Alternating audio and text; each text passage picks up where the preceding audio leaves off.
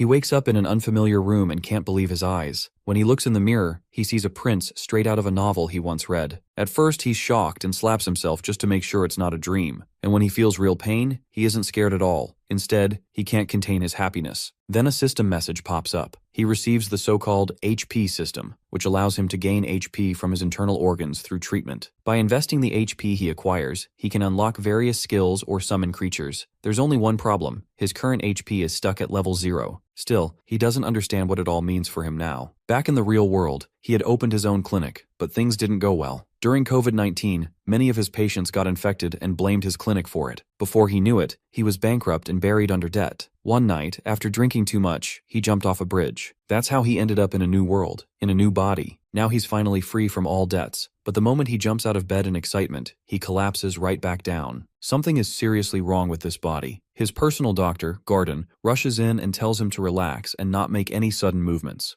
Looking at his hand, he realizes that this body is much weaker than a normal 40-year-old's, even though he's a young lad. He realizes with dread that the character he's been given is always bedridden and appears only briefly in the novel. Not only this, he dies at the age of 22. With fear in his heart, he asks Garden about his age, and Garden replies that he's 21. He bites his lip upon hearing this. Before knowing that the character he had been given had that health issue, he was relieved to have left his debt-ridden life behind to enjoy his life as the Crown Prince. But now, with the dread, he realized that he has only 1 year to live. He thinks about the novel, where the Crown Prince had died despite receiving the best treatment in the world and the cleric's blessing. Yet nothing worked in his favor, and he still met his end. While looking in the mirror, he concludes that all of this points to one solution. With that thought in mind, he turns to Garden and asks him to bring as many needles as possible, no matter the size. He's decided to treat himself. He checks his pulse, aiming to understand the nature of his illness. He tries to concentrate on his 10 strange pulses, where the illness might reside. If one of them shows symptoms, there's a chance he's dealing with an internal injury. At this moment, Garden interrupts him, as he brings the needles he had ordered and laying them down before him.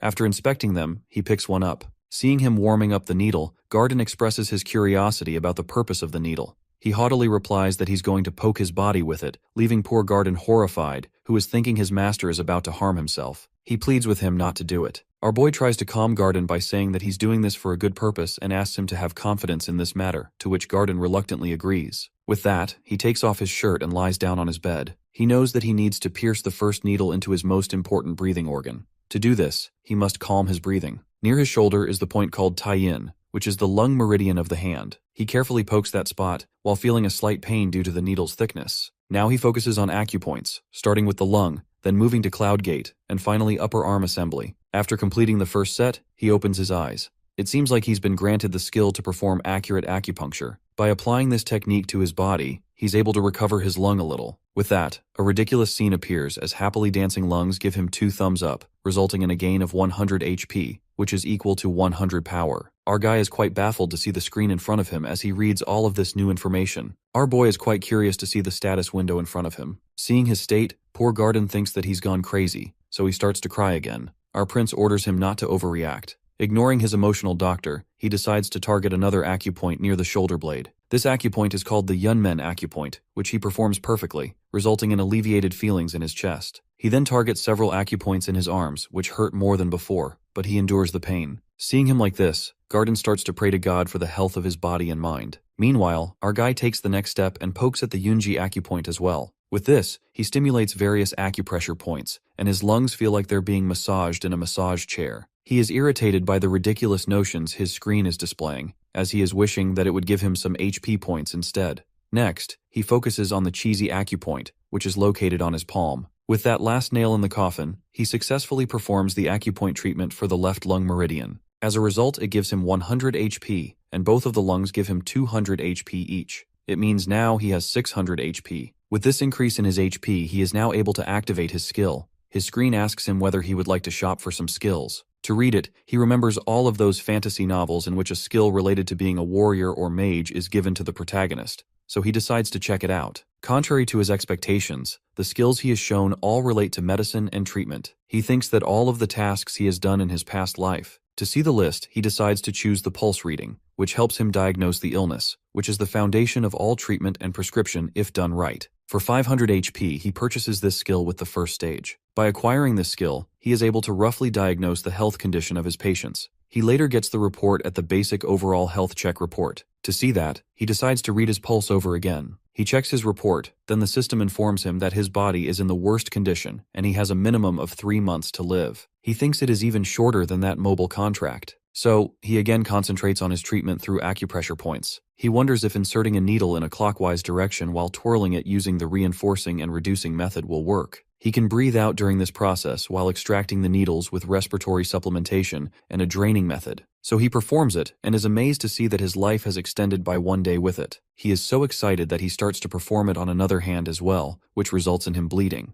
Unlike last time, his system warns that he has overdone the acupuncture and recommends that he should do once in every 3 days. Now his organs are shown lying on the floor. He concludes that the patients need to be stable to endure the continuous acupuncture treatment, but his body is quite weak to tolerate such treatment. He then analyzes his situation and concludes that even though the acupuncture treatment is working, with his body's weakened state, he is only able to extend his life for 1 month and then die eventually. After contemplating for a while, he decides that he needs medicine to treat his body. For this purpose, he turns to Garden, who is a doctor in this world. He asks for a more potent ingredient, which makes Garden a little hesitant. He inquires whether they have wolfsbane root, but Garden explains that since they are in his palace, they need to acquire these items from the main palace. He says he will do it, but he wants to know what he plans to do with it. Our guy deadpans that he is going to eat it. Upon hearing this, the poor doctor begs him not to do it. He explains to the doctor that he is just doing it for his own treatment. However, Garden remains reluctant. To reassure him, our boy starts to explain the situation. He asks if Garden is already aware that wolfsbane root is a toxic substance, which Garden confirms as it is used in poison. He adds that he needs the daughter root of the wolfsbane, which is much smaller than normal. At that, Garden deadpans that it can cause his heart to stop.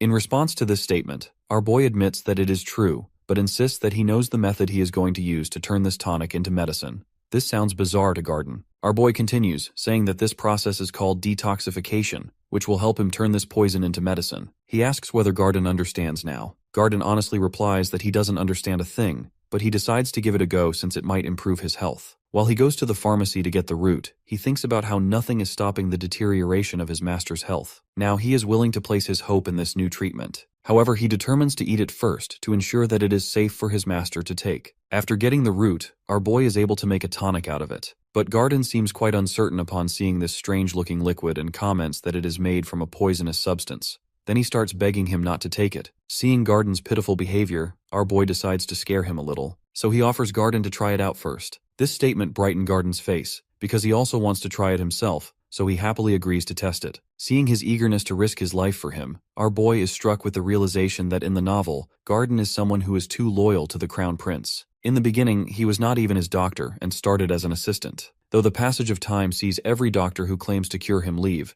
but he remains unwavering. However, he pays the high price of his devotion because in the novel, he is executed after the death of the Crown Prince, accused of causing his death. Looking at him, our boy thinks that he is someone who deserves a good life. But it is another thing to share his tonic with him, which he is not convinced to do. After a while, he finally completes the tonic called Ephedra Aconite Asarum Decoction. Garden is ready to drink it, but our boy stops him, saying that it should be consumed when it is cold. At this moment, Garden suddenly voices his concern about how our boy, the Crown Prince, knows about the recipe for the medicine. Our boy makes an excuse, as he claims that he saw a dream in which a mage told him about this recipe. Despite saying that he believes in our prince, Garden's expression says otherwise. He looks at the time and hurriedly gulps down all of the medicine, leaving the poor doctor completely petrified. He looks at his doctor and with innocent eyes while claiming that he has eaten it all. Suddenly his heart begins beating fast and he realizes that something is about to happen. At that moment, his system informs him that the consumption of the perfectly brewed Ephedra Aconite Asarum decoction results in the reduction of soreness and coldness in his body, as well as a boost to his metabolism. Not only this, but he has also awakened the Azrahan core energy. This term catches his attention. The Azrahan core energy is a technique developed by the Grandmaster known as Javier Azrahan and his noble subordinate, Lloyd. This technique is a symbol of the imperial family, which is passed down only to the direct descendants of the imperial line. As he resides in the Crown Prince's body, he must have been taught this technique from an early age. Now, he has unlocked the first level of this technique, which allows his mana circle to circulate around his heart, helping him increase and absorb mana. Now his mana is at 120%, while he needs 1000 HP to reach the next level. Therefore, he feels the mana circle around his heart, as well as the mana circulating through his body with every breath. He is quite excited to experience this amazing feeling. Suddenly, he feels a sharp pain in his heart, and it feels like it is going to burst from his chest. Seeing him clutching his heart, Garden becomes very concerned. On the other hand, he receives a warning that there is a chance that his heart will stop at any moment because the pressure from the mana circle is affecting it. When he realizes that his mana circle and the growth of his heart are out of balance, he guesses that the size of the mana circle may be the root of the problem, as it surrounds his heart. He remembers the condition of Rakiel, whose illness prevented him from training his mana circle from a young age. Consequently, the mana circle around his heart is constricting it, which could lead to drastic consequences. So he decides to take another measure, as he needs to increase the size of his mana circle. With that thought in mind, he goes to the realm of his heart and stands in front of the heart and the mana circle that is strangling it. He rushes toward his heart and takes the reins of the circle in his hands, while deciding to increase the speed of its rotation. The pain and pressure of doing this are too much for him to bear, but he remembers the failures of his last life.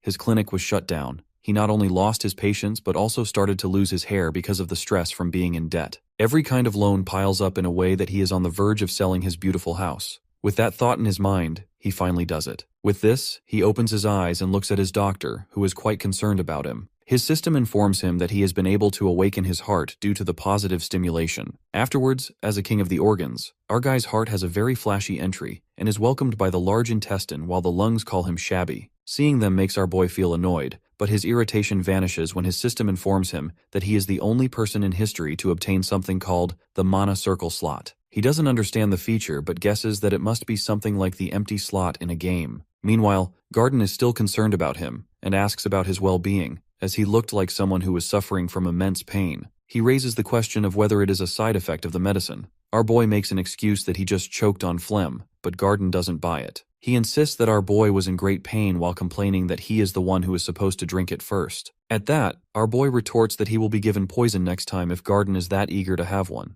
It prompts a protest from his doctor, who doesn't mean it that way. He nonchalantly orders him to clean up the mess on the floor if his doctor doesn't want it. But before going ahead, he turns to his doctor and thanks him, which leaves the doctor totally shocked. He thinks that our hero might go crazy from consuming that poison. Meanwhile, on his way, our guy is more than excited to have something as amazing as mana slots. These slots are basically a place where he can store any material mixed with mana up to 10 liters. He needs to consume that material in order to store it. After meditating, he contemplates experimenting with this technique, but doesn't understand what to store at first. Then he sees the jug of water and decides to experiment with it. Looking at the water, he recalled a term called as the median lethal dose, used to determine the toxicity of a substance. Consuming 50% of the median lethal dose could either kill a person or cause immense pain. He analyzes this and concludes that there is a chance of 5.4 liters of median lethal dose in the 60 kilos of water. According to his size and weight, it should be around 3.9 liters. So, he scoops up the jug to drink the water, but it's too heavy for him to lift due to his weak body.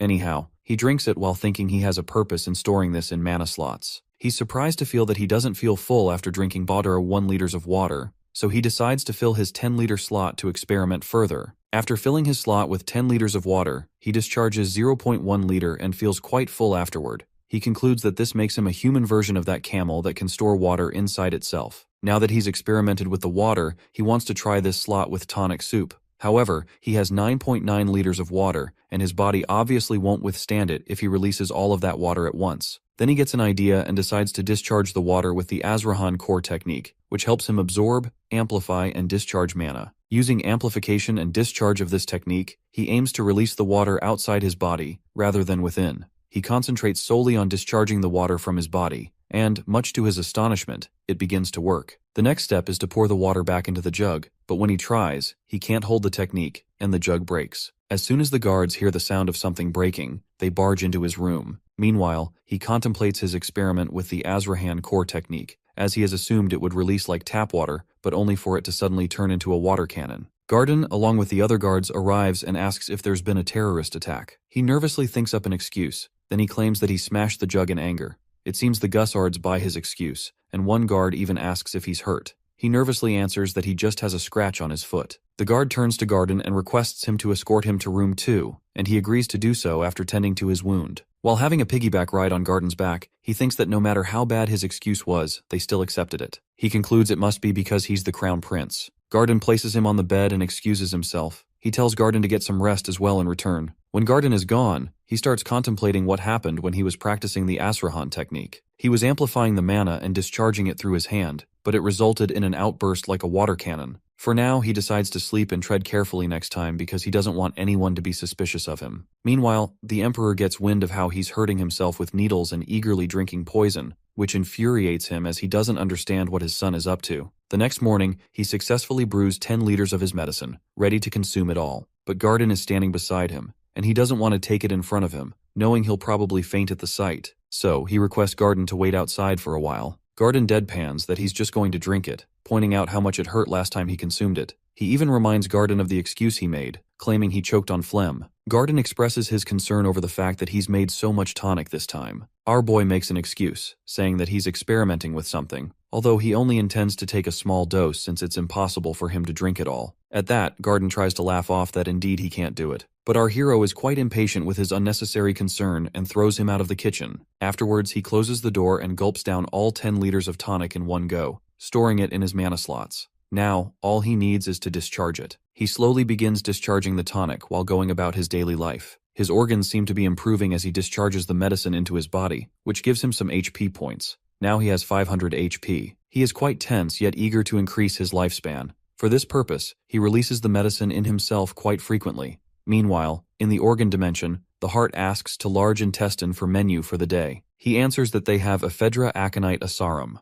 Not only this, they have the same menu for the whole day and even for the next day as well. At that, his system warns him that his organs are sick of having the ephedra aconite asarum again and again. He annoyingly replies that they'll have whatever he gives them. While having his meal, his system informs him that he has extended his lifespan by 50 days, so now he has 133 days left to live. He stands up in excitement, startling the maid. She begins apologizing furiously. He's confused, wondering why she's asking for forgiveness like that when she's only broken a cup. He gets his answer when she begs him not to whip her like last time. At this, he grows tense, as he realizes that this crown prince has been whipping the girl. He asks if he really did it, hoping she'll say no. She answers negatively, which brings him relief. But she adds that he didn't do it himself. He asks what she did to deserve such punishment. She replies that she dared to spill a drop of water on his sleeve. This makes him think that this crown prince must be a truly cruel person. He doesn't like the scenario as he sits down on his bed while he tells her to leave after cleaning everything, which brightens her face. When she leaves, he turns to Garden and asks about his behavior toward him and the other servants, as he doesn't remember much about himself. Garden tries to sugarcoat things, but he warns him that if he does, he'll eat all of the poison right in front of him. At that, Garden tells him about his cruel and rude behavior toward the servants. He is quite frustrated after listening to all of this. He even understands why the guards had bought his ridiculous excuse about breaking that bottle. At that, one more question arises, that why someone like Garden is so loyal to him. He asks Garden about it as he doesn't seem scared of him. At that, he softly answers that it's because he truly knows what kind of person he could be and trusts him in this regard. In a flashback, it's shown that when Raquiel was a child, he saw him protecting a small chick from the rain while he himself was drenched.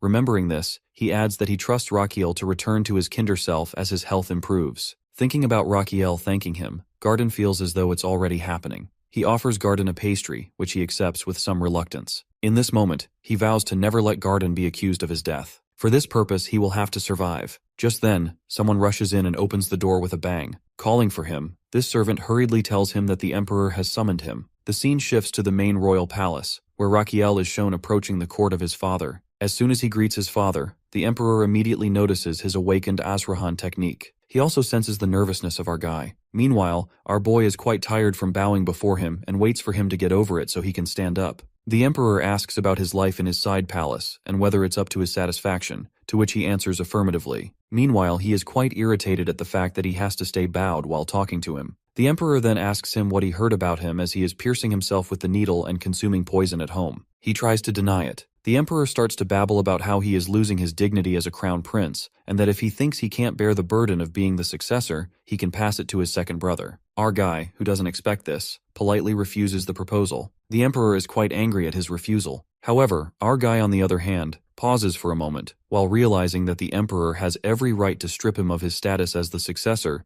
yet he chooses not to do it. Now he understands that why the Emperor asks him instead, because he wants to show the world that his son has done this to acknowledge his younger brother. Therefore, he understands this devious political maneuver, but he doesn't plan to go down without a fight, no matter how weak he may be. The Emperor, on the other hand, is so furious that he stands from his throne and accuses him of bringing shame to their imperial family because he wants to keep the title of crown prince. Our guy scoffs at this because he doesn't care about the title. In reality, he has read the novel, and according to it, the second prince is not capable enough to handle the age of Chao that is coming soon. Consequently, he will cause the downfall of the imperial family and the empire. So he turns to the emperor and expresses his thoughts that he doesn't care about his title, but the prosperity of his family. So he proposes to give him a chance to prove that he is better than the second prince. Then the scene shifts to the side palace in which Garden is eager to know the reason behind the emperor's summoning to him. He explains everything to him while dropping the bomb that he is going to have a sword duel with the second prince, which makes Hugged Doctor pack his stuff so that he will leave after his master defeats him. Meanwhile, the emperor thinks about Rakiel's words and curiosity about this new side of his son. That's why he accepts his proposal. The next day, everyone in the empire gathers to witness the sword duel between the brothers.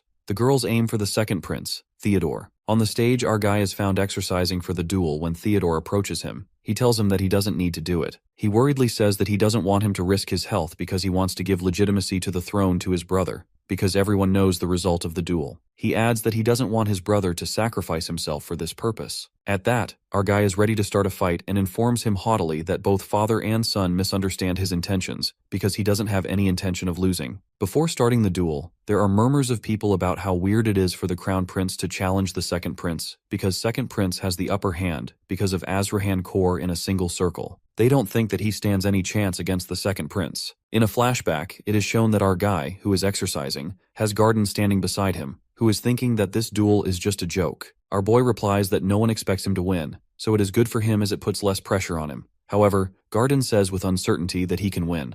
Our guy notices his expression and knows he is lying. Then he tells him that he just needs to block 3 attacks from his brother in order to win the match. In the present time, Garden prays for the safety of his master. The match starts, and the emperor describes the rules. If our guy is able to defeat or withstand the attacks of his brother for 5 minutes, he will be the winner. Otherwise, the second prince will win the match. Now both brothers stand in front of each other, but Theodore intends to get through this match as soon as possible. As soon as the match starts, everyone is stunned to see the crown prince throw his sword away. They wonder whether he is giving up already. Seeing him do this, Theodore first feels relieved that he doesn't have to fight against his sick brother. But then he remembers that this will bring disgrace to him and his family. So he contemplates whether he should encourage his better to fight a little. But when our guy places the shield in front of him, he understands that the crown prince's aim is to withstand his weaker attacks for 5 minutes instead of attacking him. He smirks at that, while thinking that he will end this fight quickly. With this thought in his mind, he gathers the mana in his body and rushes toward his brother. The emperor analyzes his second son's attack and concludes that his first son won't be able to withstand it. The second prince even tries to attack from above so that his brother won't fall to the ground disgracefully. But to everyone's surprise, our dude dodges the attack. Someone comments that the second prince is kind enough to strike weakly so that his bring can easily dodge it.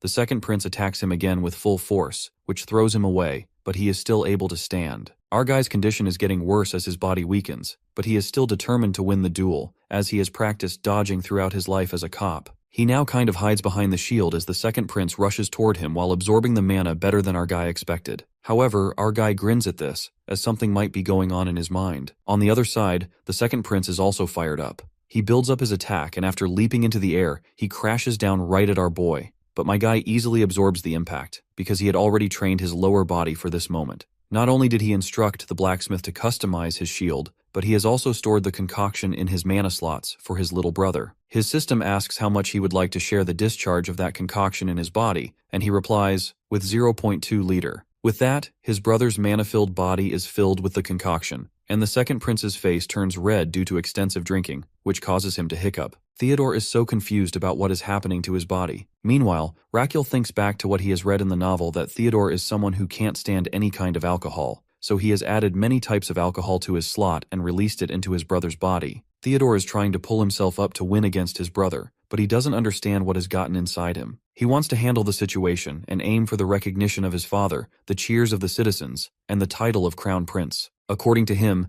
this is the best course of action for everyone if he becomes the Crown Prince. For this purpose, he has to win. With this thought in mind, he rushes toward his brother, who is stunned to see that he withstood the bomb of cocktail. Then he discharges another 0.1 liter cocktail bomb in his brother. The scene shifts as the second prince finds himself in the realm of his brother's organs, where he is served the drink by Hart, who tells him that he was given the drink by that person. He turns to see that the person is his own brother, who raises his glass to him. Seeing this, Theodore is completely baffled, as he assumes he must be hallucinating. Seeing his brother this drunk and stunned, the crown prince decides to help him. He is going to discharge the liquid he has stored in his mana slots at his brother.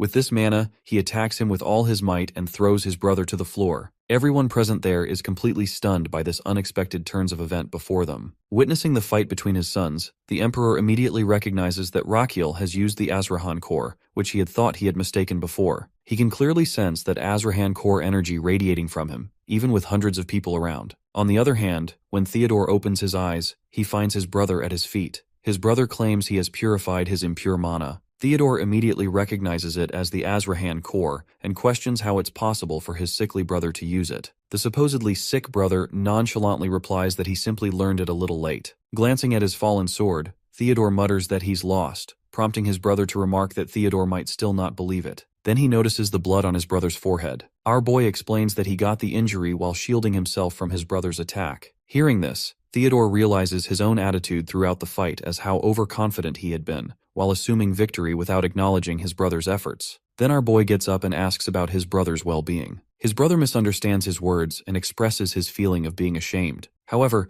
Rakiel clarifies that he was actually asking about his condition. At that, Theodore takes a bow before his brother, as the acknowledgement to his skill as the crown prince in front of everyone. In that moment, a screen appears in front of our hero, making him cheer that he's finally done it. Misunderstanding his gesture as a victory over his brother, Garden becomes emotional upon seeing him. Our guy's system congratulates him for treating someone other than himself, revealing that he's acquired a skill called Requested Medical Treatment Fees.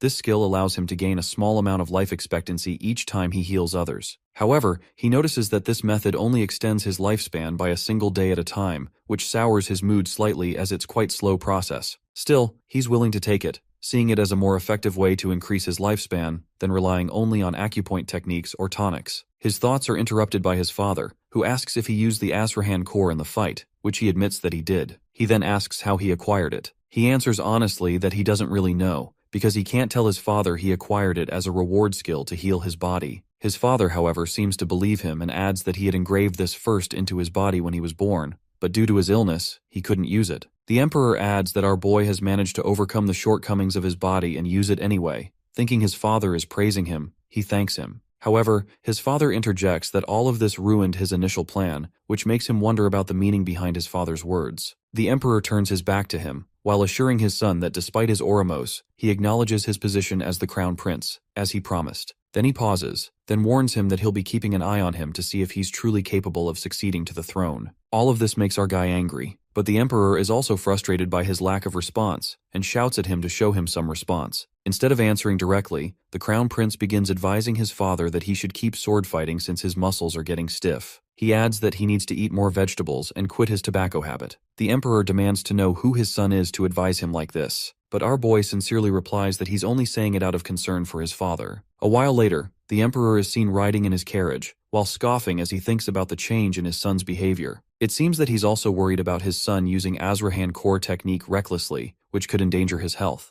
He reflects on the high expectations he's had for him, even he is sick, but now, after today's events, he finds himself holding on to a glimmer of hope for his son's future. Meanwhile, on his way back home, our dude is thinking about his own father from long ago, who died of a heart attack, since he skipped studying to play when he received a call about this bad news. He regrets it now, but it's far too late. Thinking about the Emperor, who could still have a chance, he decides to protect his father as well, while using his skill which will also help to extend his own life. At that moment, Garden appears again, his face emotional, while requesting his master to ask him why he's crying. Feeling awkward, he asks him anyway. Garden expresses about his pride in his master for winning the fight, no matter how tough it was. He brushes off Garden's concern, while adding that he'll now rest as he has many things to do tomorrow. To sense his confusion, he explains that he has to meet someone the next day. Later, Garden is seen with a guy at one of the top 10 restaurants in the capital, called Sorrentino. The guy asks if he knows about this restaurant. He replies that he's a regular customer there. It turns out that the guy is none other than our crown prince, who has disguised himself. When the waiter comes to take his order, he gives a strange request, like asking for grape wine without grapes, and saying he'd like eat until sunrise. It seems like this is some kind of code, because as soon as he gives the order, the waiter instructs him to follow him. Both of them get up from their seats while Garden looks bewildered by what's happening. Our boy tells Garden to follow the waiter, saying he'll understand soon enough. After a while, the waiter leads them to a staircase. Garden is still confused about how the Crown Prince knows about this place. He himself knows of it only because he's read about it in a novel. Garden asks why they're there. He ambiguously replies that he's there to collect some treatment fees, leaving Garden puzzled by his words. Changing the topic, he asks Garden if he knows someone named Damien, to which Garden responds negatively. Instead of explaining further to his loyal doctor, he opens the door at the end of the stairs. There they find a battle arena where two fighters are battling each other as the crowd cheers them on. Garden asks again about this place. He happily replies that it's a secret location. Then, looking around, he spots a tough-looking guy in the ring. Garden asks if this is the Damien person he mentioned before, to which he responds negatively. Just then, the door on the far side opens, revealing the true protagonist of the novel he's been reading in his world. This person is Damien Kian.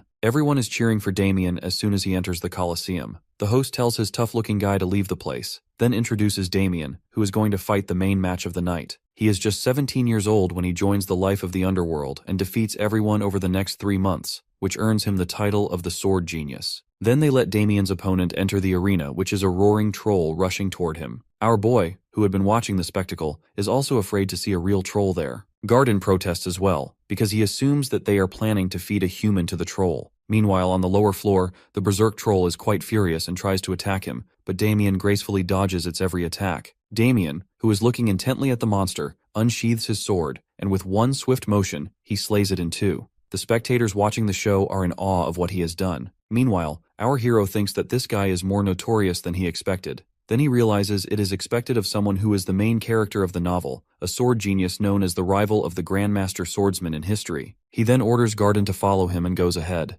After a while, they are stopped by a bulky man who warns them not to proceed. But as soon as our crown prince keeps a brick of gold in his palm, the man lets them go inside. There sitting is someone, from whom our guy tries his best not to be scared. He confidently takes his bottle of painkillers in his hand and asks whether he is going to take these cheap painkillers. Damien then asks for the reason he is there or whether he is there to sell medicine to him. He answers ambiguously that it is something like this. Damien, on the other hand, tries to shoo our guy away by saying that he has had enough of them. Our boy confidently says that these cheap medicines are not useful when it comes to treating the constant throbbing pain in the back of his head. Now he has his attention, and he starts to explain the type of pain he has, in which the symptoms usually start from the back of his head, and the area around his neck and head feels stiff and itchy. He asks whether his shoulders and neck feel numb. Our dude detects the suspicious look in his eyes for him, as knows these things about Damien. He explains again about his condition, while adding that he feels immense pain from the sides of his head and between his eyes. Not only this, he feels goosebumps on his body, and his eyes pop out. Our guy is also acting out all these things while describing all of his conditions. While Damien looks at him intently, our hero continues his melodrama, while trying to convince him that instead of getting to the root of his problem, he is relying on painkillers, which are not a standard form of medicine. Damien is annoyed by him and ponders killing him for a moment. In the end, he tells Damien to use his mouth to say something, which annoys him because Damien thinks that he is the one who is not letting him say anything. Anyway, Damien asks about the identity of our guy, who jokingly tells him the truth that he is the crown prince, which irritates Damien. To convince him, he lies that he is sent there by Kuzman, who is kind of a sponsor for Damien. He adds that Kuzman is worried about Damien, and nowadays they don't have a sufficient amount of ingredients because of the season. Damien doesn't understand a thing our boy is babbling and asks about the meaning behind his words. Our boy explains that he has found a new way to relieve his pain. Damien asks whether it involves new medicine. Our boy answers that this matter can't be treated with that medicine, so there is a need to eliminate the root of his pain. He asks him to strip off his shirt and lie down so that he can explain the process of treating him. Damien does what he is told. His back is full of scars. Our boy jokingly asks whether he is scared, but he answers negatively while irritated, adding that he is a warrior who has hurt people and vice versa, which shuts him up. He then scoops a junk of moxibustion and asks whether it is his first time seeing something like this. Our guy places moxibustion on his back. Then he fires the substance onto his back while Damien nonchalantly remarks that such a treatment doesn't scare a warrior like him. However, after a while he is trembling with the pain, which makes our boy joke about it. He seriously hopes that he can bear the pain. He thinks about this guy who has a curse mark on his back, which is the reason he doesn't leave the underworld. Whenever he goes to fight, he feels immense pain. To cope with this pain, he starts taking lots of painkillers. He borrows and has to have another fight in order to pay his debt. This is the life of the protagonist of this story. He curses Kuzman for inflicting this cruel cycle on Damien. He now tries to smear the mark on his back with this process. He happily thinks that if he is able to cure Damien, he will not only extend his lifespan, but will also have his support. He decides to treat the other gladiators afterward. After the treatment is over, he tells him to get up. He looks intently at the mark on his back, which he has successfully cauterized. He then asks about what he is feeling at this moment. With an expression of disbelief, Damien expresses that he feels quite refreshed, something he hasn't felt in a long time. Our boy explains that he needs more sessions of that treatment. During this time, he needs to avoid touching the blisters on his back, oily food, and overexerting himself. He is struck by the last demand. Our boy explains that he shouldn't fight, which meets with a protest as it is not something Kuzman will allow. At that, he consoles him by saying that he will take care of that matter. Now Damien understands that our guy is not what he has told him and asks about his identity with a baffled expression. Our boy proudly tells him that he is a crown prince, but Damien doesn't believe him and remarks that he must have a reason for avoiding revealing his identity. Our boy decides to let go of this matter and instructs Damien to do whatever he has told him to do. Besides, he strictly tells him not to go to the Colosseum no matter what is happening there, as it is a safer place for him. In the end, he adds that this is their only way to meet each other. Upon hearing this, Damien's face turns red, and he eagerly agrees with him. On their way back, there are hundreds of questions Gardin has about this illegal place, but he asks him to help him to find something. When asked what it is, he tells Gardin to look for a man with black hair, a ponytail, and slit eyes. After looking in some places, he finally finds him in a bar. He sits in front of him and gets straight to the point, saying that he needs to buy Damien, so he should tell him about his total debt as well as the cost of breaking the contract. At that, Kuzman demands 9 trillion magen, which could only be afforded by someone as wealthy as a crown prince. Our boy explains that he is the crown prince. That person starts to laugh at his expense and tells him that if Raquel is a crown prince, then he is also the one with the name of the crown prince that sells the medicine. Then he tells him to get lost if he doesn't want to buy medicine. When our boy leaves, he summons a man and asks him to investigate our dude to know about his identity. He even asks him to torture him however he wants in order to get that information. After 1 hour, the same person he sent to torture our crown prince is thrown in front of him, bleeding and injured. He is baffled to see him and asks who has done this to him. Then he sees the royal guards in front of him, who announce that the secret royal inspector is before them. Then our boy takes off his wig and shows him the royal badge. It is 1 hour ago that Gardin and our boy are going somewhere, while being aware that they are being followed by Kuzman's man. He tells Gardin to act normally so the follower doesn't suspect that they know he's there. He knows it is inevitable that Kuzman will send someone to follow him, which is why he approached him in the first place. The next moment, when the stalker turns, he collides with the royal inspector. The royal guards have accused this stalker of attempting to assassinate the crown prince. Now they stand before Kuzman. Our boy has returned the badge to the secret royal inspector, while Kuzman tries to grasp the situation. But before he can react, our boy orders his royal guards to raid the place, especially to capture Kuzman. With his order, everyone rushes to subjugate the place. Witnessing the scene in front of him, Gardin thinks that the crown prince really has changed. Now he worries about his country's security, which is why he's raiding underground organizations. On the other hand, the crown prince seems more than happy to see the people around him. If they get injured, then he has a chance to heal them. He'll have an opportunity to extend his lifespan. Meanwhile, Kuzman hides in the corner while contemplating the situation. He wonders about the crown prince's interest in buying Damien while he's trying to escape. As he rushes toward the gate, he decides to stay hidden until things cool down. But as soon as he opens the door, he finds himself at the edge of several swords. Meanwhile, our guy makes a bet with his doctor that he will come out from this gate. And now he demands 500 magen from the poor doctor. He then comes forward and starts to babble about how important it is to pay for one medicine. When Kuzman yells at him, while asking what that crazy shit he is talking about, he clarifies that he comes with good intentions to clear out the medicine expenses of Damien and offers him a good deal, but he is the one who throws it away. Hearing this, he is infuriated and about to hit him, but his face meets the iron fist of the royal guard. Next moment, he is warned to stay down. Finding no escape route, he decides to use the capsule bomb that contains poison in his mouth and spits it out. After 5 seconds when he has planned to spit the capsule. In this way, everyone in the vicinity will be paralyzed, while exposed to the capsule, and he will escape and kill the crown prince. He is content with his perfect plan. He is about to split the capsule while counting down from 5 to 1, but before he can spit it out, Raquel shuts his mouth with his palm.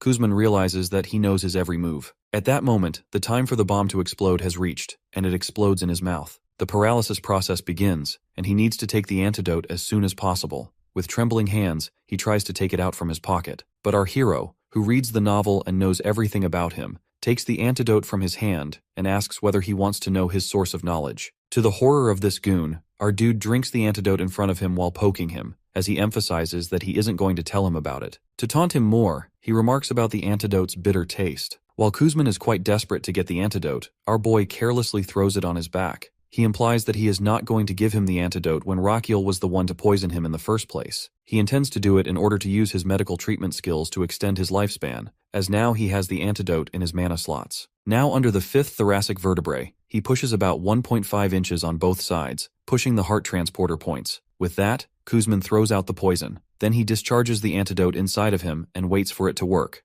After a few seconds, he loses consciousness, as our dude has successfully treated him. To reward him, his life extends by 118 days. He then orders his guards to arrest them. Now he is going to complete his main goal for coming here. The scene shifts to the gladiators with Damien as their leader, who are fighting with the guards and succeeding in injuring many. At this moment, Raquiel makes an appearance in front of him, and he recognizes him immediately. The scene changes to the dream in which a young Damien is shown in front of his dead mother. He knows that he is dreaming about that day when he was left alone. At this moment, someone tells him to wake up, and he opens his eyes, finding himself in front of Garden, who introduces himself, and Damien also tells him his name while shaking his hand. Our crown prince interrupts their introduction and asks both of them to follow him as they have many things to do. Afterwards, they arrive at a mock Sebastian clinic. They find other gladiators there as well. Damien asks about the place where they are. He answers that it is a treatment clinic. Another gladiator expresses his wonder about his reason for being so nice to them, as he doesn't only shelter them in his palace while rescuing them from Underworld, but is also going to treat them. He thinks, while looking at them, that his main reason for treating these gladiators is to free them from their curse marks. While doing this, he can extend his lifespan, as most of them are young people, which helps him boost his own lifespan. He starts by saying that he is not going to do it out of goodwill because everyone knows that he himself is quite a sick person. One of them chimes in that everyone in the kingdom knows this, and our guy promises in his mind that this person will get the most painful treatment. Anyway, he continues saying that since the doctor failed to find a cure for him, he is now doing it himself. Then he turns to Damien and asks whether he gets what he is trying to explain.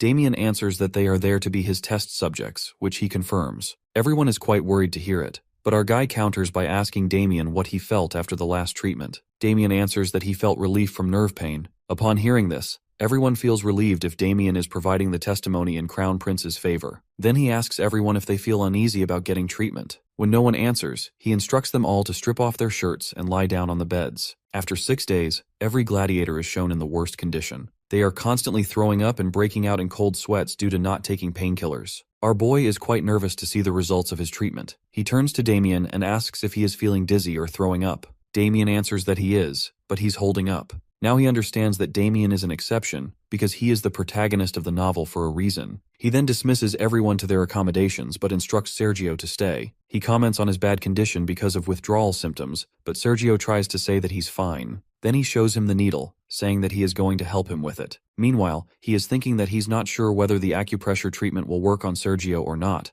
but Sergio is the one who has been taking the painkiller for the longest time, so he needs to be the test subject for this. He considers targeting his running point near his stomach. While he's thinking about all this, Sergio rises from his place, looking quite powerful in his form. He then jumps on our guy and grabs his throat with both hands. Raquiel is having a harder time breathing, but Damien comes at the right time and knocks Sergio away from him. Raising his hand to help him up, he asks about his well-being, which Raquiel answers positively. He looks at the unconscious form of Sergio and concludes that, because of his severe withdrawal symptoms, he is highly sensitive to any minor stimulation. This is why a small needle will hurt him like a sword. To resolve this problem, he needs thinner needles. After a while, he is seen in his study, reading a letter from a blacksmith. To summarize the letter, the blacksmith apologizes to him for being unable to make multiple thin needles as fine as thread. The letter adds that only a dwarf artisan could achieve such a feat. At this moment, he gets a notification from his system, warning that he is stressing too much, which could lead to nervous illness. His organs are trying to cool down the heart while trying to give him a hint. Seeing him lost, his system reminds him that he can summon a monster or unlock a skill by using his HP points. He then selects the Summon Gacha option for the cost of 300 HP.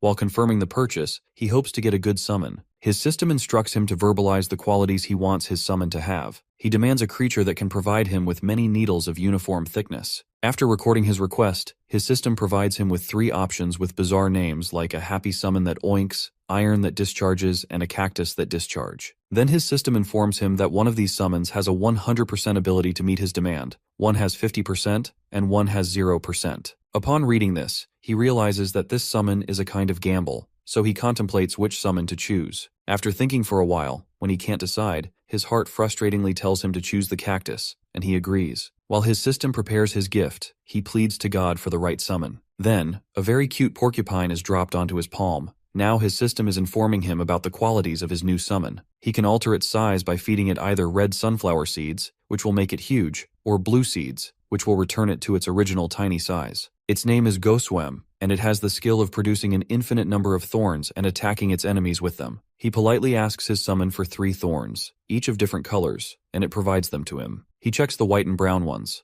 the white one has a mild pain effect, so he decides to use it for the gladiators. However, he's a little cautious of the black one, as it has a higher pain level. He doesn't even test it and decides to try it on someone else later. Then he goes to his clinic, warming up the needle. Seeing him, Garden asks about his summon, and he introduces it to him. At that moment, he makes up a story and tells Garden to ask the remaining details from the summon itself, then leaves the place. Garden is quite baffled by this situation, as he recognizes this creature as a summon monster. According to legends, there was a legendary builder around 300 years ago who had summoned monsters as his aid. They are known as very rare and mysterious creatures, and Garden doesn't understand how his master got one. Now he realizes there is something about his master that he doesn't know. Inside the clinic, Sergio apologizes to our guy for the incident yesterday. He shakes off the apology, while telling him that he will now no longer feel the pain, as he has pierced many needles into his body. He is surprised to hear that, because Sergio doesn't seem to feel anything. He then shows him his arm, where he performed the acupressure treatment. Afterwards, he has been performing this treatment on everyone. To get the rewards from treating Damien and the other gladiators, his life expectancy increases by 171 days. Not only that, but he also levels up his skill due to using it on a larger number of people. This information makes him quite happy, as it is clear from his body language. Seeing him so happy, Damien doesn't understand his true motives, as he wonders why the Crown Prince is ecstatic to see them recovered. Now that Raquiel is done with their treatment, he decides to come up with another plan for them. The scene shifts to the Emperor, who is getting a report about his son. He is informed that the Crown Prince has 14 gladiators as his bodyguards, who are now officially recognized as royal guards. He is giving them salaries and other benefits for their work. At that, the Emperor starts to laugh at his son's expense, who should be resting in bed, but instead, he is getting a private squad. However, the next piece of information tenses him, as he is told that the Crown Prince has a habit of inviting every servant and guard to his side and poking them with needles. The Crown Prince is seen playing doctor with the numbers of servants. He asks one of them whether the needles he is piercing into his body hurt,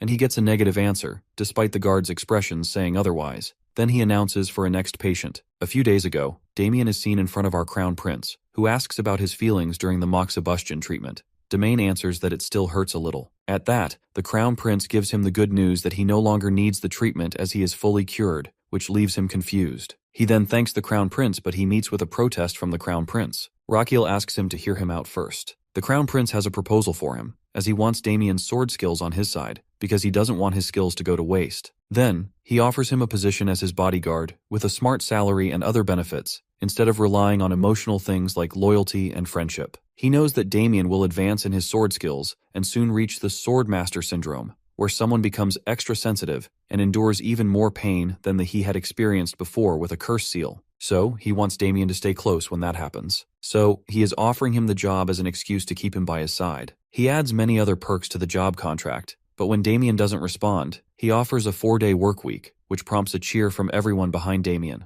Upon hearing his job perks, everyone offers to hire them as well, under the pretense that it is their way of repaying their debt by protecting him. He dryly comments that they want to do it because the salary and other benefits come with the job, and they sincerely agree that it is the case. He is glad at their honesty, as he thought that people who claim to be loyal often hold grudges. So, he ponders on this matter and decides to hire them, as the original royal guards were loyal to his father, so it will be better to have his own private squad. He then gives them the name of SRG, and they are quite happy about it. He turns from them and thinks with a sigh that his lifespan still doesn't last much longer, as he has only 18 days left, besides having a very weak body, which is unable to search for more patients. After a while, he is seen in his study room, where he tells Damien and Garden that he is going to set up a clinic in his palace. At that, Garden startles him by saying that his cause is noble, to start a clinic as he wants to help sick people. He totally agrees with him and tells him that he wants to treat the people living within the side palace because he doesn't think common citizens living outside the palace will feel comfortable visiting it. Garden also agrees with him. So, he explains that he needs this because in this way, the word of mouth will serve as advertising for his clinic, so people will come to his side palace's traditional medicine clinic to receive treatment. Now, in the present, he is frustrated to know that everyone is quite healthy, and after treating 500 people so far, he has only received a 2-day bonus life. With his frustration, he exclaims that he needs a very sick person. Suddenly, he stops as the idea hits him. He orders Garden to collect data about the families of the servants he has in his palace. He is sure there must be some sick person among their families. He is quite frustrated to see that they all seem healthy, as only 10 pages remain. He doesn't have much hope, but he still keeps checking. He is interrupted by Damien, who expresses his disappointment with the Crown Prince. He is baffled to listen to him. Damien asks further whether he sees patients as the tool. Damien adds that he understands that he needs the patients for research, but now it looks like he is searching for someone on their deathbed. At that, Garden tries to defend his master as he must have some plan. However, the Crown Prince corrects his doctor, stating that Damien is right about his assumption. Damien protests, saying that he was rude towards Garden, while Garden tries to defend Crown Prince by saying that Damien is rude to him. Seeing this, the Crown Prince kicks both of them out of his room and checks the remaining 10 pages. One page catches his attention. Someone has written in this questionnaire about an 8-year-old boy whose body starts to tremble and foam at the mouth once or twice a week. The doctor as well as the cleric checked him, but it was of no use. Upon reading it, he is quite happy to finally have found what he was looking for. The next day, he gets to meet the young boy, who is a little scared to see him. He approaches him closely and greets him by telling him to call him Raquiel. He understands that this is George's first time visiting the palace and meeting the Crown Prince, so he needs to make him comfortable. He then shows him a candy, which brightens the boy's face, but instead of getting it, his expression turns sour. The boy tells him that he can't touch the Crown Prince. When asked why, he answers that it's because he is cursed. He adds that this is the reason he is bullied by other children and called weird. Upon listening this, Raquiel tries to encourage the kid by saying that it isn't the case. The boy explains that when the kids were teasing him yesterday, he tried to defend himself but lost. Afterward, everything became dark, and he started to tremble, while feeling like someone threw him to the ground. When he woke up, he felt weak. At that, the Crown Prince suddenly hugs him, saying that he is brave for enduring all of this. With tears in his eyes, George supplies that he shouldn't touch him because of the evil spirit residing in him. In that moment, the Crown Prince begins to diagnose him. His system informs him that this person is completely healthy, besides some symptoms of seizures caused by irregular brainwaves. He diagnoses George with epilepsy, but the problem is that he doesn't know the cause behind the irregular brainwaves. He tells George that he is not strange. To sense his disbelief, Raquiel happily tells him that he is the Crown Prince, and he is always right. Now, he is struck with what to do next, as he doesn't know the cause of the irregular brainwaves, and he doesn't have any tools to detect it, like an MRI machine. Suddenly, George calls out to him, and he tenses to see that George is having a seizure. He immediately lays him down, despite the protests of Garden, who wants him to stay away from the boy. Damien also raises his sword. To see their reactions, he shouts at them, while telling them that George is just sick and needs care, as he is in pain right now. He orders them to get him a pillow. Afterwards, he lays George on the pillow, and everyone looks at him. Garden offers to wipe the foam from his mouth. He answers that he is not in his right mind, as George might swallow the hand towel. They can't do anything right now until the seizure is over. Suddenly, he notices mana coming from George. He understands that it's because of his Azrahan core technique, which is sensitive to mana. He then decides to use this technique to detect the cause of the epilepsy. He then searches for the cause inside the flow of mana. He checks the nerves but can't find anything, though he is getting tired. Afterward, he is standing in front of George's heart and rushes to it. Finally, he catches the source of the irregular brainwaves, which are happening in the vagus nerve. He then orders his subordinates to bring him a blanket to cover George up. He also instructs them not to wake him. In the process, he, who also overexerted himself during the diagnosis, and falls down. The people around him are worried to see his condition, but he feels relief in having found the cause of George's illness before losing conscious. After a few hours, he wakes up with a heavy head. He assumes that his Azrahan core was activated to its maximum when he was asleep. At this moment, he is startled by Damien's presence, who informs him that he has been sleeping for half a day. He asks about George and is told that George has woken up but is now feeling tired. While getting up from his bed, he thinks about how the diagnosis he performed was successful through his Azrahan core. Now he can start George's treatment by stimulating the vagus nerve. As he is putting on his coat, Damien asks with surprise where he is going in the middle of the night. He answers with a maniacal expression that he is going to be struck by lightning. After a while, he, along with Damien, is seen in front of the main palace. The guards are shocked to see him there. He asks the guards to escort them to Sir Xanatis's room. They head ahead to reach Sir Xanatis's room, who is the palace mage. He is astonished to see them there in the middle of the night and asks about their purpose to be there. The Crown Prince then playfully asks the mage to strike his back with lightning magic, which leaves the poor mage totally baffled. The mage remembers yesterday when he had visited the Emperor, who was telling him how the Crown Prince has been acting differently and strangely in recent days. He says, while smiling, that he is worried about what his son might do next. Seeing his expression, the mage thinks with annoyance that the Emperor has also become a fool when it comes to his son. In the present time, the boy is shaking the annoying mage furiously while asking him to hit him with lightning.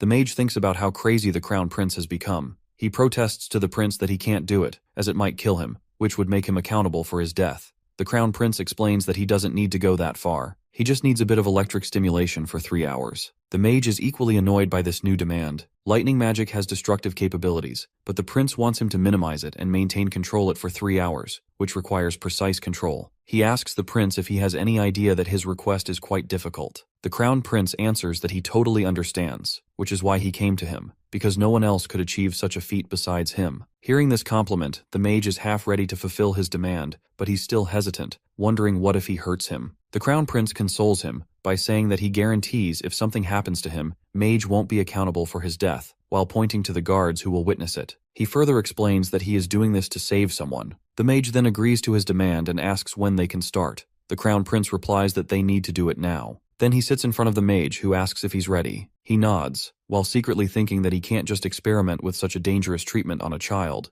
so it's better to experiment on himself. When the mage starts to hit him with a precise amount of electricity, the Crown Prince is going to convert the electric currents into electrodes. Then, he will transform them into electrical signals and intends to use them to correct the irregular signals in George's vagus nerve. In the end, he will control those signals. While analyzing his plan, he is in awe of Azrahan core technique, which makes it possible for him to be successful in one try. He asks the mage to stop, who teasingly tells him that he could do it all day. The next day, many people who are known as gossip mongers are seen in front of his room. One of them opens the door, and now everyone is standing in front of George and his doctor, the Crown Prince. Rakiel shows George a needle and honestly tells him that it's going to hurt a little, as it is a medical procedure. He then reassures him that it won't hurt much, since he already pierced one needle into his neck, and George didn't even realize it. He adds that what is coming, however, will definitely hurt. Then, the mage hits Rakiel with electric magic, and he gathers the electricity in his heart. Garden feels like he's about to faint from seeing his master's condition, but our dude's focus remains on the gossip mongers in the room, as he is hoping that they will spread the word about his method of treatment everywhere. After receiving the electric current, it's now time to transfer it into George. However, he tenses up when he detects that George's flow of mana is becoming erratic. With dread, he realizes that George is about to have a seizure, so he must correct his nerve before it happens. George asks how much longer he has to stay like this. He answers that he has only 3 minutes, or if things go south, just 1 minute. But overall, the procedure will take 30 minutes. For a moment, he thinks about pausing the treatment, but he decides against it for several reasons. Because the gossip mongers present there, who could fuel strange rumors, and the uncertainty of how much longer the mage will continue to help him. He finally resolves to proceed and turns to the mage, asking him to increase the power level of the magic 3 times. The mage warns him that it will hurt more, but he brushes off his concern. However, this time, he is struck by lightning, yet he focuses on his task at hand. He needs to absorb the mana in order to complete the procedure as quickly as possible. He searches for the carotid to place the electrode, while knowing that only 5 seconds remain before the seizure will start. Finally, when it seems like George is about to have a seizure, he instead turns normal and looks at the Crown Prince. Everyone, especially George's sister, is amazed to see that the seizure doesn't happen. Meanwhile, the Crown Prince is quietly tired from the constant electric stimulation. However, his system congratulates him for successfully performing the vagus nerve operation. He receives a 3-day life bonus as a reward. Not only that, his Azrahan core technique levels up by surpassing his body's limit, now reaching level 2 in a single circle, which also increases his mana circle. He further gets a notification that his lungs and large intestine have absorbed metal energy and gained immunity over wood magic. To use this wood energy, his new organ, the liver, awakens. At that moment, a very angry and arrogant liver enters the organ realm, making the large intestine happy that he's no longer a newbie. But instead of being happy, the liver delivers a slap to the large intestine and deadpans that he can't make him a newbie if he doesn't have a death wish. Next moment, he grants our boy 300 HP. Our boy's other organs also grants 500 HP after welcoming their new counterpart. Not only this, it seems like his organs are quite happy, as he has additionally received 300 HP because the organs are having a birthday party for the liver. He is quite pleased to get all of these achievements and extra HP in one day. He wonders if there's something more, but his system answers negatively. At this moment, George addresses him, while asking whether he's a weirdo. That little kid explains that normally when he feels strange, he will lose control, but it doesn't happen this time. At that, Rakiel explains that it won't happen from now on, as he will not suffer from any kind of fit. He even promises that claim over his Crown Prince title. Listening to all of this, George's sister standing in the crowd becomes quite emotional. George turns to her and hugs her lovingly. Rakiel tells everyone that it was a successful operation, which makes them emotional too. He hopes that these people will spread the news of George's treatment everywhere, so soon he will face a swarm of patients, which will result in bonus life. Suddenly, his vision blurs and he loses consciousness because of the stress his body has gone through. At night, he regains consciousness and sees Garden, Palace Mage, and Damien standing in front of him. He jokingly asks whether they don't have any work to do besides watching him sleep. Garden states with a sad expression that this is the case with him because Rakiel has been sleeping for 2 days, which leaves him baffled. The mage also interrupts, while accusing him of intending to execute him. He further asks, with a horrified expression, that how he's going to explain to the Emperor about the Crown Prince's condition, which happened because of the lightning magic he used on him. Our dude nervously apologizes to all of them. Then, he asks about George, and at that moment, George appears in his room. He explains that he nags Garden to allow him here.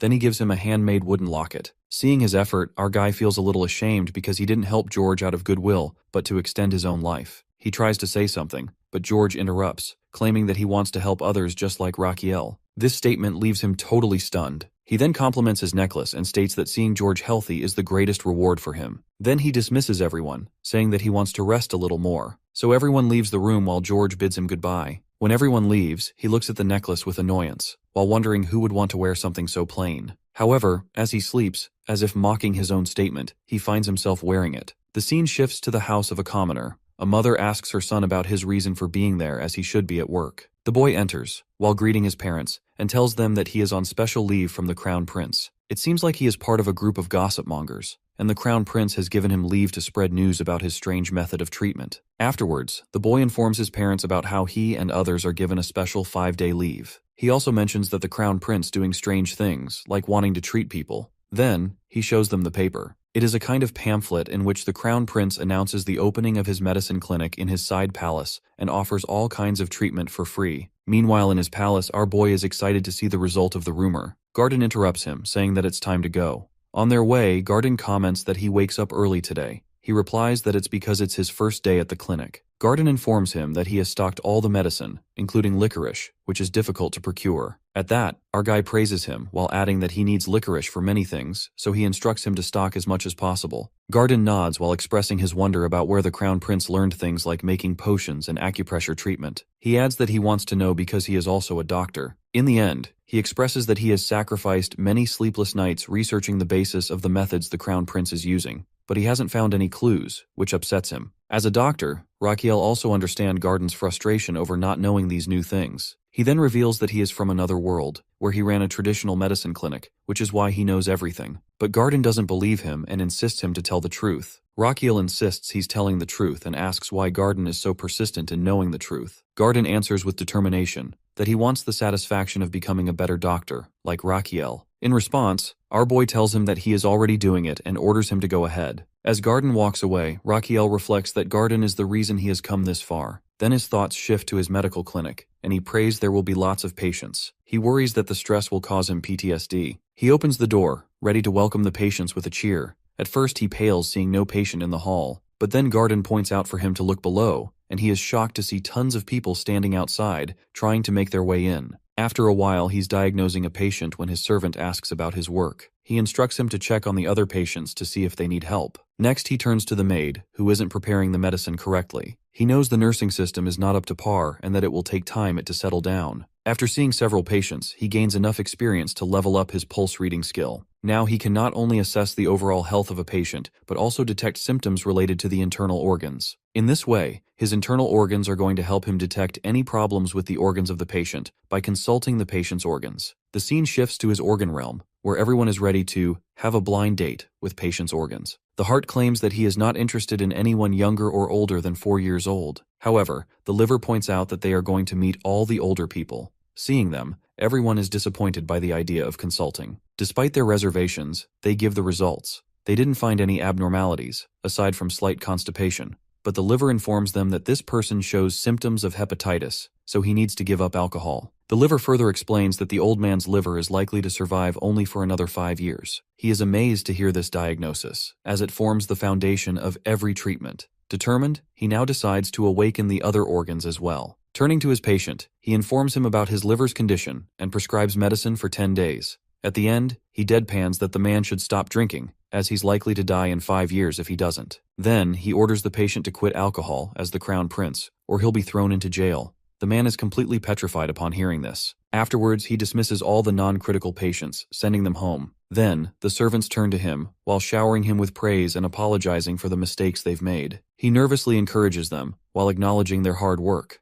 Meanwhile, he is thinking about establishing a proper nursing system, as it will be necessary if they admit more patients. He wishes his nurses from the modern world were here to help. At this moment, Garden bursts through the door urgently and tells him that there is a patient who needs immediate care. The son of the family pleads with him to save his mother. After laying her down on the bed, he asks the son about her condition. The son replies that she's had a fever since the afternoon, and her condition has worsened since then. After checking her veins, he is horrified, as he realizes that she might be suffering from the illness that killed 40,000 soldiers of Napoleon's army. With dread, he recognizes her condition as epidemic typhus fever, which is an acute febrile illness caused by Rickettsia bacteria infection. He hesitates for a moment to accept it, but the liver informs him that it has indeed seen Rickettsia bacteria in her blood. He gulps upon hearing this and asks the patient's son about the last time she took a bath. The son replies that she took a bath yesterday. He then asks about her bedding condition. The son answers that she is a tidy and clean person. After finding no clues there, he asks whether she had been anywhere where she might have encountered lice or fleas. The son then answers that she had slept on a farmer couple's bed when her carriage broke down on her way back home 15 days ago. To analyze her situation, he concludes that she must have epidemic typhus fever. He then informs her son about her condition, while explaining that she is infected by lice. Seeing her age and temperature, he concludes that she might have pneumonia, or could suffer from central nervous system damage, or might develop necrotic body parts. He then instructs the maids to clean the patient with warm water and change her into patient clothes. He orders them to burn her clothes and bedding, take a bath themselves, and burn their own clothes as well afterwards. He even threatens to fire and punish anyone who disobeys his orders. He then orders her son to inform about her condition to their family. Later, he stands in the kitchen, where he has made a kudzu root tonic soup, which is a type of fever painkiller, for his patient. He then gives her the first dose of the soup. 3 days pass, and they care for her continuously, but unfortunately, her condition does not improve due to the persistent high fever. He now understands that the soup dose is not enough for her condition. She needs a balance of yin and yang, as her yin energy has been drained. He realizes that he must find medicine with strong yin energy to restore her balance. He thinks for a while about where he can find such a medicine. Realizing that it may be in his father's secret treasure vault, he orders Garden to prepare a carriage for him. He isn't sure he will find it there or not, but he intends to use his privilege as crown prince, as he hopes his father might help him. After a while, he's seen greeting his father, who asks why he has come at this late hour. He requests permission to enter the secret palace vault. Sensing his father's confusion, he reveals the condition of his current patient, who is severely ill. His father questions how this is related to his request to visit the vault. He explains that he is searching for a medicine to cure her and might find something there. In response, his father expresses disbelief because he suspects that he's making an excuse to access the vault for his own gain. Meanwhile, his father seems amused by his son's predicament, a fact our crown prince notices,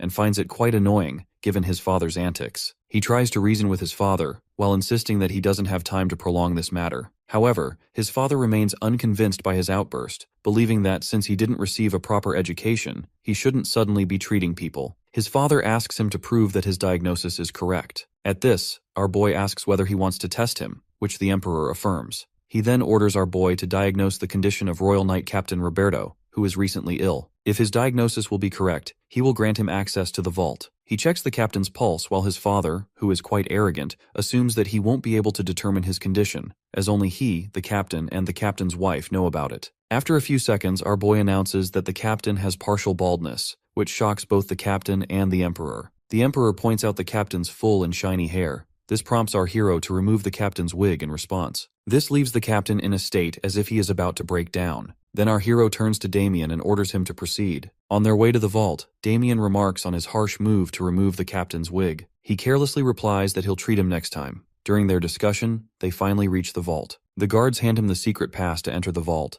He asks what happens to someone who doesn't have this. The guard explains that it activates the attack magic within the vault and will also track his time inside. If he exceeds the allowed time, he will be killed. Finally, he tells him he is allowed inside the vault only until daylight. Shocked to hear this, he realizes that they have only a few hours, so he rushes toward the vault, only to stop as the guard who informs him that he's headed toward the intermediate area. Annoyed that his plan didn't work at all, he remembers that his father has only granted him access to the basic area, where he can take only one item. Frustrated, he complains that his father tricked him, while not mentioning the level restrictions when he tested him. He is still annoyed with his tricky father and resolves to avoid taking his help in the future. Once inside the vault, they are surprised by its vast size. He sets an alarm for the entire night and turns to Damien for help. Damien asks how they can locate what they need. He replies that they're looking for anything with ice properties. Once Damien finds anything related, he should write down the location so he can check it out later. They then split up to search both sides. However, our guy is unable to find anything useful and hopes that Damien will find something. When his bodyguard stands in front of him, he asks about the list. Then Damien hands him the list, which he realizes he can't read. So, Damien leads him to the location of the shield which he found. This is the only thing in the vault with ice properties. He looks at the description of the shield, which is a basic item. When infused with mana, it can manifest an ice shield. It looks more like a buzzer to order coffee, but his eyes stay glued to the description, which details how it manifests an ice shield when infused with mana. With that, he begins to infuse his mana into it to test it. It starts buzzing with his mana, and he's careful not to infuse too much, knowing that it has a limit for manifesting mana to deploy the shield. Then he infuses his mana into it again, this time more carefully, like he perfectly set the shower temperature in his previous life. He starts to feel a chill, and finally, an ice shield forms in front of him. He happily turns to his bodyguard and tells him that he'll need his help later. Now they need to go to his bonus HP, in other words, his patient. The next moment, the guards see him coming out of the vault with his bodyguard, and notice the sword at Damien's belt. One guard asks if they chose that sword, but they're interrupted by the crown prince, draped in numerous jewels and a velvet cape worthy of an emperor. When the guard looks at him, he annoyingly informs our dude that he's supposed to be free of all these embellishments. Later, inside the side palace, Garden wakes up from his sleep due to some noise and sees that Damien and the crown prince have returned. Seeing them together, he feels pleased, while believing that Damien is capable enough to protect Raquiel and that Raquiel has also found a friend in him. With this thought, he makes some tea and brings it downstairs for them. However, he spills the tea as soon as he sees Raquiel activating his shield while Damien attacks him with his sword. He exclaims that it's an act of treason.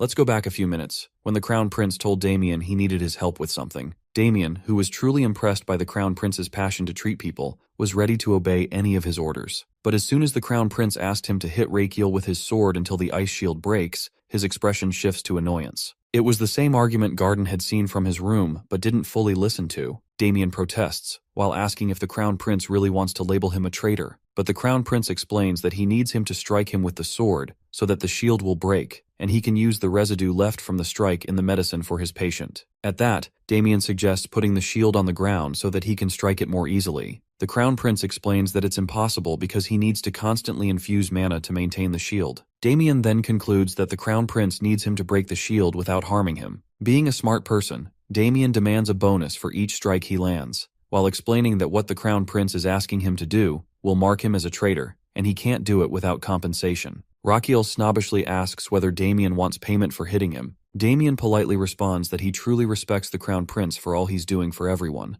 but this is a different matter, and he wants to be paid. Our dude really understands his demand, as he knows that Damien has faced many financial crises that led to his misery, so it's understandable for him to ask for something in return. Raquiel then hugs Damien while happily saying that he's just as he read about him, which makes Damien's expression sour. With that, he opens the shield and tells him that Damien will be granted a day's salary with each strike. Damien expresses his hope that he will get paid on time while striking him with his sword. On the other hand, to witness that scene in front of him, our poor Garden has lost consciousness. After the first strike, Damien tells him that he is going to increase the strength of his attack, as his current power might not be enough to break the shield. Damien stops his strike to see the crown prince, who looks like he's in great pain. Damien reminds him that he hasn't attacked yet, but the shield isn't broken by his strike. Damien asks whether he needs to increase his strength. However, our boy accuses him that he is increasing his bonus amount by striking with a weak strike. It fires up his bodyguard, and this time, he finally breaks the shield. As soon as he sees that, our hero starts dancing like crazy at the prospect of more bonus life. When he turns to enter the palace, he finds the faint form of Garden, and wonders why he is sleeping there. After a while, he is seen making a typical kudzu root tonic soup,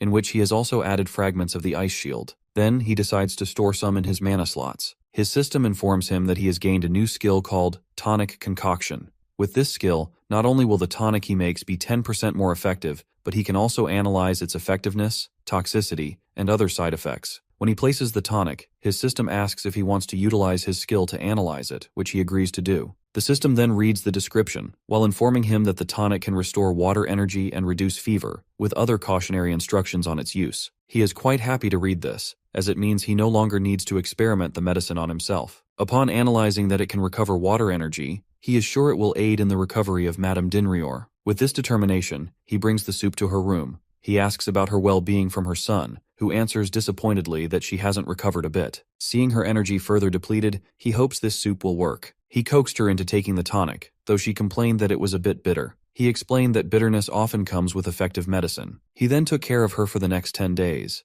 Everyone was astonished to see him feeding the patient and taking care of her by himself. That earned him much respect from his subordinates. Meanwhile, he fought through his own fatigue, wanting to survive just a little longer to earn that bonus life since he was almost there. With that, his system congratulated him, informing him that he had finally cured his patient's epidemic typhus fever. Thanks to his great effort and the respect he earned from his subordinates, his medical treatment skills leveled up, now increasing his effectiveness by 1.5 times. Along with his patient's recovery, he also gained a life expectancy of 146 days and 8 days of bonus life. Upon realizing that he could earn rewards this way, our boy impishly considers creating a false image of himself, one that would earn him praise and respect from those around him. This, in turn, would bring him even more bonus life. The scene shifts to the carriage moving through the woods, with our hero riding inside. He is thinking about getting professional nurses, as he's managed things so far, but he can't keep going much longer without their help. After a while, Madame Dinrior and her son get down from the carriage. Madame thanks him for the ride, as he has also cured her. She expresses uncertainty about how to repay him. He smiles, while thinking about the bonus life he's gained, and answers politely that seeing her healthy is more than enough reward for him. This statement makes her quite emotional, moved by his kindness. They say their goodbyes and are about to leave. It seems, though, that our guy has another plan, as he stops her son and invites him into the carriage, saying he needs to talk to him. The son of Madame Dinrior is a little uncertain about whether they can talk like this, as he is sitting with his backs to the crown prince, but the prince shakes it off. The son waited for him to describe his purpose,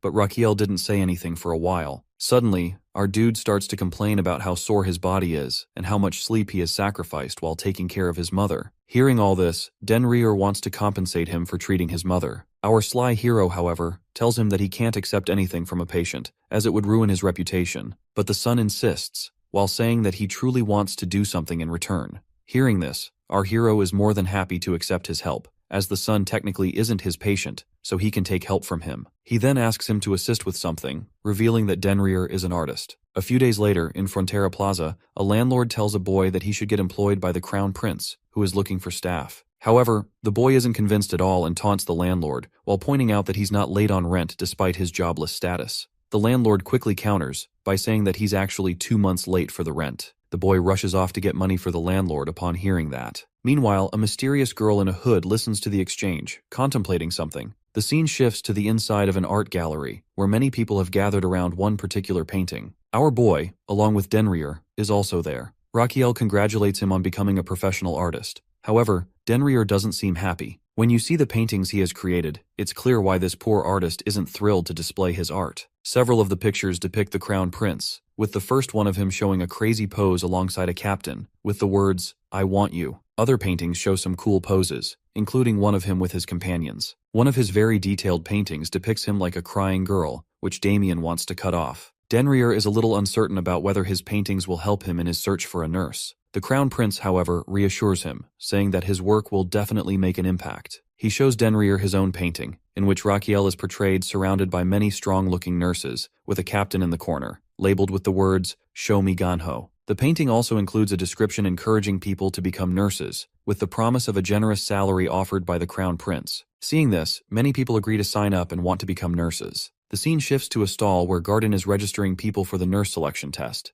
People are eager to apply, having heard that the salary is so good they could pay 2 years' rent with just 1 month's salary. Meanwhile, the same mysterious girl is lining up in front of the stall, eyeing the requirements for applying. But when she reads that applicants must be residents of the Empire, her posture shows her determination. Meanwhile, our boy is thrilled to see so many people applying for the nursing position. When Damien asks him why he's so happy, he answers that he's excited because the more nurses he gets, the more patients he'll have to cure, which will, in turn, increase his life expectancy. On the other hand, Damien is purely impressed by our boy's kindness, especially considering he offers such a good salary as well. After 6 days, an event called Show Me Genho is held, where the crown prince will test the people to see if they are fit to become nurses. The mysterious girl also makes her appearance, who is quite happy to have arrived on time. The host announces that they have gathered everyone to reveal the first task for the nurse selection test. However, he then reveals that this task will actually be announced next week. After a week, the host announces the first task for the nurse selection test and urges them to rush forward to the interview area. For this purpose, they get divided into 5 groups out of the 50 people who will race toward the main building of the side palace. But the twist is that only 10 candidates from each group who reach the side palace first will get selected for the next task. The remaining will be disqualified, which shocks everyone, and they rush toward their destination in order to reach earlier. As soon as 10 candidates enter the destined area, the guard disqualifies the remaining ones. Then, they immediately start the next task, which tests their ability to find an ingredient that is stored improperly among numbers of ingredients presented to them. While doing this, one of the candidates falls down. Everyone looks at them and ponders for a while whether they should help him or not, but none of them move from their table to assist the candidate. Our boy watches everything with a serious expression. Garden then announces the end of the test and informs everyone that they will be notified about the result after some days. They all are left, while worrying about their test results, but no one came back to help the ill candidate. It seems like this is a stage set by our hero, who wants to test the candidate's spirit of helping others. As soon as the candidates leave, he hurries to the ill person, who is none other than Damien, who is concerned about whether he has acted well or not.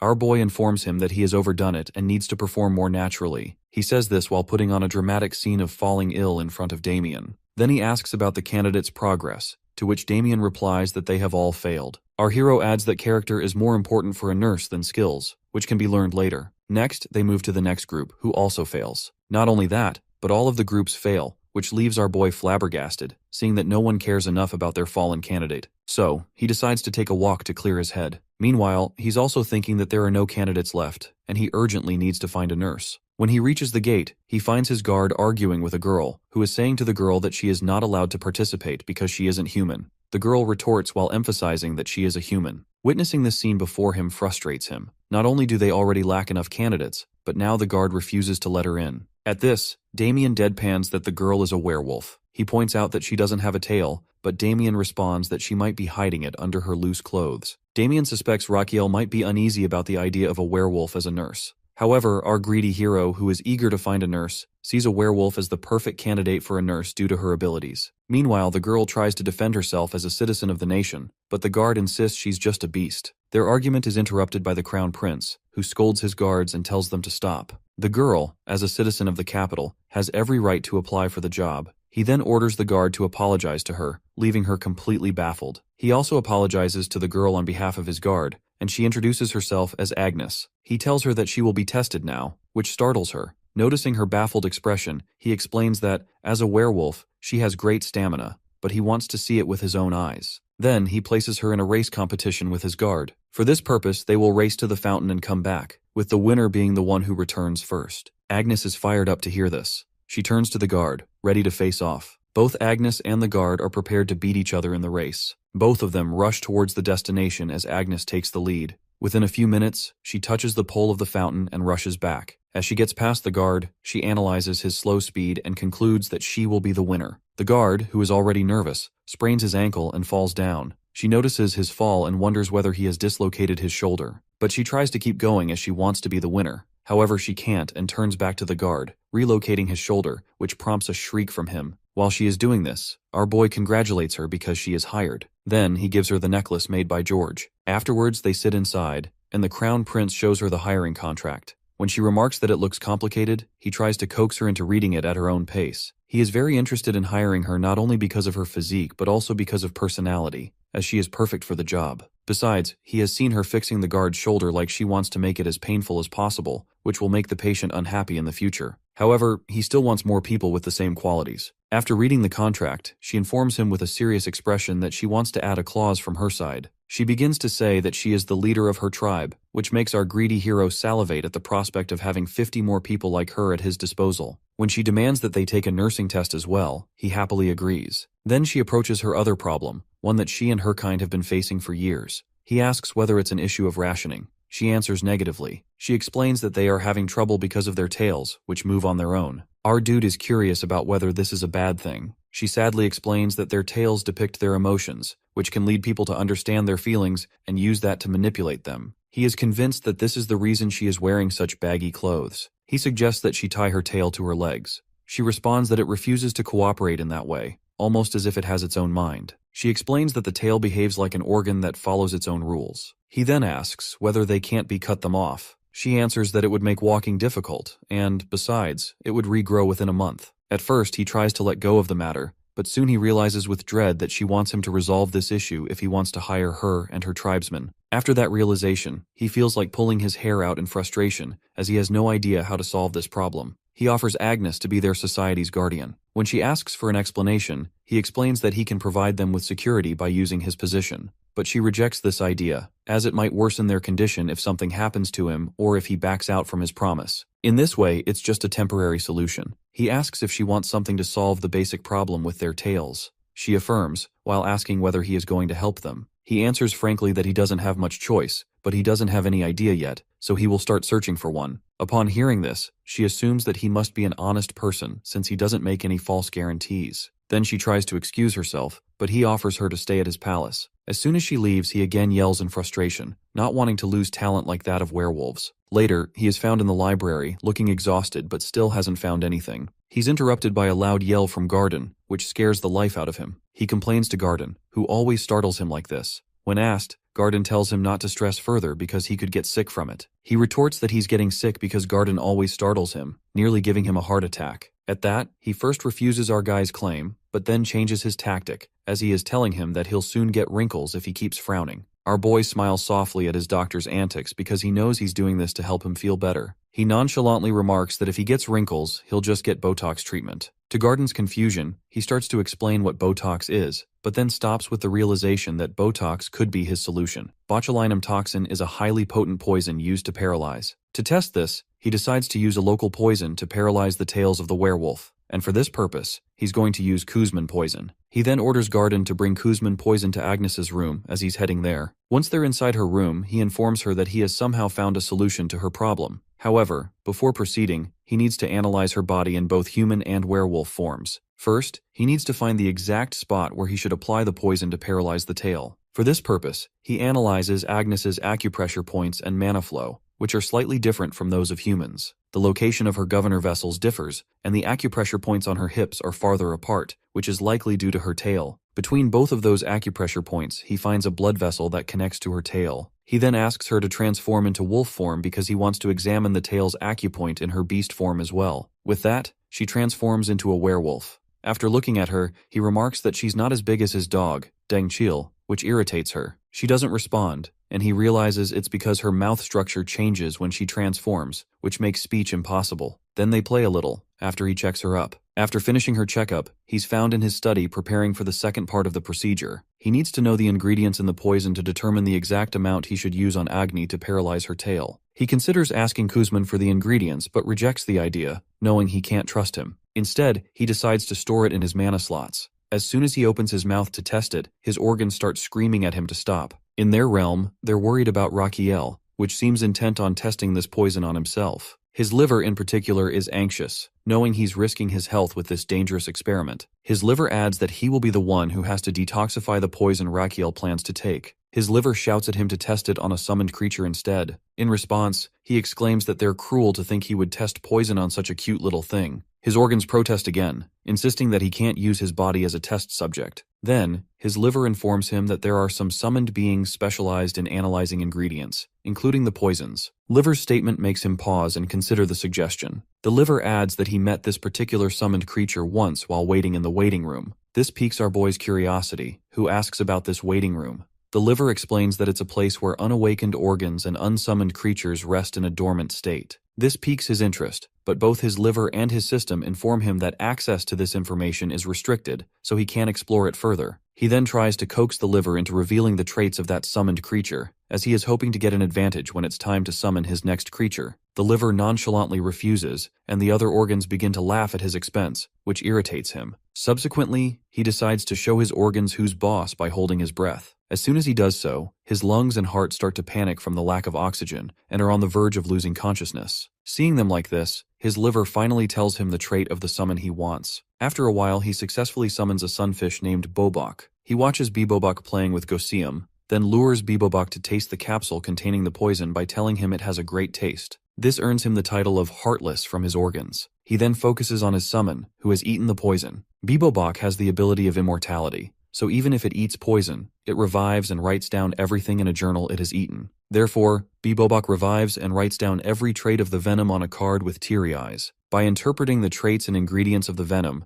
our dude concludes that this kind of venom has the ability to weaken Botox because of its potential. Now he's ready to accurately prepare the venom which he needs to paralyze Agnes's tail. He calls for Garden, who appears in front of him out of nowhere. Garden is shocked to see another summon besides his master. Our guy makes a terrible lie, while saying the summon came here looking for him because he's quite famous. At that, Garden comments that Raquiel reminds him of a great person named Lloyd Frontera. This man was the builder who transformed this kingdom into an empire. Our guy agrees, as he has read about him that this legendary builder had 5 summoned creatures. Cautiously, our boy asks whether Lloyd was truly a great person. Garden explains that Lloyd laid the foundation of the empire but was known as someone who was popular on Fridays. Our boy doesn't understand the meaning behind Garden's words and orders him to bring Agnes there. While Garden escorts Agnes to the Crown Prince's room, she doubts whether Raquiel has really found a solution to her problem. Seeing Garden, she comments that he looks nervous. He retorts that the same could be said about her. She accuses him, while saying that it's because he saw her tail.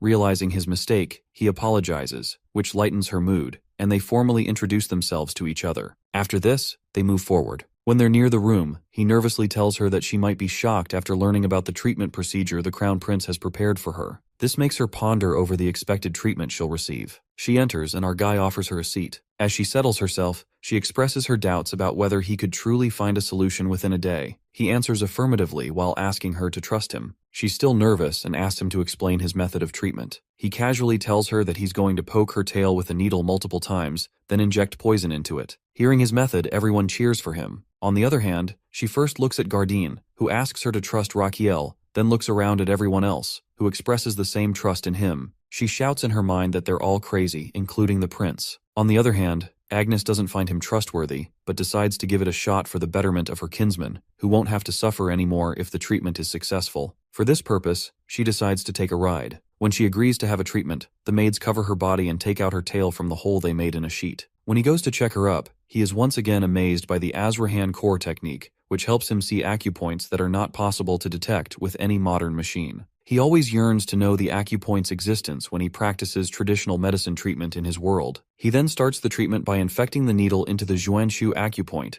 and pouring 0.01 ml of muscle-paralyzing poison from his slot. Next, he injects it into the Mingmen point. Finally, he injects the poison 2.4 center deep into the Yao Yangquan acupoint. Now, he has opened the path for mana to flow through the Xuanshu point, where it will flow to both sides of the erector spine. But the problem isn't just paralyzing the tail, but maintaining this paralysis as well. Therefore, as expected, the tail recovers itself. So, our guy speeds up the process. At last, he pokes her Nadkong point, which quite irritates Agnes as she can't believe he's trying to mess with her head. At the same time, her tail gets limp in its place, but at the same moment, her pinky toe moves from its place. With that, he exclaims that he has completed the process, which is a success. Agnes gets up from her bed, with an uncertain expression on her face regarding the treatment. Our boy asks whether she feels something different with her tail. Her eyes widen as she sees her limp tail, which should be moving to show her unease. Raquiel explains that he has paralyzed the nerve of her tail and directed it to her pinky toe because now it will work as her tail. Then she starts to cry because of all the built-up emotions she and her kind have to carry because of their so-called tails. His eyes soften as he sees that,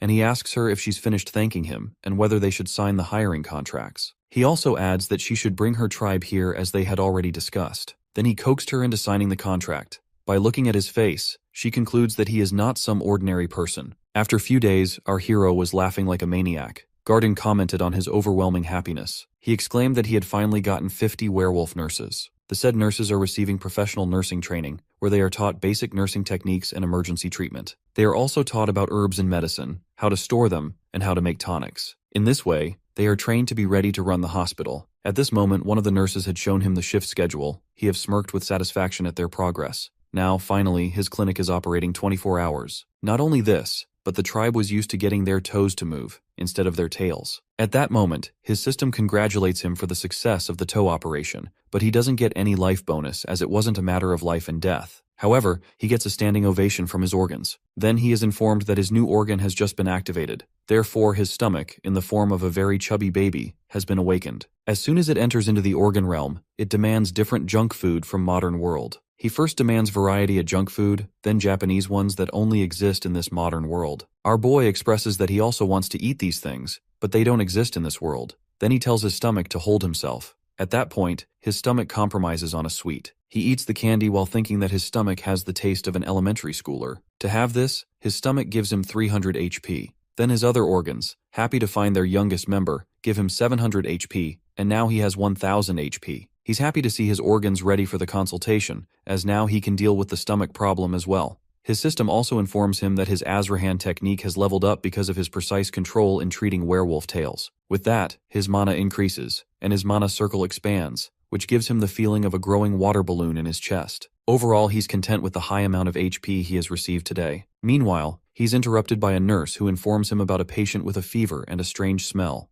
He proceeds to check on the patient, while feeling content that he has finally laid a solid foundation for his clinic. The scene shifts to Sir Pavard, who is the chief butler of the side palace. He's working on something when suddenly his expression turns horrified as he checks a record and wonders where he went wrong. He can't believe they've screwed up. After realizing it, he immediately rushes to the Crown Prince's office and shouts at him. Our prince immediately looks for his doctor, who's usually the one to startle him. But this time, it's the butler who apologizes for his rude visit. He whispers that they're out of budget to operate the side palace, which makes the prince scream, asking how that's possible since he is the Crown Prince. He's quite tense upon hearing this, as he can't operate the traditional clinic that extends his lifespan in this way. He asks about the reasons behind it. The butler informs him that it's because he cut a large chunk of the side palace budget last autumn. Upon hearing this, the prince curses Raquiel. After a while, the butler informs him about the reason behind his budget-cutting decision. The prince first thinks he won't live long. Secondly, he hadn't been using the budget, since he's hardly out of bed. The butler informs him that he should be happy, as his health is much better than last year. He comments dryly that he's not happy at all. He lies down on the floor, while thinking about how broke he is now and how life is all about money.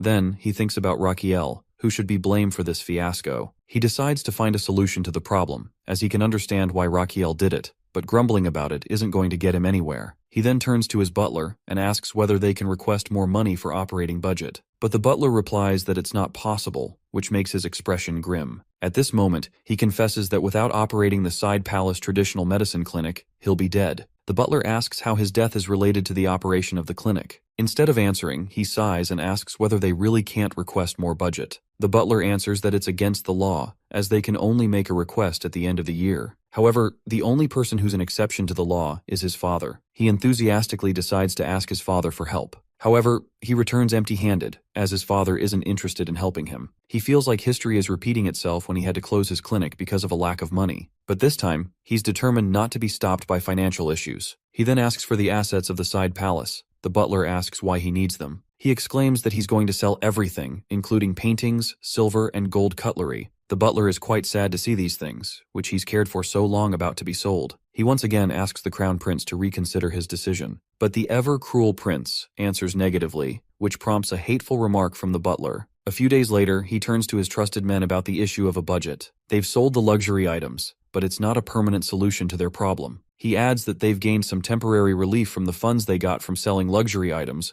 but if they don't do anything to extend their funds, they'll eventually be eaten up as well. The butler points out that there's nothing left to sell anymore. He deadpans that they're going to sell medicine from now on, which leaves both of his men speechless. Seeing their expressions, he exclaims that he's going to be a crown prince who sells medicine. Meanwhile, at Frontera Plaza, people are gossiping about the news regarding the side palace. They're all in awe to hear that the Crown Prince sold all of the luxury items just to keep the medicine clinic running. They're totally impressed by our hero and begin to worship him, as they've never seen anyone in history do such a thing for the sake of treating people. They start singing songs in his greatness. Meanwhile, at the side clinic, they're discussing the matter of earning money through selling medicine. Raquiel thinks that it's a necessary measure for keep him alive. The butler points out that if the budget is the problem, then they should charge a small fee from the patients. But he rejects this thought, as not many people will come for treatment if that's the case. He needs as much life bonus as he can get. He then expresses that he's going to sell very expensive and effective medicine that people might buy just for display purposes. In other words, he's going to launch his own medicine brand. Any rich household will be proud to have his branded medicine. He exclaims at the end that he's going to sell super luxury medicine, which becomes the symbol of a person's luxury and high status in society. Listening to him, both of his subordinates are quite blank. The butler asks whether such medicine even exists at all. He explains that this is a medicine called the Golden Minotaur Calming Pill, made from the gallstone of a minotaur. Basically, Koreans are used to using calming pills to calm their nerves, and this pill is also used for curing brain illnesses, heart problems, and high blood pressure. On his way, he explains the details of this medicine to Damien, who has doubts about whether people are really going to purchase it. He replies that they're definitely going to buy it because he's going to present it as something rare. Like a limited edition, they'll buy it at all costs, as it's the psychology of people. He adds that he's not going to use bull, but the gallstone of the Minotaur, which will urge them to buy it. However, his confidence is shattered by Damien's words of disbelief, who doesn't think anyone will buy it.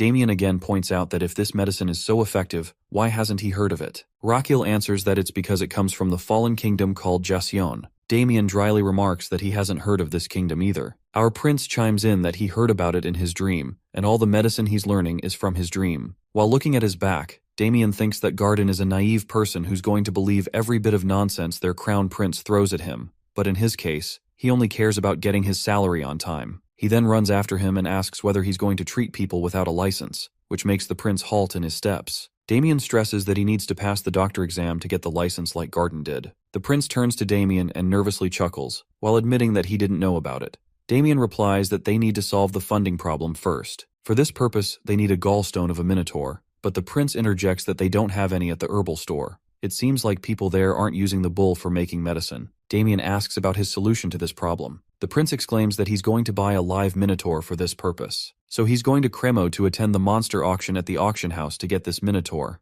Damien can't believe he's planning to go there himself. The prince answers calmly that he has to, because he needs to check the quality of the minotaur as well as its gallstone by himself. Damien thinks, smiling to himself, that this man is crazy. At that moment, Agnes arrives with a carriage and gestures them to get in. Damien asks in disbelief if they're really going to depart now. The prince replies that time is more precious to him than gold. He then urges Damien to get in before Garden comes after them. Once the carriage is on its way, Garden comes running, while yelling them that how he could leave him like this. The prince yells back that he needs him to stay behind to take care of the clinic. While on their way, Damien comments on the comfort of the horse carriage. Our prince arrogantly replies that it's what one would expect from a crown prince's carriage. It's shown that they're actually lying down in coffin-like spaces, and Damien still insists that it feels strange. Their journey carries on for 8 days, and one evening, Agnes gets up from her spot on top of the carriage, her senses heightened. As soon as she smells the sea, she informs the prince that they've reached Cremo Port. Finally, they reach the Cremo Monster Auction House. A boy in front of the auction house tells the driver to park his carriage somewhere else, but the driver gets down from the carriage and warns him that he doesn't know whose carriage it is.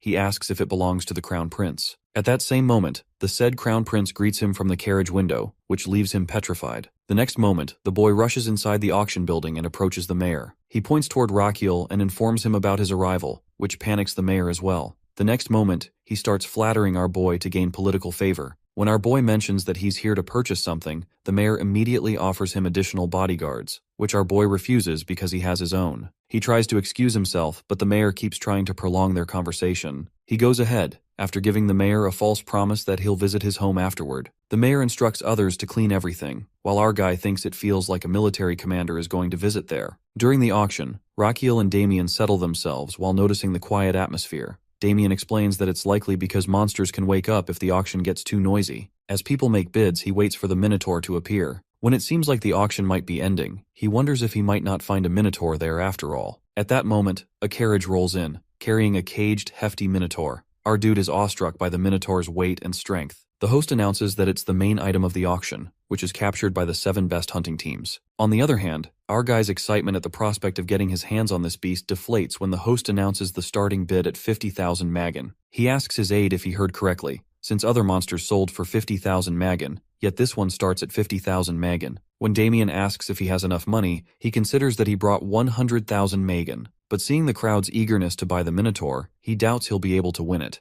Besides, he thinks that it's way too expensive to buy a Minotaur at that price. After a moment's thought, he turns to Damien and whispers his plan in his ear. It's clear that Damien doesn't like the idea and double-checks if he really wants to go through with it. After a confirmation from him, Damien comments that the idea sounds like something a thug would suggest, but he just chuckles, while saying that it doesn't matter if he's compared to a thug as long as it will work. Then Damien leaves, and our guy watches the auction with anticipation as the bidding price climbs. He hopes Damien returns before the price gets too high. After a while, the mayor arrives and greets him, and our prince pretends to be surprised to see him. Seeing the prince's expression, the mayor catches on as he understands that the prince wants everyone's attention right now. Eager to gain the prince's favor, the mayor is more than willing to play along. The mayor then loudly addresses the crown prince, while offering him 100 bodyguards. As soon as he says this, everyone turns to see if it's really the crown prince. Our guy formally accepts the favor, while Damien stands there with a very annoyed expression, watching the drama unfold in front of him. Then, our guy dramatically remembers that he has to participate in the auction and places a bid of 60,000. Our prince's expression loudly declares that he's the crown prince, and no one is going to raise the price against him. Seeing this, the audience realizes that they have to give up on getting the Minotaur. Meanwhile, the host is also quite nervous, seeing that they may have to sell their best item for only 60,000 magan. Then there's a twist as one noble dares to raise the bid to 70,000 magan, which shocks everyone, including our dear crown prince. Someone then notices that this person is none other than Guinness, a favorite of the king of the southern country, Amboise. Meanwhile, Guinness thinks that since he's not even a citizen of this country, the prince can't do much to him. Everyone wants to cheer for him as their savior, while some whisper that they've heard the crown prince is famous for holding grudges for a very long time. On the other side, our guy is fuming with anger, now determined to have a proper clash with this person. Burning with desire to get his hands on the Minotaur, he raises his bid to 71,000. Guinness raises it by another 1,000, bringing the bid up to 80,000. The bidding continues like this. Finally, the host announces that their main item has been sold for 250,000 magan, and the winner is Guinness, who is quite obnoxious about having the upper hand over the crown prince. Meanwhile, our hero looks like someone just drained all color from his face. At this moment, Damien tries to console him, while saying that he's glad Raquiel didn't spend all his money on a single Minotaur. Hearing this, our guy's expression shifts to confidence about his finances, but in reality, Damien is secretly worried about getting his salary on time. He's completely flabbergasted when Damien remarks that he's only sticking around as long as he can count on a stable paycheck. He reminds Damien that he was the one who rescued him from the underground life. Damien replies that he's grateful for that, but having a stable salary is a completely different matter. Our guy then looks at his bodyguard thoughtfully, recalling the last chapter he read in Demon Sword. After reading it, he concluded that Damien is the strongest person in this world, and it's reassuring to have him by his side. But there seems to be another reason related to victory in the final battle, which somehow connects to Damien, because our boy believes that giving him a stable life leads to the stability and safety of the world. He then tells his bodyguard earnestly that he'll make sure Damien gets his salary on time. Next, he turns to the mayor as they head to his home, but the mayor protests while asking his reason to be in such a rush. He replies that it's out of embarrassment for losing even after using cheap tricks. The scene shifts to a grand house, where in one room, the Minotaur is bound after being sold today. Guinness steps forward to check its condition, bragging about his victory over the crown prince. Then, someone else enters the picture, the most expert taxidermist in Cremo, who is brought in for this job. The taxidermist asks Guinness about his preferred taxidermy style. Guinness replies that he wants it presented as grand as possible because he's planning to gift it to the king for his birthday. He then requests a mage to assist with the taxidermy, and at that moment, the mage enters, while stating that they should begin immediately without wasting time. The mage starts his vacuum magic to kill the Minotaur in a clean manner. As he's being killed, the Minotaur thinks of his family and laments how cruel humans are for mistreating him this way, while thinking he's broken their magic, and then it snaps the chain he was bound to. Meanwhile, in the mayor's house, our guy crashes onto his bed, looking exhausted. His whole body protests from the grueling schedule. Determined to buy the Minotaur tomorrow, he insists he'll manage with 1 lakh magan, though his bodyguard doesn't seem convinced. Their conversation is interrupted by one of his men, who warns him of upcoming trouble for which they need to evacuate immediately. Raquiel demands an explanation. At that same moment, the wall is smashed open. Damien is in front of him instantly, ready to protect the prince, but the monster throws him aside. As the dust clears, our guy is petrified to see that the monster is none other than the Minotaur. A few moments ago, with the force of the Minotaur's break from Mage's magic, everyone is knocked down around it except for the evil Guinness. He shouts at the Minotaur, while claiming that it can't harm him because he's its master. But the monster doesn't understand the meaning of master, and starts to chase him instead. While looking for an escape route, Guinness spots the mayor's house and decides to take refuge inside. He hides behind a wall and shouts in an attempt to distract the Minotaur. In a way, he's somewhat successful at it. Now the Minotaur is right in front of the guy, ready to smash him. Our dude is ready to escape, but suddenly he notices its eyes and stops for a moment. They seem like the eyes of a creature in pain, suffering greatly, much like one of his patient. The Minotaur then remembers that our boy is the same guy who bid on it, and in a fit of rage, it attacks him. However, its strike is intercepted by Damien's sword, who urges the prince to escape. Our boy exclaims that he's not going to die after having it so difficult to survive this long. Damien tries to deal with the Minotaur, but he's not successful in stopping or defeating it. During the battle, he pushes Raquiel back, who slams into a wall. At the same time, Damien meets up with him, and he states that they're trapped here, prompting a sarcastic remark from our boy, who dryly comments that he can see that as well. Next moment, Damien stands with a serious expression and asks for an extra bonus if they manage to get out of there alive. Our boy shouts at him, asking why he's asking for this now, and what if he doesn't provide it. Damien responds that he'll escape alone if necessary. He then tells the prince that he's going to fight the Minotaur, which will give him an opening to escape. Raquiel hesitates, as the path to escape is blocked. Damien nonchalantly suggests that he should just jump from there, but that's not an option for our boy. Damien adds that it's better to jump from there than to be crushed alive. He then explains that if he's injured, the guards will rescue him and take him to safety. With that, Damien attacks the Minotaur, and they engage in battle. The prince tries to escape through the opening Damien created, his face twisted with anxiety. But in his misery, he doesn't notice that, instead of climbing a wall, he's scaling the Minotaur itself. He stops when he receives a warning from his system. His system gives him a full scan of the monster. His system and heart both inform him that the results show the monster's heart is in very bad condition. It has stable angina pectoris, which means the monster is suffering from chest pain, and its heart is about to clog up. Clinging to the monster, he realizes he's not in good condition to treat it, and he's in danger himself. He can't jump, or his body will be crushed in the process. Meanwhile, the Minotaur has a plan to crush the prince with its other hand, like squashing a mosquito, but it's distracted by Damien's attack, which misses its eye. Damien tells the prince to hang on, while promising that he'll rescue him in a moment.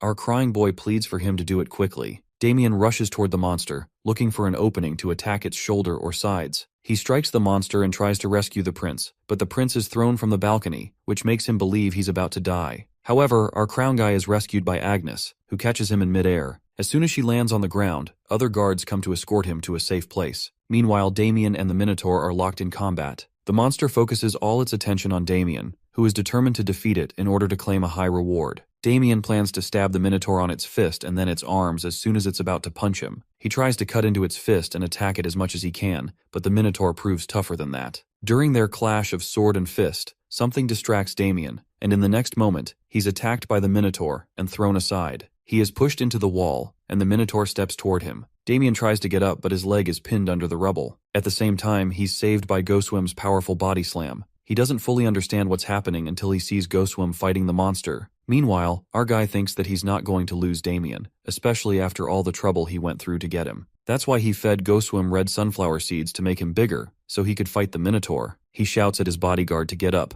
as they're about to be surrounded, prompting a remark from him that he's going to get a lot of money. But unfortunately, Damien can't move his leg. On the other side, the Minotaur throws Goswim into the air toward Damien. Seeing this, Rakiel shouts for Damien to hold on to Goswim in order to escape. Damien does so, and Goswim jumps from the second floor. Now, they're in front of the Crown Prince. But not just his friend but his enemy. The Minotaur also leaps from the second floor and howls at them, with everyone else following close behind. Rakiel asks about the well-being of Damien and Goswim. Damien answers that he's all right. He thinks about the Minotaur and wants the medicine from it, but he rejects the thought, as it could cost him his life. He then suggests to his companions that they head to a safer place. At this moment, the mayor interjects, stating that he's going to bring him and his companions to the safest place in the city. After a while, they arrive at the port. The mayor informs him that if they ride the ship, the Minotaur won't be able to chase them on the sea, and they can easily escape this way. Rakiel likes the idea and decides to escape this way. When they board the ship and offer the mayor to join them, our dude is shocked to hear that the mayor refuses to escape.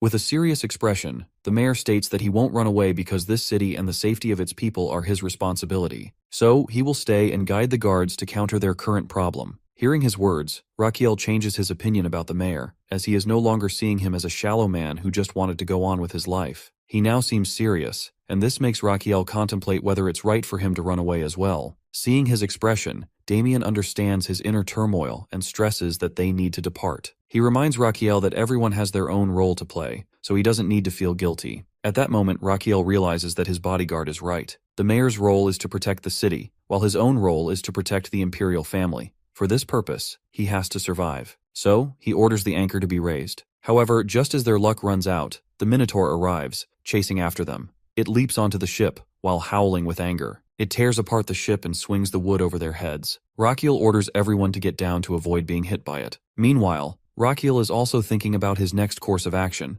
as they have no way out of this situation now. On the other hand, his organs are shivering as they sense the danger around them. He tries to think of a plan to escape, but is on the verge of tears when he realizes he hasn't awakened his brain. Damien jumps beside him and tells him to get to the deck and stay hidden there. Rakiel asks what Damien will do in the meantime. While unsheathing his sword and turning toward the Minotaur, Damien claims he's about to make a lot of money from this fight, so the Minotaur better get to work to earn it. Damien rushes toward the monster and calls for Agnes's help. But their combined efforts, along with some guards, go in vain as they are all thrown aside by the Minotaur, which remains standing tall. Seeing everything unfold, Rakiel panics for a moment. But then he pulls himself together and looks closely at the Minotaur, while analyzing its health condition to figure out how to defeat it. At this moment, his system informs him that he has strengthened his Azrahan core to its limit due to being in an unprecedented and extremely dangerous situation. As a result, he has acquired a skill called Acupoint Scan, where his Azrahan core technique is combined with his pulse reading skill. This allows him to see the acupoints of every living thing in order to predict their movements. Now he applies this skill to the Minotaur standing in front of him, which makes him realize that he can clearly dodge its every move.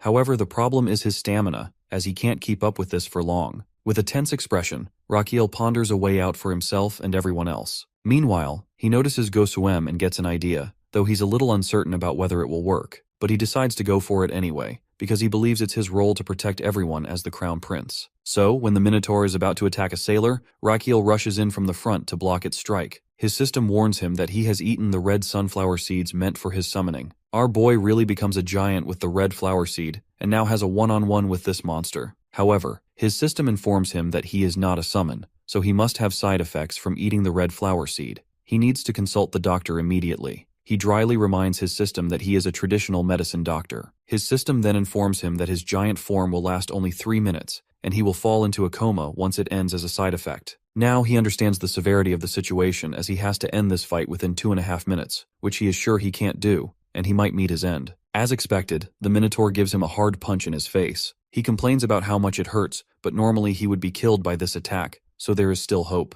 In order to test his hope, he hits the Minotaur with his head and hurts himself as well. Now it seems impossible to end this fight in the limited time. He needs to think quickly. He looks at his summon, who is exhausted because of the fight. He wonders if his guards can handle it, but what if he faints? He has to do something quickly. He asks Gusium to provide some thorns. After getting them, he grabs the Minotaur's neck in his arm, as he is going to use acupoints on him. He pierces the first needle into the Tianyu point near its neck. This point is used for ascending and descending mana, but unfortunately, our guy can't pierce the thorn deep enough to reach Minotaur's mana flow. He then orders Damien to attack the end of the thorn, and Damien does so immediately. His next target is to calm the monster down mentally. To do this, he reduces the stimulation of the sympathetic nerve and increases the stimulation of the parasympathetic nerves. He then targets another acupoint and asks Damien to dig the needle deeper.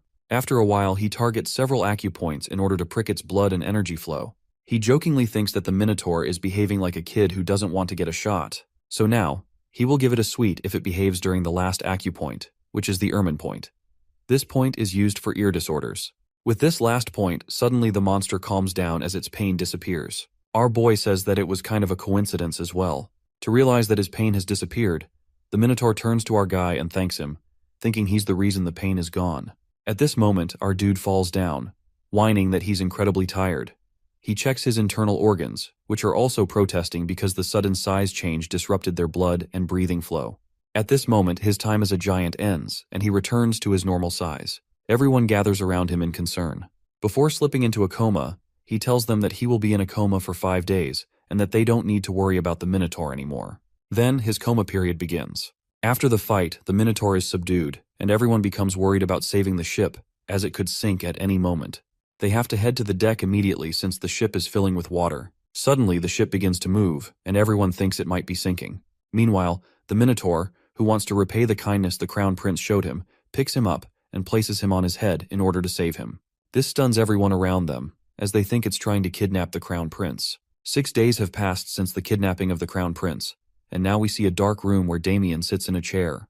While looking at the rat at his feet, he wonders whether he is dreaming, which is something he hasn't done in a long time. His thought process is interrupted by the inspection squad interrogator. It seems like he's being interrogated because of what happened with Rakiel and the Minotaur. The interrogator taunts him, while asking if he's sleeping in a situation like this. Damien makes an excuse while saying that it's because he hasn't slept for days. The inspector shouts at him, saying it's been 6 days since the Minotaur kidnapped Rakiel. The next day, the news reached the Emperor, and it took him 2 days to reach this city. The interrogator accuses them of doing nothing in the meantime, as they haven't found any clues about where the Minotaur took the Crown Prince, or where the person who brought the Minotaur has gone. He then changes his statement, in which he accuses them of doing it intentionally because they wanted to harm the prince. At that, Damien taunts him, inquiring whether he thinks every person who accompanied the Crown Prince is a conspirator, working with the Minotaur to kidnap him. He is furious to know that this interrogator is going to conclude such a ridiculous notion.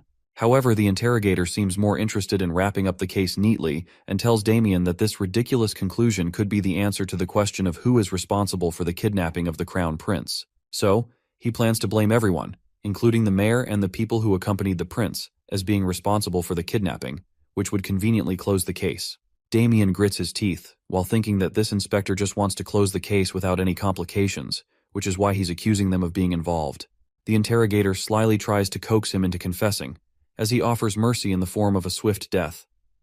Damien angrily tells him to go to hell, but the interrogator, with an impish expression, replies that he has other ways to make him confess. Then, he is put into a cage, which is hanging, and he finds Agnes and the mayor in their respective cages as well. He notices that they have ignited a fire below them, and after smelling the oil, now he wonders whether they're going to burn them alive. The interrogator once again tries to coax them into confessing that they're the culprits, but Damien insists that if they want something from him, he can tell them the truth.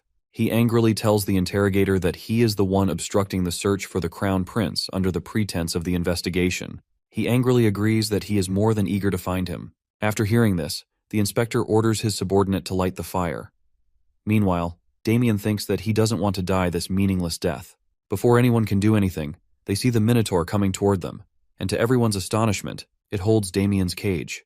Above the Minotaur, the crown prince is riding, who asks his subordinates the reason for them being caged. It seems like the crown prince wakes up after 6 days on the island, where he finds Eurus, who was once his enemy, but now looks at him with loving eyes. After taking some time, they resolve their differences and become friends. He then thinks that it's a coincidence that Eurus's pain was soothed by him, but he doesn't clarify it to it because he wants it to follow him willingly. Then he tells Eurus that he wants to help it in return, as well as its chest pain will start soon, so they should begin treating it. He starts his acupoint scan and concludes that his angina isn't very advanced yet, so it can be treated later. Then he turns his scan to the gallbladder. He asks Eurus whether he feels full after his meal, to which he gets a positive answer. He adds that it's because he's filled his gallbladder with lots of stuff, so it needs to be emptied. Then he explains the process, but Eurus doesn't understand a word and looks at him blankly. Finally, the crown prince decides to use simpler language and asks Eurus to press the spot he points to with his finger. He gestures for Eurus to clench its fist and hit its solar plexus. Eurus seems hesitant, but the prince urges it to do so. It does, and by observing its condition, the prince concludes that something must be stuck inside. Finally, it's revealed to be a big piece of cholecystitis. The crown prince is happy to have found this significant piece. He asks Eurus about the condition of his bloating, and Eurus answers with a cheerful tone. The prince happily responds, as he is glad that it's nothing serious, and that now he has owned the Minotaur as well. He then asks Eurus to go back with him, as they need to save his comrades, but Eurus is hesitant to return because he fears they might fight again. The crown prince consoles him, while assuring him that no one will harm him. On their way back, he spots the flag of the inspection squad, which answers directly to the emperor, and concludes that their choice to return earlier was the right one. Back in the present, Rachiel is shouting at the squad to tell him who is in charge of the inspection. The devil of an interrogator casually answers that he's in charge, which irritates the prince. Not only this interrogator has the guts to accuse the crown prince of not being one, just because he brought a Minotaur into the city. Everyone looks at him with bewildered expressions, while wondering what he's doing. Rachiel retorts that this implies he's dealing with a doppelganger who's pretending to be the crown prince. The interrogator responds that it might be the case, as there could be forces wanting to harm the imperial family, especially with the crown prince missing. Now the real crown prince needs to verify his identity. This infuriates Rachiel to his core. He says that if they want to verify his identity, they should also verify the true faces of his people. To demonstrate his point, he starts with Damien, who had thrown himself between the crown prince and the Minotaur to buy him time. His fight with the Minotaur showed his loyalty and devotion. Meanwhile, Eurus had broken his cage, allowing Damien to emerge from it. Then he turns to Agnes, who quickly catches him before he falls from the second floor. If she hadn't been there, he might be a dead person. Next moment, she is freed from the cage as well. As she steps in front of him, he says that she shows great courage and sacrifice. Then he turns to Sergio, who is his knight captain, and the first one rushing to get him to safety. He then looks at the other guards and describes their sacrifices and the effort they showed during the fight. Listening to this, the royal guards discuss that he might be the real crown prince, but are confused about how he managed to survive. On the other hand, dread is clearly visible on the face of the interrogator because he was sure the crown prince isn't coming. That's why he blames everyone in his party in order to close the case. This is how he's always done things. Because when an important person dies, someone must be blamed for it. At this, he bows before the prince and starts begging for forgiveness, while realizing that he's dared to question his identity verification. However, the Crown Prince remains unfazed by his drama and turns to the mayor, who chose to stay with his city to protect them rather than run away. He then approaches the cage and states that the mayor is the best example of how nobility should fulfill their duties. He then turns to the interrogator again and angrily exclaims that meanwhile, the head of the investigation squad is questioning his identity. He warns him dangerously that it is his people, who have stayed by his side regardless of the circumstances, who have made him the Crown Prince. He stops him from making any excuses, already knowing what they will be. He reflects on the situation in Korea, where a similar incident had occurred.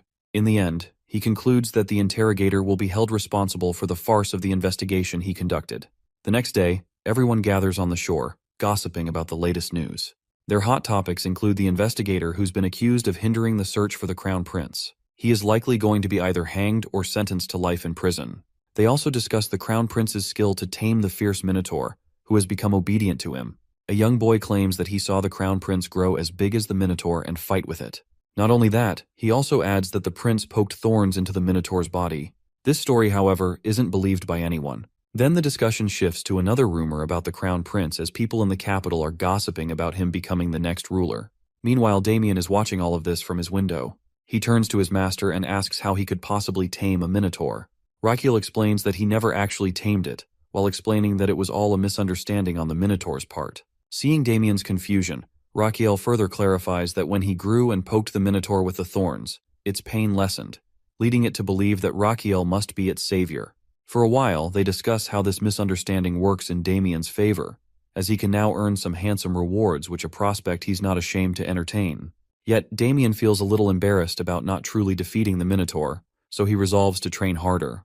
Damien then informs him that he wants more money because he has also completed the task he was given by the Crown Prince. He supplies that he's quite glad to hear that he's collected all kinds of medicinal ingredients. Damien explains that it's because Cremo is a larger port and a commercial city. Then he drops a bomb on our prince, revealing that his father returned to the capital as soon as he heard that his son was safely back. The prince doesn't like his father's heartlessness over this, but he remembers his father's words and concludes that he can't do much about it. So he ignores this thought as he focuses on his task at hand and asks Damien to bring all of that medicine here as he is about to start. Upon receiving the supplies, he exclaims that he's going to prepare the golden Minotaur pills in the mayor's kitchen. After a while, he's in the kitchen humming and cutting ingredients to prepare the medicine, which annoys Damien. Finally, he has made the golden Minotaur pills and decides to experiment it on himself. As soon as he eats one, his system informs him about the pill's effects, while revealing that his internal organs have become more energized. However, his stomach doesn't appreciate the taste. In return, though, he gains 500 more HP from his organs. Not only that, his tonic concoction analysis skill activates because he made the pill himself. After reviewing the long list of benefits from the pill, he feels quite happy to see that it not only treats cardiac disease, but also provides natural sleep without any side effects. Reading this, he feels ecstatic about the results. The next day he goes to Eurus and asks how it's feeling. Then, he gives it the pills to help soothe its chest pain. Without hesitation, Eurus eats them all. It feels extremely energized from the pills, and their effectiveness increases by 10% after he uses them to heal the Minotaur, who is his patient now. Not only that, he gains a life bonus of 7 days and an additional 600 HP from his organs. Later, he is lying on the Minotaur leisurely, planning to counting on his Minotaur from now on. The next day, a large crowd gathers in Cremo City Plaza for the award distribution ceremony honoring those who helped him that night. That morning, Rakiel makes a grand entrance, riding in on Eurus. Seeing him, the crowd confirms that he's likely to become their next king. Unbeknownst to their discussion, Rakiel begins the ceremony, while recalling that the last time he received this much attention was during his fight with his brother, so he doesn't want him to feel afraid. He starts the ceremony by addressing his bodyguards and complimenting the bravery they displayed that night when they fought against a Minotaur. To acknowledge their efforts, he's going to give them his golden medicine. With a smirk, he praises the mayor in his mind, who solved his problem. The scene flashes back to 2 days ago when he's resting with Eurus and the mayor approaches him. Rakiel explains to him that he's going to hold an award ceremony to honor those who worked hard that night, not only to acknowledge their efforts, but also as a way to advertise his medicine. He then shows him the medicine he plans to give to his subordinates. The mayor immediately understands that Rakiel has ulterior motives and realizes what he wants to do. He suggests that if Rakiel gives the medicine as a reward, it will definitely make the nobles curious about it. He even planned to create a special premium edition in Crown Prince's name. He also understands that he needs to make this ceremony as grand as possible to attract future customers and increase the value of the medicine. With that, the mayor rushes off, while asking for 2 days to organize the ceremony to his liking. Now at the ceremony, Raquiel is pleased to see the results of the mayor's efforts. First, he acknowledges the bravery and efforts of his subordinates who fought that night, then subtly shifts the topic to describe the benefits of his medicine, which is made from the Minotaur's gallstone. He explains that it grants stamina as great as the Minotaur's while curing numerous other diseases. He even flashes his pet to prove his point. He adds that people who can't sleep will also find rest with this medicine, while slipping in more praise for his subordinates. Then, he shamelessly turns back to advertising the medicine, even announcing a limited offer which they can get it at an affordable price of only $9.99 Megan for 1 month. Seeing this, Agnes and Damien realize that he's acting like a con artist to lure in future customers. They glance at Sergio, who's also there to happily promote the Crown Prince. In the end, Raquiel shows the crowd several pamphlets to further advertise his medicine. Even after witnessing the shameless promotion of his medicine, many people still want to buy it. Some even consider borrowing money to purchase it, as it's quite expensive. Seeing the positive response from the crowd, he slyly decides to promote his tradition medicine clinic too. He fake coughs and addresses everyone, while immediately informing them about the existence of the Side Palace Traditional Medicine Clinic, which he runs. Many of his subordinates raise cards and pamphlets to advertise the clinic, and even Minotaur helps with the promotion. He adds that he has introduced new kinds of medicinal treatments at his clinic. He asks the audience if anyone has heard of it, and 2 people raise their hands. Seeing them, the prince conveys his relief that someone has heard of it, as he doesn't want to promote it by his words alone. Then, he decides to add a little flair to his advertising and starts talking about how beautiful and important the city of Cremo is, given its standing as the northern port and commercial hub. He emphasizes that it's essential for the city's people to be healthy to help the city prosper. His speech stirs everyone, making them emotional with his display of concern. He then dramatically offers them to visit his clinic, even for minor health issues, and promises to personally examine them. However, he understands that they're still hesitant, so he decides to push them further. He announces a free treatment coupon for the first 100 people who come, which prompts a protest from Agnes, as the clinic was free from the start. Seeing people racing toward him, he feels giddy at the sight of his bonus life in the form of potential patients. Soon, he's busy consulting on the health conditions of the people, while handing out coupons and offering advice. Not only that, he even covers their travel expenses and accommodation. After distributing all 100 coupons, his face brightens with pride at the success of his advertising. Seeing his happy expression, Agnes is on the verge of tears, noticing that he's even covering travel expenses for his patients. This means they'll need to sell everything to cover the cost. He doesn't realize it's been 9 hours, though his organs are begging him to let them rest now. Everything around him starts to blur, but he worries that he can't afford to lose his cool in front of everyone by fainting here. Instead of fainting, he falls down and begins to chuckle nervously as everyone rushes to him, while cursing his body's low stamina. His system informs him of what he's done, witnessed by the people of Cremo, along with his exhaustion. Seeing him like this, the people of Cremo feel touched by his dedication, and he's granted a new title. A new power is added to his traditional medicine skill called Great Doctor Point. This is a kind of reputation value in which, whenever he makes an impact on society through his medical practice, or people are touched by his effort and skill, he will earn 101 GDP. He understands this new point system but doesn't know where to use them. Upon hearing this, his system informs him that he can use these points to buy a lie voucher. With the help of the voucher, he can tell a lie to anyone, and they will believe him. Damien rushes to him and helps him stand. Meanwhile, he receives more information about the lie voucher. For example, he has to choose the person he plans to lie to. Additionally, each voucher can only be used once. Mythical creatures and people closer to him might not be affected by the voucher. He then asks Damien to give him a piggyback ride, and Damien responds that he'll do it if he gets paid for it. After a while, he's in front of a very emotional mayor, who can't believe the Crown Prince is leaving already. The mayor adds that Raquiel needs to rest before starting his journey. Raquiel brushes off the concern, while saying that he'll sleep in the horse carriage, which prompts a protest from the mayor, insisting that it's not comfortable. He concludes the conversation by praising and thanking the mayor for everything he's done for him. Then, he heads to his carriage, tossing an offer to the mayor to visit his clinic with Captain Roberto. The mayor doesn't understand, but Raquiel is referring to the fact that both he and Captain Roberto suffer from partial baldness, which he can treat. As soon as Raquiel enters the capital and his hometown, everyone is startled to see a minotaur accompanying him. A knight rushes toward his carriage, and as soon as he spots the minotaur beside the prince, he's a little startled at first, but he quickly shakes his head and moves forward. He wakes the crown prince and hands him an envelope sent by the emperor, after greeting him in a very formal manner. Rakiel takes the envelope from his hand, feeling a bad sense of foreboding about the content of the letter. He opens the envelope, his eyes shining with worried curiosity. This letter is a summon for him in the court of his father. He doesn't feel good after reading it. However, with a grin, he brushes off his worry by thinking that he's going to use the lie voucher in case things go south.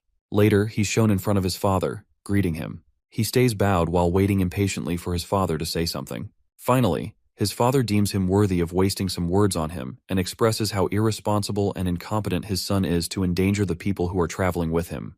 He doesn't like his father's words as he almost meets his end during that fiasco. His father then asks about the attack that happened at the mayor's residence, which he had confirmed. His father again reprimands him for not going to safety quickly, which led his bodyguards into a dangerous situation. He even has the nerve to tell our boy that he needed to take precautions before any kind of situation arises. All of his scolding and reprimands are making our dude quite irritated, especially since the situation was something he couldn't predict beforehand. After asking about his opinion, his father again reminds him of his incompetence, which endangered his companions. On the other side, our boy is quite upset about his father's inconsideration regarding his well-being. His father supplies with anger that how embarrassing it is for him to not protect 10 people who are with him when he is going to take the throne of that country and protect and care for millions of people in the empire in the future. Now Rakiel understands that what his father is making him understand is not wrong at all. Then his father instructs him to reflect on what he has told him, and he agrees to do so. At last, his father grants him to say something as well.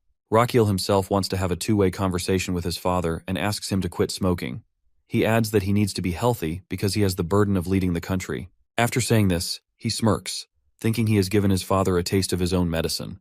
Rakiel then adds that the prosperity of the imperial family depends on his health. At this moment, he thinks about the novel in which the emperor dies due to a heart attack caused by stress and smoking after the death of Rakiel.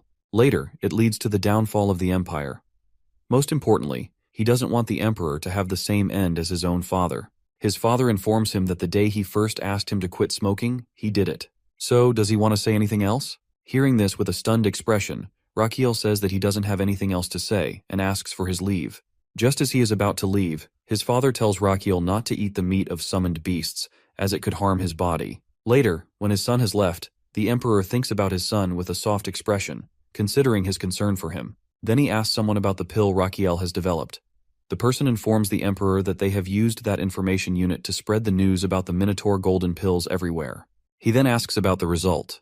The person informs him that the nobles living on the border are very curious about the pills and might come to know more about it. The emperor is quite happy with this result. On the other side, our boy and Damien are heading back to the side palace, and Rakiel is counting his every step. Damien asks him about his purpose in doing so, and Rakiel tells him that he's just coming. Then, the next moment, a very crying and emotional Garden is seen rushing toward them. Our guy tries to stop him while jokingly asking his doctor whether he was this excited to see him.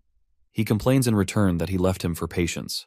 Rakiel decides to prepare a tonic for him as a reward and thanks him for his hard work in taking care of the patients in his absence. Then they discuss the incident at Cremo, and Garden is quite shocked to see the Minotaur behind him. Rakiel compliments his acting skills, because he might already know about him bringing a Minotaur with him. On the other hand, Damien is thinking awkwardly that no one is normal there. On the way to the entrance, he asks Garden if there's anything he doesn't know. Garden tells him about some strange inquiries where people are asking something about a medicine that doesn't exist yet. Garden has shown him the piles of those requests in which people want to buy the Minotaur pills, and the nobles are the most excited buyers. He then looks out the window to the people who are traveling there, eager to buy the medicine. His eyes shine to see them, and he asks Garden to make them line up according to their list. He is selling his special edition medicine. After 10 days, they have sold out all of the pills. When he's happy about it, Garden ruins his happiness by telling him that he's been summoned by the Emperor. He anxiously thinks about what his father wants from him now. When the guards let him into another room of main palace, he is shocked to see that it's not an audience chamber, but might be the Emperor's room. When he enters the room and sees the Emperor, something falls in the pit of his stomach as he realizes that the Emperor is in the same condition his father was. Rakiel's past self is seen in the internet cafe, where he is found playing a game which he is losing constantly. This is making him quite irritated. His friend tells him that his phone is ringing constantly, but he says that he doesn't care about it. When the game is over, he finally decides to pick up the call. As soon as he does so, his expression changes to dread. He rushes, his tone frantic, and can't hold himself together when he sees his father on his deathbed. In the present time, he tries to move past his trauma and see his father in this state. But there's no time to indulge in such things as he needs to treat the Emperor. He diagnoses that the Emperor might have had a stroke because his muscles and nerve signals, which control the muscles of the body, are all over the place. Then he turns to the Emperor's doctor about his father's health condition. To his shock, the doctor informs him that the Emperor has been fainting since the previous night. He asks about the cause of the problem. The doctor informs him that it was because the Emperor was drunk the previous night after having dinner, so he suggested he take a rest.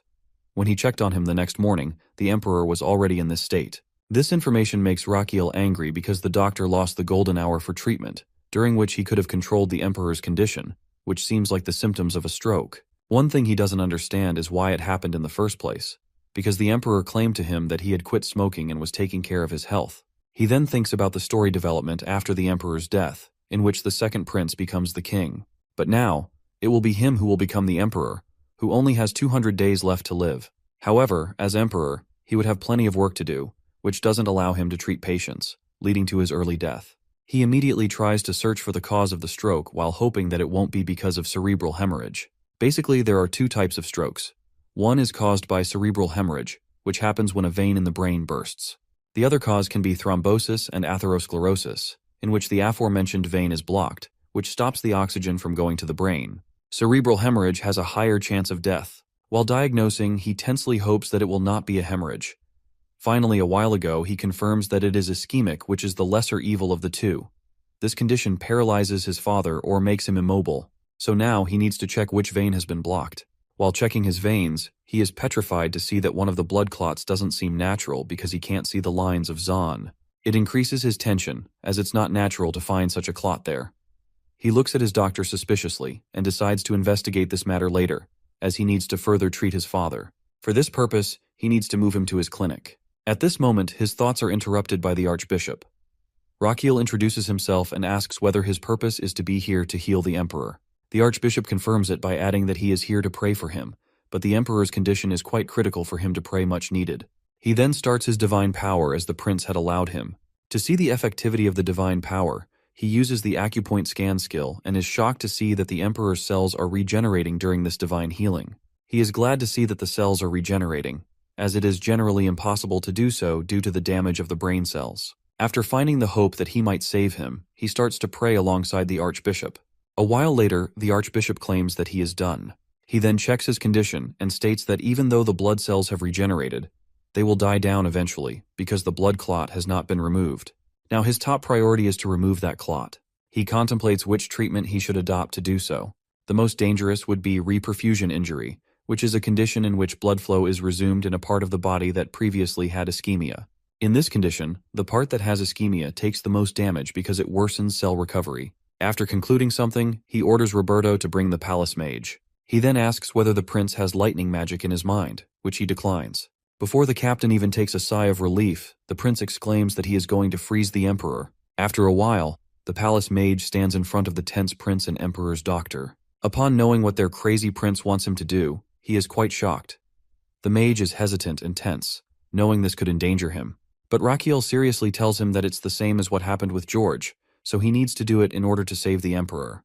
Otherwise, his condition will worsen.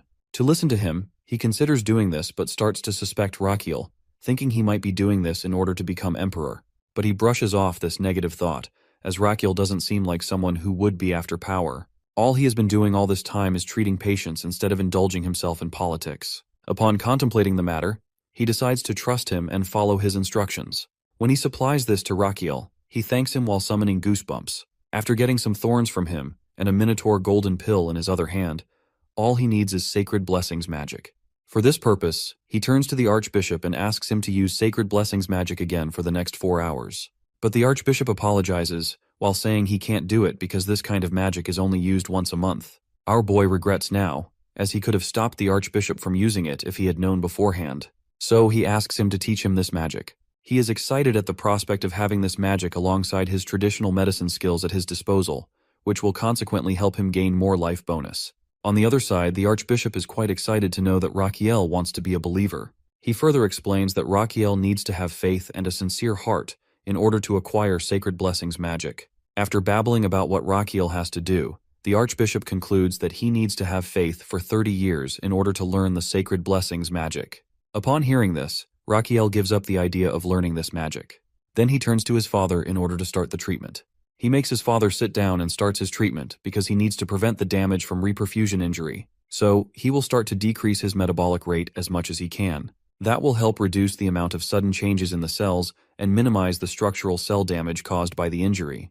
Therefore, they need to lower the emperor's body temperature for this purpose.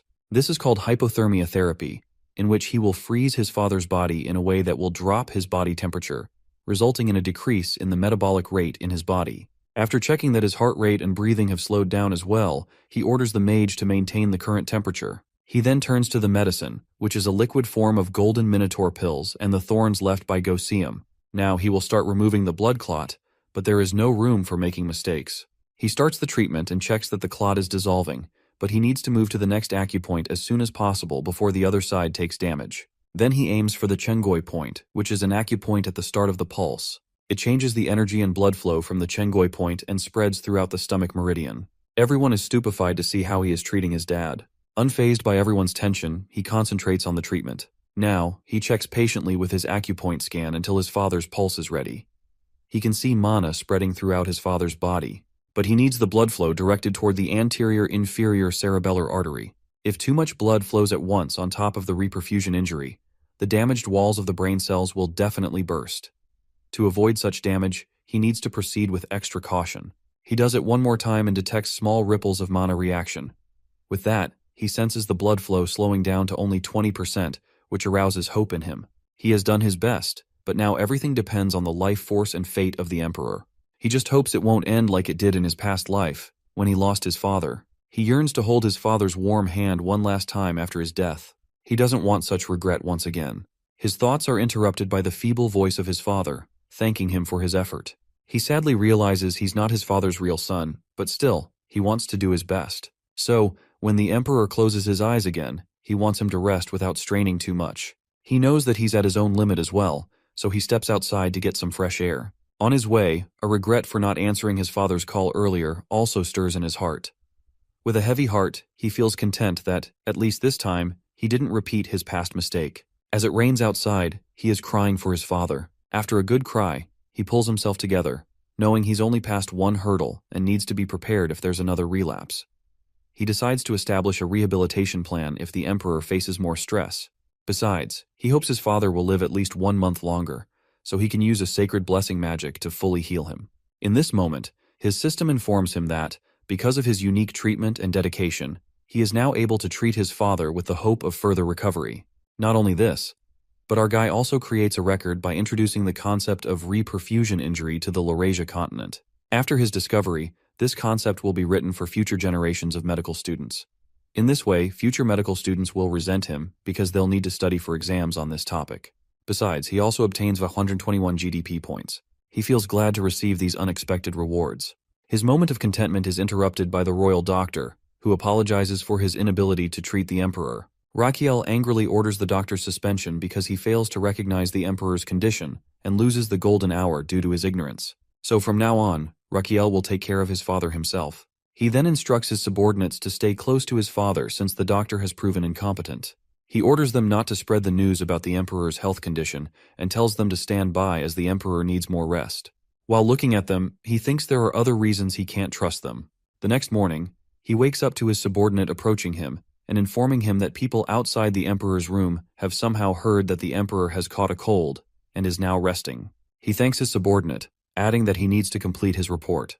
The subordinate then tells him that an envoy from the Amboise kingdom wants to meet the Emperor. He is flabbergasted to hear this news. Upon learning the news, he remembers what he reads in the novel.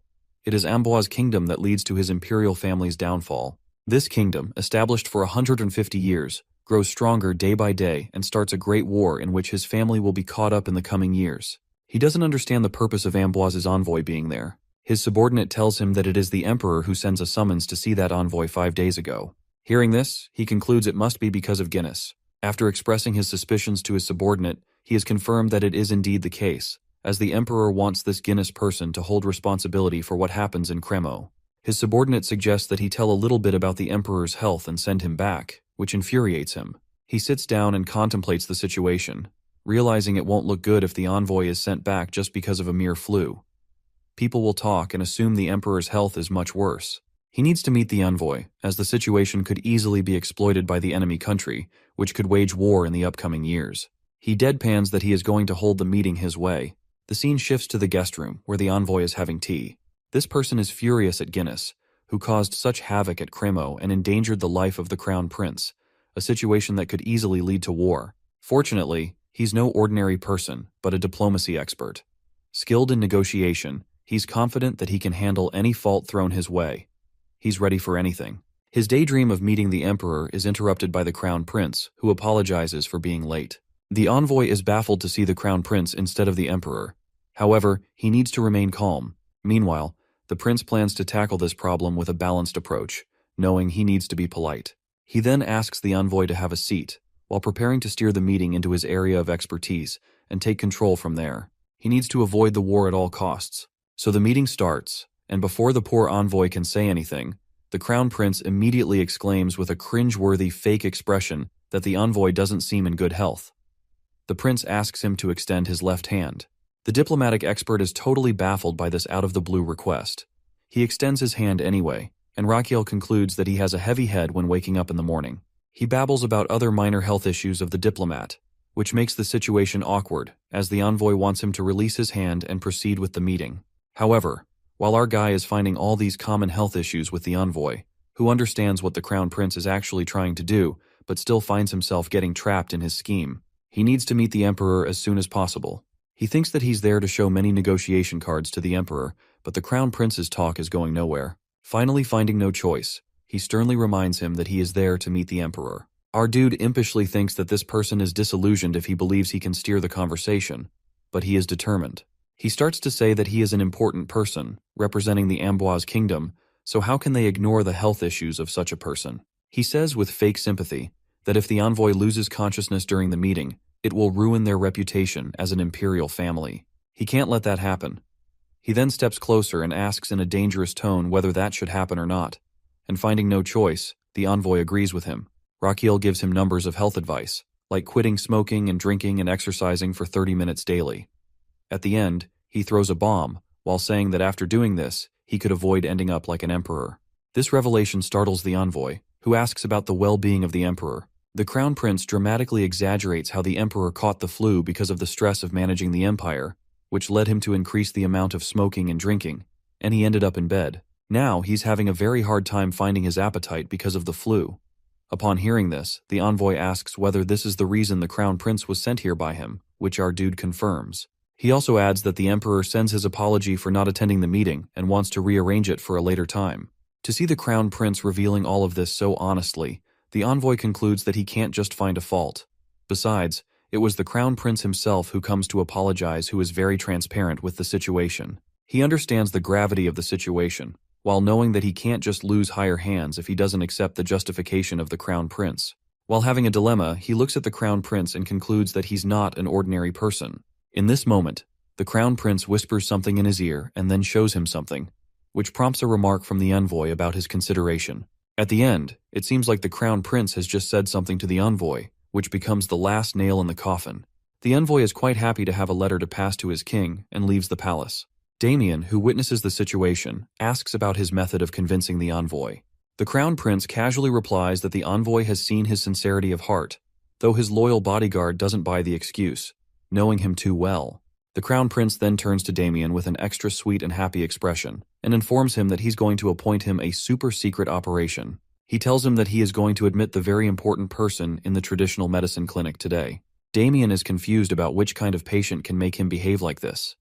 He responds that it is the emperor, so he instructs him to go back to the side palace for this purpose. Damien asks whether he needs to ready his personal squad for emergency duty, which is met with an affirmative answer. Before moving ahead, he apologizes for interrupting Damien's training because of this new mission, but Damien shakes off his apology as his main priority is to protect the imperial family. Rakiel knows that after that fiasco at Cremo, Damien realized his weakness in the art of combat and has been training vigorously since then. He knows the time will come soon when he will be the strongest person in this world, but not yet. His thought is interrupted by Damien, who informs him that he is going to the side palace for the preparations. He nods and turns to the opposite side of him. While on his way, Damien contemplates his training, while knowing he is still not strong enough. His thoughts take a new path as he wonders what he will do once he surpasses his limits. On the other side, Rakiel prepares his father to be admitted to his clinic. He thinks that he can't let his father stay in a palace where he has doubts, as almost everyone seems to be scheming against the Emperor. Besides, he needs to stay by his side to cure him until the Archbishop is ready to perform the blessing magic. So, he has to move him because, if he stays there, people will suspect that the Emperor might be seriously ill. While moving forward, he is evilly happy to begin preparations to receive another VIP patient in his clinic, knowing that the effects of his letter might show themselves soon. Meanwhile, in the Amboise kingdom, when someone informs the king about the arrival of Benjamin, he gets quite furious that he arrives that early, as it's not an easy feat to deal with the Emperor. After greeting the king, Benjamin explains the situation in the Magentano, as he couldn't meet with the Emperor, but with the Crown Prince. The scene flashes to the meeting of Benjamin with Argai, who tells him that the king should just be aware of the situation at Cremo. The envoy confirms that. So, the Crown Prince throws a bomb as he wants Princess Adeline to stay in their county for 6 months. This request totally infuriates the envoy, who assumes that our boy wants the princess to be held hostage in their country. He knows they aren't going to do his bidding, as they are a completely independent country rather than an empire's vassal state. Our boy grins, pleased to see his plan unfolding, as he has consumed a lie voucher.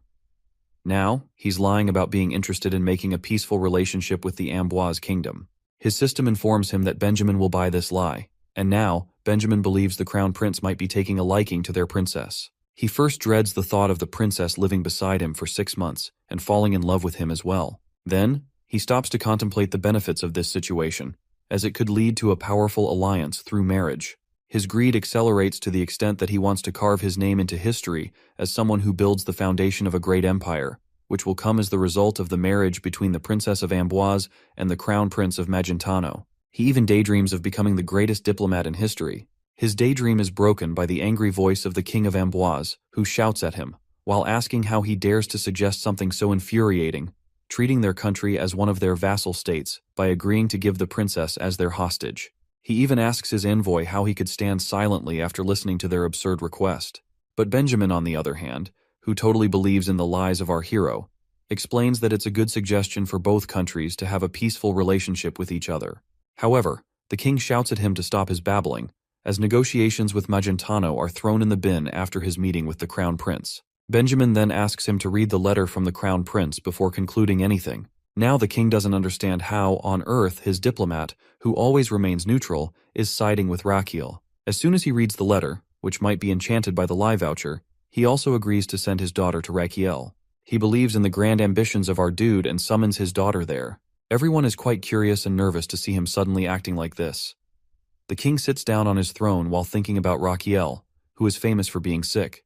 But when he looks at the letter, he is quite pleased to see that Rakiel wants the hand of his daughter. Obviously, it's a lie fabricated with the lie voucher. As soon as Adeline hears she has to stay at the Magentano Empire, she finds this request totally unjust. She protests, asking how he can agree to such a request. The king starts to say that she assumes he made this decision in haste without giving it much thought, which is why she doesn't want to accept his decision. Seeing the letter in her father's hand, she understands that the letter must contain some kind of blackmail against him, as they might have found his weakness. Or it might be a threat. She really wants to know the content of that letter. The king again tries to console his daughter, saying that he is doing this for the good of their future, and one day she will be grateful for his decision. But the princess is not convinced. However, the king doesn't hear any of her protests and asks her to move to Magentano from this moment for the next 6 months. The guards try to pull her toward the gate, but they can't because she is the smiling angel of Amboise. She earned this title not because of her kind and warm personality, but because of her great fighting skills. She starts to fight off the guards with a smiling face, which is a habit of hers. That is why she is called the smiling angel of her country. She crushes the guards into the wall and turns to her father, who is quite fearful of her now, along with his guards. But when she turns to her father, she finds herself trapped in a magical circle. The mages bind her with magical chains and cage her inside the carriage. This carriage is called the Dawn Horse Carriage, which will deliver the carriage to the destination by dawn. Yes, the princess's carriage is delivered at dawn, but after 10 days, her subordinate suggests she walk with her head held high as the Princess of Amboise, and she agrees with him, as she is not going to show any weakness. She looks ahead at our guy with an annoying expression, as she remembers seeing him as quite a sickly person. But he seems different now. Rakiel tries to welcome her warmly, but she introduces herself coldly without shaking his hand. He is disappointed to see this, as it always happens with him in Korea as well when women have no interest in him on blind dates. He shakes off that thought, as he has an important matter for now. He leads her to the dining table, where they settle down for breakfast. He tells her that he is going to show her the side palace where she is going to stay for the next 6 months. While thinking, he plans to use Adeline to prevent the war from happening. He recalls what he read in the novel about the war, where Adeline was a healthy and strong princess who was wise enough to lead her country peacefully. But no one knew how she died early, and someone from the distant relatives of the king took the throne. This person was greedy for more power and waged war with Magentano, which resulted in disaster. He needs to keep her alive and help her ascend the throne in order to prevent this war from happening at its root. As far as he had read the novel, she might have had the disease of biliary atresia because of her gallstones. He remembers that the author of the novel also had the same disease. Now he has a plan to treat her through medicine and surgery. He then apologizes to the princess for her as she has started eating, acknowledging that it must be difficult for her to digest the food after a long journey. So he presents her with the special tonic by Garden. However, she misunderstands the medicine as poison and is infuriated by this gesture. Afterwards, she bangs her fist on the table furiously and shouts, asking how dare they try to mock her like this. As a result of her banging on the table, it cracks all around the places. She further adds that it's not enough for him to bring her here against her will, as he starts to mock her as well. Raquel supplies that he doesn't understand.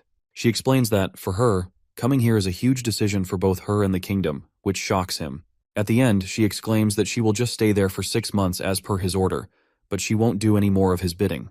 He tries to make peace by saying that she misunderstands something, but she interjects that it's not the case. He pauses and challenges her, saying that she's afraid, which leaves her petrified. With an irritated expression, she tries to say something, but he cuts her off by saying that he hasn't done anything wrong besides offering her a meal and medicine for her fatigue. Then he doesn't understand her reason to be afraid to leave the table. She's getting angrier, but he continues, saying that if she's afraid of him poisoning her, he asks Garden to bring the tonic to him as well. While gulping down the tonic in one go, he dares her to think that he, as the prince of the empire, is fool enough to poison her during an official meeting. Then he starts his melodrama by saying that he understands she has been scared. He's playing a trick on her.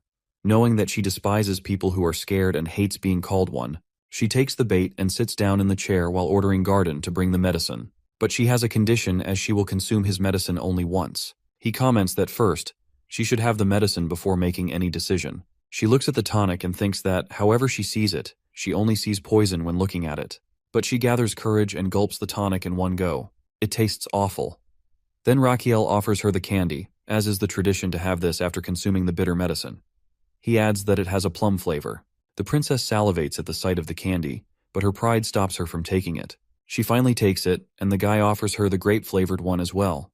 She feels like this sweet tastes like heaven, but she gathers her pride, stands up from her place, and adds that she's done with the medicine and dessert and would like to leave. He questions if she's going already. She retorts that there's any reason for her to stay there. He answers negatively, while adding that she will be guided to her room by the Lord Chamberlain. On her way to her chamber, she wishes that she does not want to see him during these 6 months. Later, Adeline is seen exercising with her knights and is very happy with the results of today's exercise. When she turns to her knights, they all seem quite tired. She asks them why they're tired, because she doesn't feel any fatigue. Her knight answers that it's because they've traveled for 10 days, nothing else. His statement makes her think about why she's not feeling that fatigue at all, unlike her knights. Suddenly she realizes that it might be because of the tonic she had consumed, but she doesn't want to admit that it's the case. Suddenly, the children and old people going to a particular area of the side palace catch her eye. She assumes that they can't be the workers of the side palace. They look sick and are heading towards the direction of the crown prince. Curiosity gets the better of her, and she follows these patients to see what's the matter. Then she spots the crown prince, who is prescribing to the patient about his illness and telling them to avoid oily food and alcohol. He is giving the patients further instructions and heading in the same direction she is in. She immediately hides herself and sighs in relief as she is saved.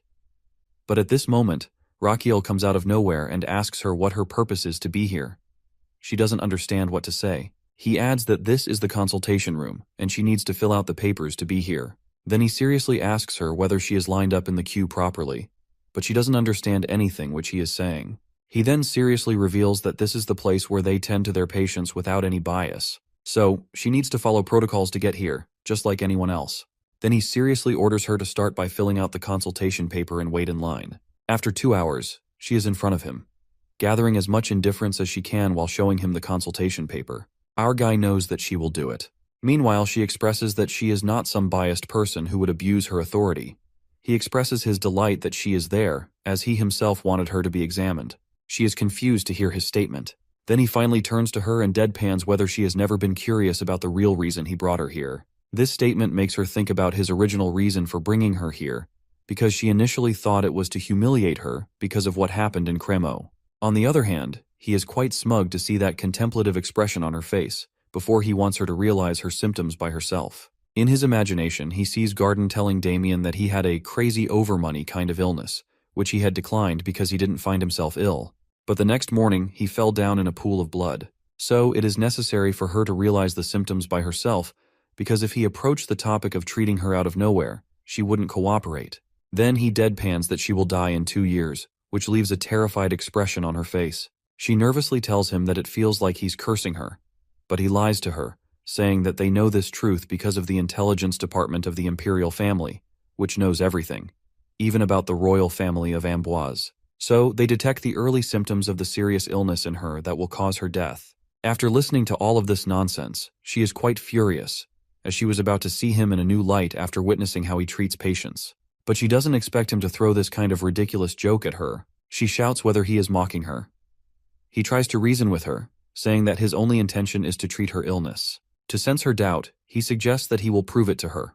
With that, he summons Bobok and asks if he is going to give it some task while adoring his summon. She, on the other hand, is quite shocked to see that he has summoned a monster. He then introduces both of them to each other, while adding to Adeline that Bobok analyzes the medicine at his clinic, but today it is going to perform a different task. Now he is going to perform an acupoint scan with the help of his summon. 3 days ago, he was lying on his bed while feeling quite exhausted because of his irregular sleep pattern. His large intestine was complaining and revolting against him, along with the other organs. They want him to have a good night's sleep. He informs his organs about the arrival of the princess in 3 days while wanting to express his concern, but they don't let him finish, as they think that he is going to propose to her. With the excitement of the expected wedding, the large intestine even grants him 1,000 HP, but as soon as he explains that he doesn't intend to marry her but wants to cure her, the intestine immediately wants a refund. He then blackmails them, while saying that if they want him to let them sleep, they should help him sort out his problem, as he wants the princess to realize her symptoms and believe that she is ill. After thinking for a while, his heart gives him a suggestion to level up his pulse reading skill. Liver explains that he could show her health report to the princess through the pulse reading skill. He doesn't understand how he can show it to her. He checks his pulse reading skill and finds 2,500 HP there as well. He can level up his skill by consuming his HP. He has purchased the next level, but after reading the description, he decides to level it up a little more. He keeps leveling up until he reaches level 10. By acquiring this skill, now he can not only read the pulse but also show it to his patient as well. Not only this, he has also unlocked another skill in which he can show the test results to the patient on the external screen. Back in the present, he shows the external screen, on which the image of the princess's gallbladder is displayed. She doesn't believe in him, so he tells her to press her stomach, and when she does so, there is movement in the picture. It makes her believe that it is indeed her gallbladder. He states that he understands, as it must be surprising for her to see her internal organ. But she is sad now, understanding the gravity of the situation she is in. Meanwhile, he explains to her that the gallstone inside her will eventually block her bile duct. In this way, the bile that's supposed to pass through her bile duct to her duodenum will go to her liver. From there, her liver, spleen, and pancreas will start to deteriorate.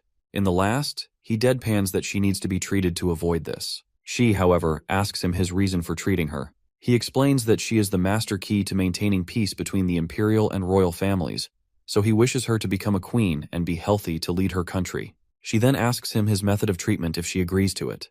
At that, he is going to punch her, but she catches his hand in the middle and breaks it.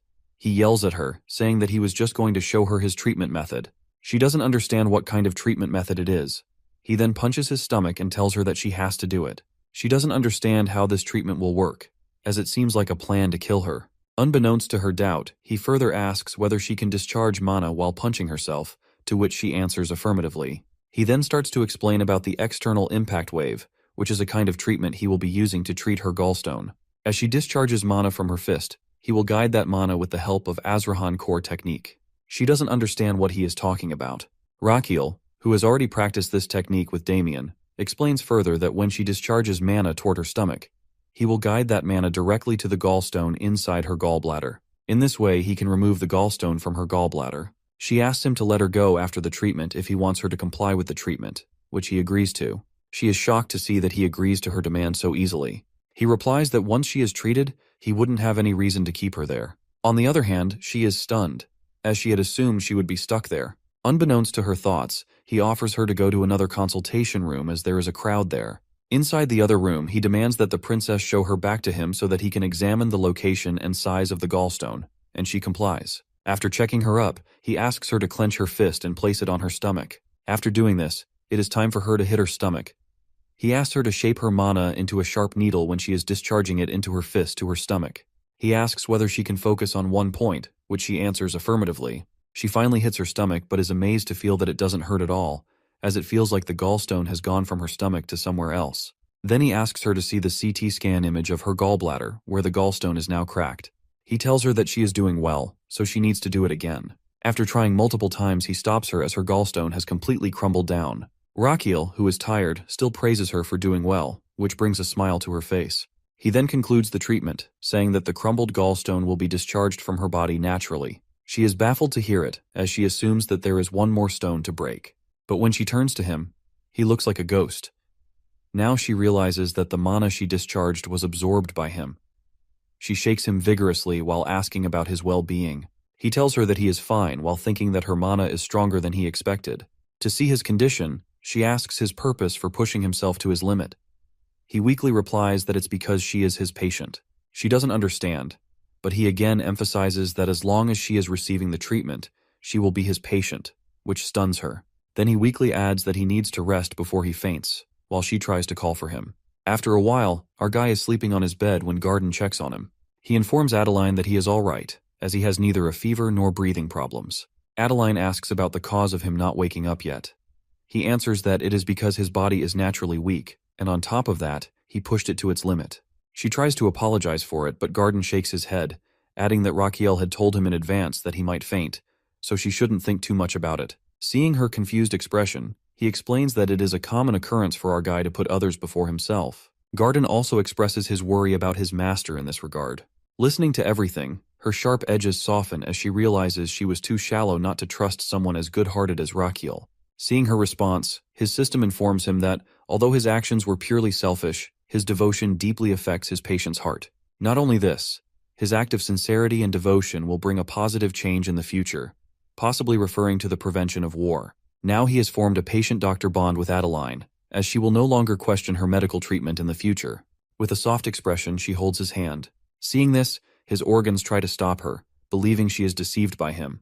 At the same time, his intestine grants him 1500 HP for his actions. Meanwhile, Garden also notices her holding Rakiel's hand, and a green light appears above his head as a sign of a possible relationship between Adeline and Rakiel. When Rakiel is well rested, he meets her, and she immediately asks about his well-being. He answers that he was fine to begin with, and asks what he said before fainting. She tries to tease him, adding how emotional he became, while saying that she is now his patient. Embarrassed, he stops her from saying anything further. He then informs her that he will spend his afternoons treating her as he has rested. He is also determined not to lose consciousness this time. She also expresses her trust in him, saying that if he says the gallstone needs to be removed, she will trust his judgment and treatment from now on. She thanks him afterward, which embarrasses him once again, as he did this for his own goals. Afterward, he is seen treating Adeline numerous times, using the Azrahan core technique to absorb the external mana impact. As a result, he not only levels up his Azrahan core but also expands his slots. After a few days, he successfully destroys 15 gallstones and looks like a carcass as a result. Now he is at level 6 in the Azrahan core technique, with 15 liters of space in his mana slot. He thanks her for her cooperation, mentioning that only one gallstone remains to be destroyed. He adds weakly that her mana impact is very powerful to begin with. She responds that she feels awful hearing this. He replies that she should be thankful to him instead. Hearing this, she misunderstands, as she is thinking that he wants a reward for his actions. But he clarifies that what he really wants is for her kingdom not to start a war with theirs. Hearing this, her expression changes, and he asks, why is that? She explains that she's never met anyone like him in her entire life. He doesn't understand her subtle meaning and takes his leave, as he has a patient to discharge. The said patient is none other than his father. They are in a separate room where he has also brought the archbishop to perform sacred blessing magic. The next moment, after receiving the blessing, the emperor sits up. He asks for a piece of paper, as he doesn't have much strength to speak. After reading the contents of the paper, he is completely stunned.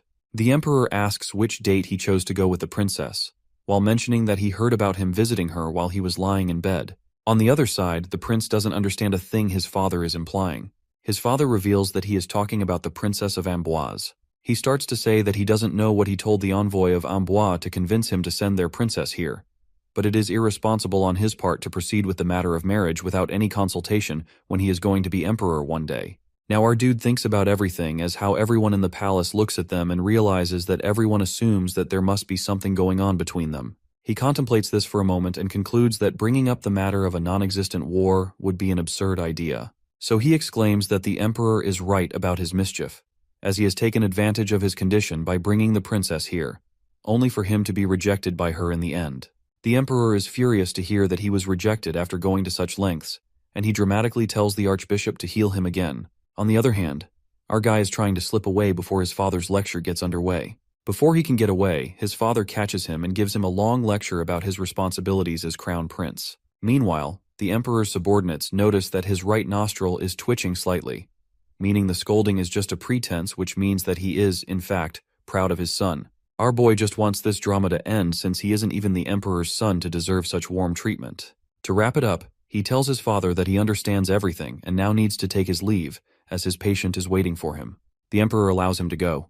Before leaving, he reminds his father again to be careful, mentioning that someone tried to kill him, so he needs to stay extra cautious, and the emperor agrees. Meanwhile, a knight from Amboise is rushing toward the Magentano Empire to inform the princess about the current situation in her country. Inside the side palace, our boy is complaining to his patient that he was beaten 500 times, which means that he always fainted from the force of Princess Adeline's mana during her treatment.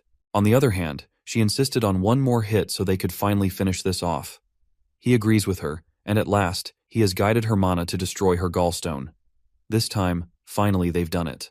His system congratulates him on withstanding those 5-1 external mana shockwaves. As a result, he has awakened the Azrahan martial technique known as Indestructible. According to this technique, he can become indestructible for 5 minutes each day. His exhausted organs are thrilled to gain that skill and grant him 2200 HP. He then turns to the princess and informs her that she can't relax yet because her treatment isn't over. He realizes that if she developed a gallstone at such a young age, she could easily develop another one. He then asks Garden to bring Injinho decoction, which she needs to take consistently for 2 weeks. He also needs to check if her body will tolerate it well. At this moment, he gains a life bonus for successfully saving the princess's life. Beyond that, he has done it for peace, so she could ascend the throne and prevent war. He is happy, while thinking that he might finally enjoy a life of riches, but destiny seems determined to keep him on his toes. Just then, a messenger bursts through the door to inform him that Adeline received a message from her hometown. To their horror, he informs them that Jabilian, a cadet royal from the kingdom's western region, has declared rebellion against the country. That man believes the current royal family is weak, given they surrendered to the crown prince's absurd demand to send the princess there. Our boy is quite depressed to hear that this has happened despite all his efforts to prevent it. Meanwhile, the princess asks about the current situation. The messenger replies that the war has already started, and that the central army is trying to establish a defense at the Valo fortress. As a result, more soldiers than expected are injured, with high casualties. Upon hearing this, the devilish side of our hero immediately feels excited to treat those injured soldiers as a way to extend his life. He even gains 100 HP for his wild idea from his organs. He knows that what's happened is beyond his control. The main thing he can do now is take advantage of the situation. With this thought, he turns to the princess and dramatically expresses his sorrow over the events in her country. He grants her permission to return to her homeland, but insists on going with her so he can heal the injured soldiers as the army doctor. Hearing his words, she thanks him sincerely, which embarrasses him. To shake off the feeling, he tells her to prepare for their departure. The scene shifts to the army camp, where a carriage has just stopped, and a very fat man steps out, while complaining about how shabby the place is. It is revealed that this chubby person is none other than our crown prince, Rakiel, who is missing the comfort of his luxurious carriage. Beside him stand his 2 trusted men, Damien and Garden. Garden still insists that he go back to his empire, but when he calls him Your Highness, Rakiel warns him to use his new identity by calling him Young Master Rihan. The scene flashes back to a few days earlier, when they had completed their preparations for departure. The princess sees Raquiel enter the room in the disguise of Rion Belkin. When he tells her to move, she questions his identity, not recognizing him in his disguise. When he replies that he is the crown prince, she doesn't believe him and asks the guard to arrest him.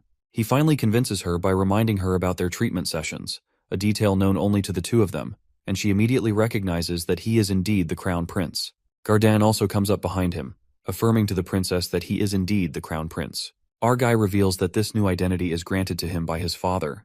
It is revealed that he goes to his father to ask for permission to go to Amboise. He informs him about the ongoing civil war in Amboise, and expresses his intention to infiltrate their military operation under the guise of a military doctor. The emperor asks him what he hopes to gain by helping Amboise soldiers. He answers that he can observe their military tactics, command structure, and administration while staying in the safe zone as a doctor. Now the emperor's nostril is twitching, which is a clear sign of his pride for his son. He knows his father will allow him to go, as he truly enjoys putting his son to the test. He tells everything to the princess, while adding that he transformed his appearance with the help of the palace mage, which is only an illusion. She also checks his documents, which identify him as a fallen noble with medical training with top score. On their way to Amboise, Damien asks about the clinic that both Gardan and Raquiel are leaving behind. Gardan informs him that Agnes is well trained to run the clinic for a few months, as they have spread the rumor that Raquiel is sick and needs rest. Noticing Damien's expression, Gardan asks what's on his mind. He expresses concern about whether Agnes is receiving bonus pay for the extra duty hours, which makes Gardan break into a sweat. Meanwhile, he's thinking that being a doctor isn't an easy feat. Finally, after a few days, they reach Amboise, and with Adeline's help, he is assigned to the rear camp for the wounded. Before heading to his duties, he hands Adeline the recipe for Injun Hotang and instructs her to take it regularly. When they enter the camp for the wounded, he's surprised to find no other medics besides himself. Afterwards, he's horrified by the condition of the soldiers. A man responsible for caring for the injured soldiers asks about their identity, as he assumes that they are superior officers. Raquiel introduces himself as the military physician, but the caretaker shows ignorance regarding his arrival. He then asks the caretaker about the current situation of the camp, and the caretaker indifferently replies that everyone inside is dead. He even glances inside to see if anyone is alive. Hearing this, Raquiel demands an explanation. The caretaker, as heartless as he seems, explains that they need to make space for the next batch of injured soldiers, and the only way to do so is when the injured who occupy the camp die. He even complains about how bothersome it is to clear the bodies.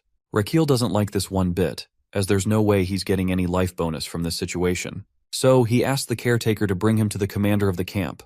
Meanwhile, the said commander is enjoying wine in his luxury tent when someone suddenly tries to strike him. He luckily dodges the attack and turns to face his assailant. It turns out to be Damien and Raquiel. Damien asks if he should beat the man up. Raquiel responds to make it worth 2 months' salary without killing him. With that, Damien starts beating the commander constantly, while the commander tries to reason with them, and claiming that he is the head officer in charge of the camp. However, Raquiel reveals his documents, which states that he is an undercover royal inspector sent here to take the commander down. The battalion commander is taken aback by the revelation that Rion is none other than the undercover inspector. Argai again emphasizes his role as the righteous royal inspector and doctor, assigned to deal with corrupt officers. The sudden display of righteousness doesn't sit well with Damien, who taunts calmly that if that's the case, then why is he the one really dealing with it? Raquiel snaps back that it's what he's paid for, which shuts Damien up immediately. He then reveals official documents that grant him complete authority over the military's wounded camp, personally authorized by Princess Adeline. Provins, however, desperately asks about his supposed crime, pretending to be innocent. His act of obliviousness clearly infuriates our boy, who grabs his collar and accuses him of managing the wounded camp in such a poor way. Angrily, he throws him to the ground and immediately orders Damien to take him away, which Damien complies with. After a while, when Damien returns, Rion asks whether Provins protested while being taken away. Damien replies that he remained unexpectedly calm, though worried about his ruined career. Damien then expresses concern about him beating the commander so harshly. Raquiel answers that he has no choice but to beat some sense into Provins. People like him only think about themselves and let the world rot if it suits their needs. Under Province's command, all the wounded are likely to die. At last, he darkly adds how Provins turned the wounded camp into a morgue. Hearing this, Damien stares at him in silence, which makes Raquiel question his actions. With a soft expression, he brushes off the question and instead asks about their next course of action. Raquiel orders him go ahead as they are going to meet Gardan for this purpose. After a while, the three of them are in a camp. Raquiel is quite worried about the current situation, as this world is still in the 17th or 18th century. where no sufficient medical care exists for the wounded compared to his previous world. He can't just leave things as they are. Turning to his right-hand man, he orders him to first categorize the wounded according to the priority of their treatment. He also needs to replace the old camp supplies with high-quality ones and keep an eye on hygiene and logistics, which his man immediately agrees to. Just then, they are interrupted by a man who rushes in with an injured soldier. Raquel immediately moves to the patient's side and observes his condition. He finds 2 arrows lodged in his forearm and 1 in his torso. The soldier's condition is quite bad, not because the wounds are fatal, but because treatment was delayed. He wasn't given proper care immediately, and the moldy bandages he has worn for 2 days worsened the infection.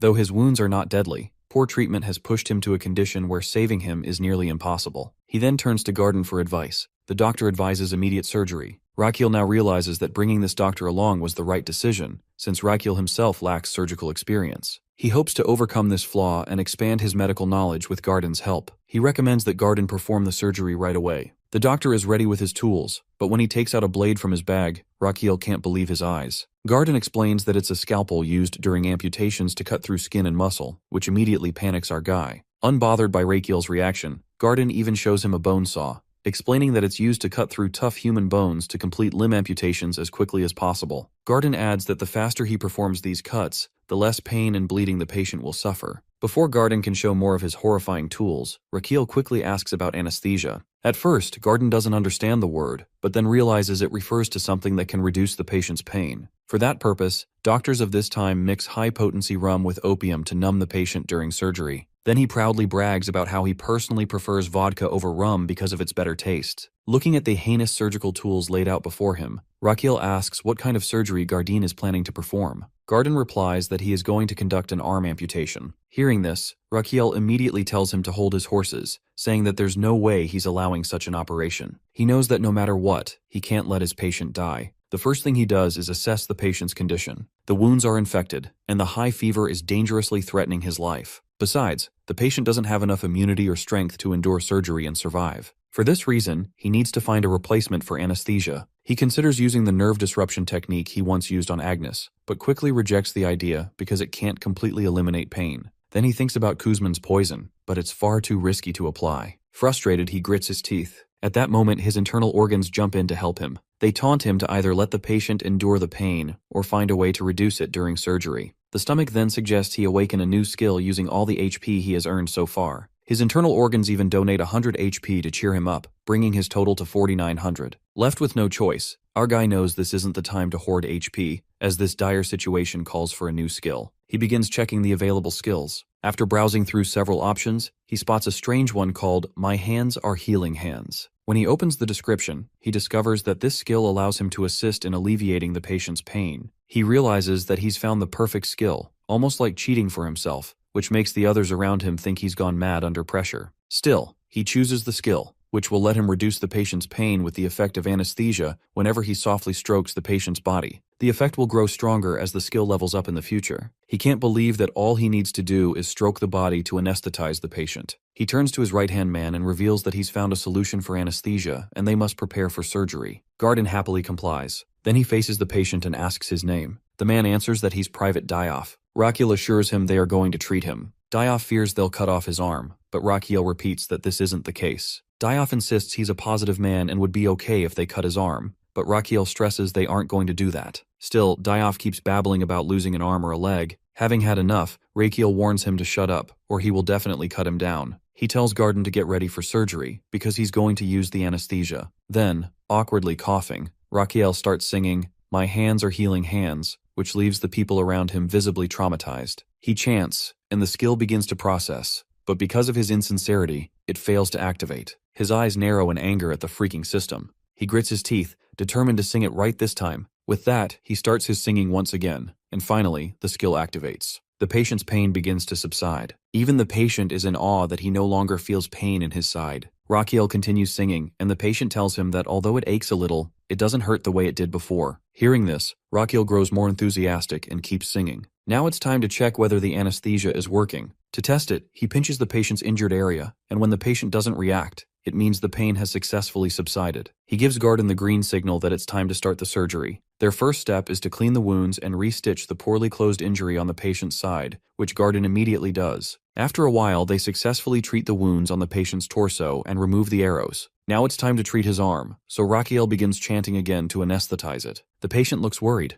fearing his arm will be cut off. Rakiel understands that his skill alone can't relieve the anxiety of someone going through surgery, as it can only numb the pain. He keeps chanting while ordering his subordinate to start treating the wound, assuring the patient that he's not going to cut anything. The next moment, he's surprised to see My Hands Are Healing Hands level up to the second level. With that, his pain reduction ability now equals 20% localized anesthesia. He keeps chanting, pinches the wound, and when the patient doesn't react, he realizes how effective the level up is. He signals Garden to begin the surgery. As the surgery continues, Rakiel watches Garden work and feels truly impressed by his surgical skill. He notices that Garden's precise movements must come from a specialized technique. Now he understands how Garden became a royal palace physician at such a young age. Meanwhile, the onlookers are in quiet awe of Rakiel's skill, how he managed to make their friend's pain disappear with just his bare hands. As Garden stitches the wound, the patient feels no pain at all. In that moment, everyone recognizes that Rakiel is no ordinary physician and start calling him the miracle military physician. After a while, the surgery ends. Rakiel turns to the patient and asks about his experience, and the man gratefully agrees that it didn't hurt. However, Rakiel warns him that the real treatment starts now. He instructs him to take herbal medicine once the supplies arrive in 2 days. Dyath, however, is taken aback by his physician's kindness. Usually he's treated as a burden, someone who can't fight on the battlefield anymore and just consumes precious resources. But Rakiel firmly tells him that a physician doesn't need a reason to treat his patients. It's his duty as a military physician to heal the injured soldier, no justification required. Hearing this, the patient bursts into tears and gives him a heartfelt thank you. Our sly hero, of course, does this partly to earn a little extra credit, though his friends are genuinely moved by his words. He dismisses the patient, instructing him to get some rest. As he's about to leave the camp, his internal organs applaud him for not needing a lie ticket for his latest trick. Having moved his patient and comrades with his words, his story spreads across the camp as a heartwarming tale. He's soon celebrated as a saint, remembered as the man who restored the wounded soldiers' camp. The system rewards him with 5,000 HP for his achievement, raising his total to 5,400. 2 days pass. During this time, he performs several emergency surgeries with Garden. His reputation grows rapidly, and admiration for him spreads among everyone, raising his GPD points to 98. His skill, My Hands Are Healing Hands, also levels up to the 3rd level, allowing him to use brachial plexus anesthesia. Excited, he looks forward to finally being able to anesthetize an entire arm. He knows this world isn't modern, where a simple ointment could treat wounds easily, but here, infections can quickly lead to amputation. During one surgery, he hears Garden desperately call for a leg amputation, but Rakiel refuses. He knows that to stop soldiers from losing their limbs, they must create conditions to fight infection and develop proper treatment methods. While chanting his skill's name, he tells Garden to start cleaning and closing the wound, as he already has something in mind. During this moment, he recalls a chapter from the Sword Emperor novel, where elves possessed unique medicine and treatment methods for antibiotics. The surgery continues without any amputation, as Rakiel hopes to get his hands on that elven antibiotic medicine soon. After finishing, he asks both his subordinates to step outside for a discussion. He first turns to Garden and instructs him to maintain proper hygiene in the camps. For this purpose, he must replace everything, from bedding to the clothes used by the injured soldiers, with new ones. Garden, confused, asks if he's going somewhere. Rakiel confirms that he's leaving with Damien, which makes poor Garden cry in frustration at being left alone again. With soldiers from the 6 kingdoms assigned by Adeline and a local guide leading the way, the group heads deep into the forest. Their guide, a boy named Timap, lives nearby and knows the terrain well. Damien, however, remains skeptical. He quietly questions whether our boy actually knows where he's going. Rakiel calmly assures him that he has read about this place in a book. Damien is still skeptical. Our boy asks if he really remembers the title of every book he reads. Damien, though unconvinced, decides to drop the subject. As they move deeper into the forest, Damien points out that they are venturing dangerously close to monster territory, and worse, possibly nearing the Apollos' nest. When he notices a strange blue creature nearby, Rakiel answers him ambiguously, which only heightens everyone's unease. Finally, Rakiel explains that they do, in fact, need to cross through the Apollos' nesting area. Before anyone can panic, he adds nonchalantly that the Apollos are gentle creatures, and that as long as no one provokes them, they'll be fine. He even teases Damien, asking if he doesn't know such basic common knowledge. Everyone breathes a little easier after that, assuming Rakiel must be logical and not reckless enough to mess with Apollos. Their relief, however, doesn't last long, because moments later, Rakiel casually announces his next move that he plans to kidnap the Apilos queen. Everyone freezes in horror, realizing that their logical leader has just declared open provocation against the most dangerous beings in the forest. Inside the internal organs realm, the heart mocks our boy for bragging about kidnapping the queen, and the other organs burst into laughter. Sensing the complete lack of morals in their vessel, they collectively throw 100 HP at him in disapproval. Hearing this, he doesn't even flinch or admit defeat. He knows that if he had revealed his plan to his companions earlier, they would have either refused to join him or forced him to return to camp. Looking at his companions' expressions, he knows their reaction is justified. Still, he also knows that he desperately needs antibiotics, which can only be extracted from the secretion kept by the Queen of the Apolos, substances rich in antibiotic properties. With this, he can save countless soldiers from amputations. Hoping for the best but reading the dismay on his companions' faces, he decides to discuss the issue with them. Damien immediately voices his concern, asking whether he even realizes how dangerous this is. Even the harmless Apolos are powerful monsters who turn vicious if their nest is threatened, let alone when someone tries to kidnap their queen. Rakiel admits that he knows the risks. Gesturing to his sword, Damien demands how he can still insist on going through with this knowing how perilous it is. Having served under him long enough, Damien knows Rakiel's reckless tendencies, but this time he's certain the man has crossed the line. Hearing that, Rakiel nervously plays innocent. Damien presses again, demanding to know who exactly is going to kidnap the Queen Bee, because whoever does it will be constantly assaulted by the Apolos. Everyone around hopes silently that Rakiel won't assign the suicidal task to them. Pointing toward his sword, Damien asks if Rakiel plans to do it himself. Rakiel casually replies that he's planning for Damien to do it, which makes Damien shout in disbelief. Our hero calmly assures him that he won't let him get hurt, as he already has a plan to safely extract him. Damien clearly doesn't buy it. Then Rakiel summons Gosum and begins explaining his plan. First, they'll approach the Apolos nest. Damien will attack the nest to provoke the Apolos, making them swarm outside. Meanwhile, Gosum will eat the red sunflower to transform into a giant, while Damien will counterattack. To protect himself from the Apolos' strikes, Damien can hide within the spikes of a gigantic creature during battle, spikes tough enough to withstand their assaults. While chaos unfolds, Rakiel will silently slip in and kidnap the queen. Damien points out that even if everything goes smoothly, the Apolos will not stop chasing him and go see him afterward. Rakiel admits that's true, but adds that he has a plan to stop them by setting fire to their nest. Damien freezes at the revelation, staring at him in disbelief. Rakiel, completely unfazed, tells him to get moving since the plan is clear. Thinking about Rakiel's ruthlessness, Damien mutters that he knows what his commander really intends by fire, not to mention they're in an already dangerous place. To finally shut his bodyguard up, Rakiel promises to give him a special reward, which successfully silences him. Meanwhile, the other soldiers pray that Rakiel won't do anything too reckless that might endanger their lives, or at least, that even if danger comes, their miracle physician will somehow save them. That hope, perhaps, is the only reason they still follow him into the Apolos nest. After a while, they finally reach the Apolos nest. Staring at the enormous structure, Damien grimly thinks that no special bonus can ever compensate for this kind of danger. Meanwhile, our boy comes prepared with a precaution, as they've already masked their scent with wildflowers to avoid being detected by the Apolos. Even so, the soldiers accompanying him are visibly tense at the sight of the massive nest. To win against them, Rakiel knows he must first study their movement patterns, and then strike with precision. For now, he waits for Damien and Gosum to make their move. They prepare to start the plan, but before they can do anything, the Apolos suddenly begin to swarm toward them, which is completely unexpected. Everyone immediately ducks low into the tall grass. Rakiel whispers sharply to Damien, asking if he got them caught because of his clumsiness. Damien insists he was hiding perfectly, and argues that there's no point wasting time now as they need to come up with a new strategy fast. To counter the situation, our boy quickly formulates a new plan. Hit them hard, then run. Damien is far from pleased with this reckless idea, but realizing they have no other option, he begins channeling his mana. The air around him crackles as mana bursts violently from his body. As his doctor, Rakiel instantly senses the instability in Damien's mana flow. It's dangerously erratic. If it reverses, it could destroy him from within. He whisper shouts at his bodyguard to stop immediately, but Damien ignores him, eyes locked on the sky. Then, to Rakiel's shock, Damien raises his weapon and channels his mana upward, straight at the massive swarm of Apolos overhead. The next moment, Rakiel spots something even more terrifying.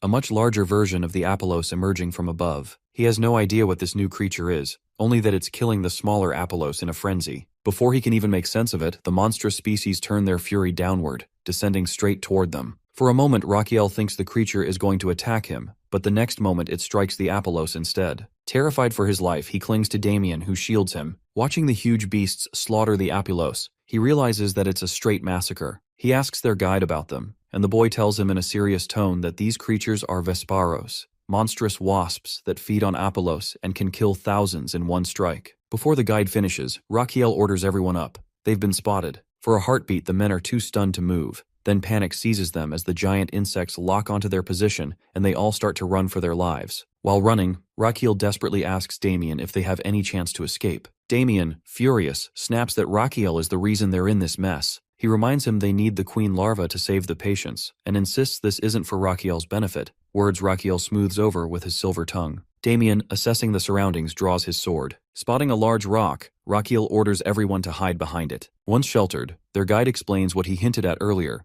Vesparos have a habit of cleaning up after a hunt. They gather all the corpses in one place and then slaughter every Apolos they find. After that, they search the entire area and kill anything left, meaning the Vesparos now have them in their sights. Rakiel understands at once that they must leave the place as fast as possible. But he also fears for the queen larva. If the massacre continues, the nest may be gone. Going back to retrieve it is out of the question. Holding their breath as the creatures close in, Rakiel watches one of them slice at the rock and falls. Damien throws him away to save him while the men fight the monsters. Clinging to life, Rakiel is furious at Damien's rough handling and vows to dock his pay. Then he notices T-Map moving even faster than him. The guide explains that living in the forest made him fleet-footed. Rakiel looks back, where soldiers and Damien are still battling. Rakiel guesses the Vesparos found them because of the wildflower scent masking their bodies. His tactic against the Apolos has backfired. T-Map asks what they should do next. Rakiel analyzes the situation. Fighting them outright is impossible. Even with Damien and the soldiers, they might kill 10 at most. He thinks a moment, then brightens with an idea. He asks T-Map for his backpack and pulls out the bottle of liquor he brought to use as disinfectant. From his knowledge, bees hate alcohol, but wasps are drawn to it. Rakiel hurls the bottle toward a distant tree. It shatters, and to everyone's surprise, the Vesparos suddenly stop. One by one, they gather around the spilled liquor, attracted by the scent. The soldiers urge him to run. The Vesparos are distracted for now and dangerous. But Rakiel points out the truth. Even if they run, they will die once the wasps finish their feast and resume hunting. The group argues about hiding. Rakiel reasons there's no safe place until the effect wears off. Then he lays out his plan. He orders T-Map to prepare torches. They will start a fire. T-Map hesitates because of the nearby elves, but Rakiel snaps that there's no time to worry about that. Damien, grudgingly trusting his leader, hopes Rakiel actually has a workable plan. After a short while, with the torches readied, Rakiel gives the order to throw them. Everything around them catches fire, and the Vesparos burn in the blaze. Rakiel orders everyone to run to save themselves from the spreading flames. While running, he worries about his respiratory system because of the thick smoke, sweat pouring down his face. Then he trips and falls. The soldier rushes to him immediately. His condition becomes so dire that his internal organs donate 500 HP to encourage him. Even so, he struggles to breathe.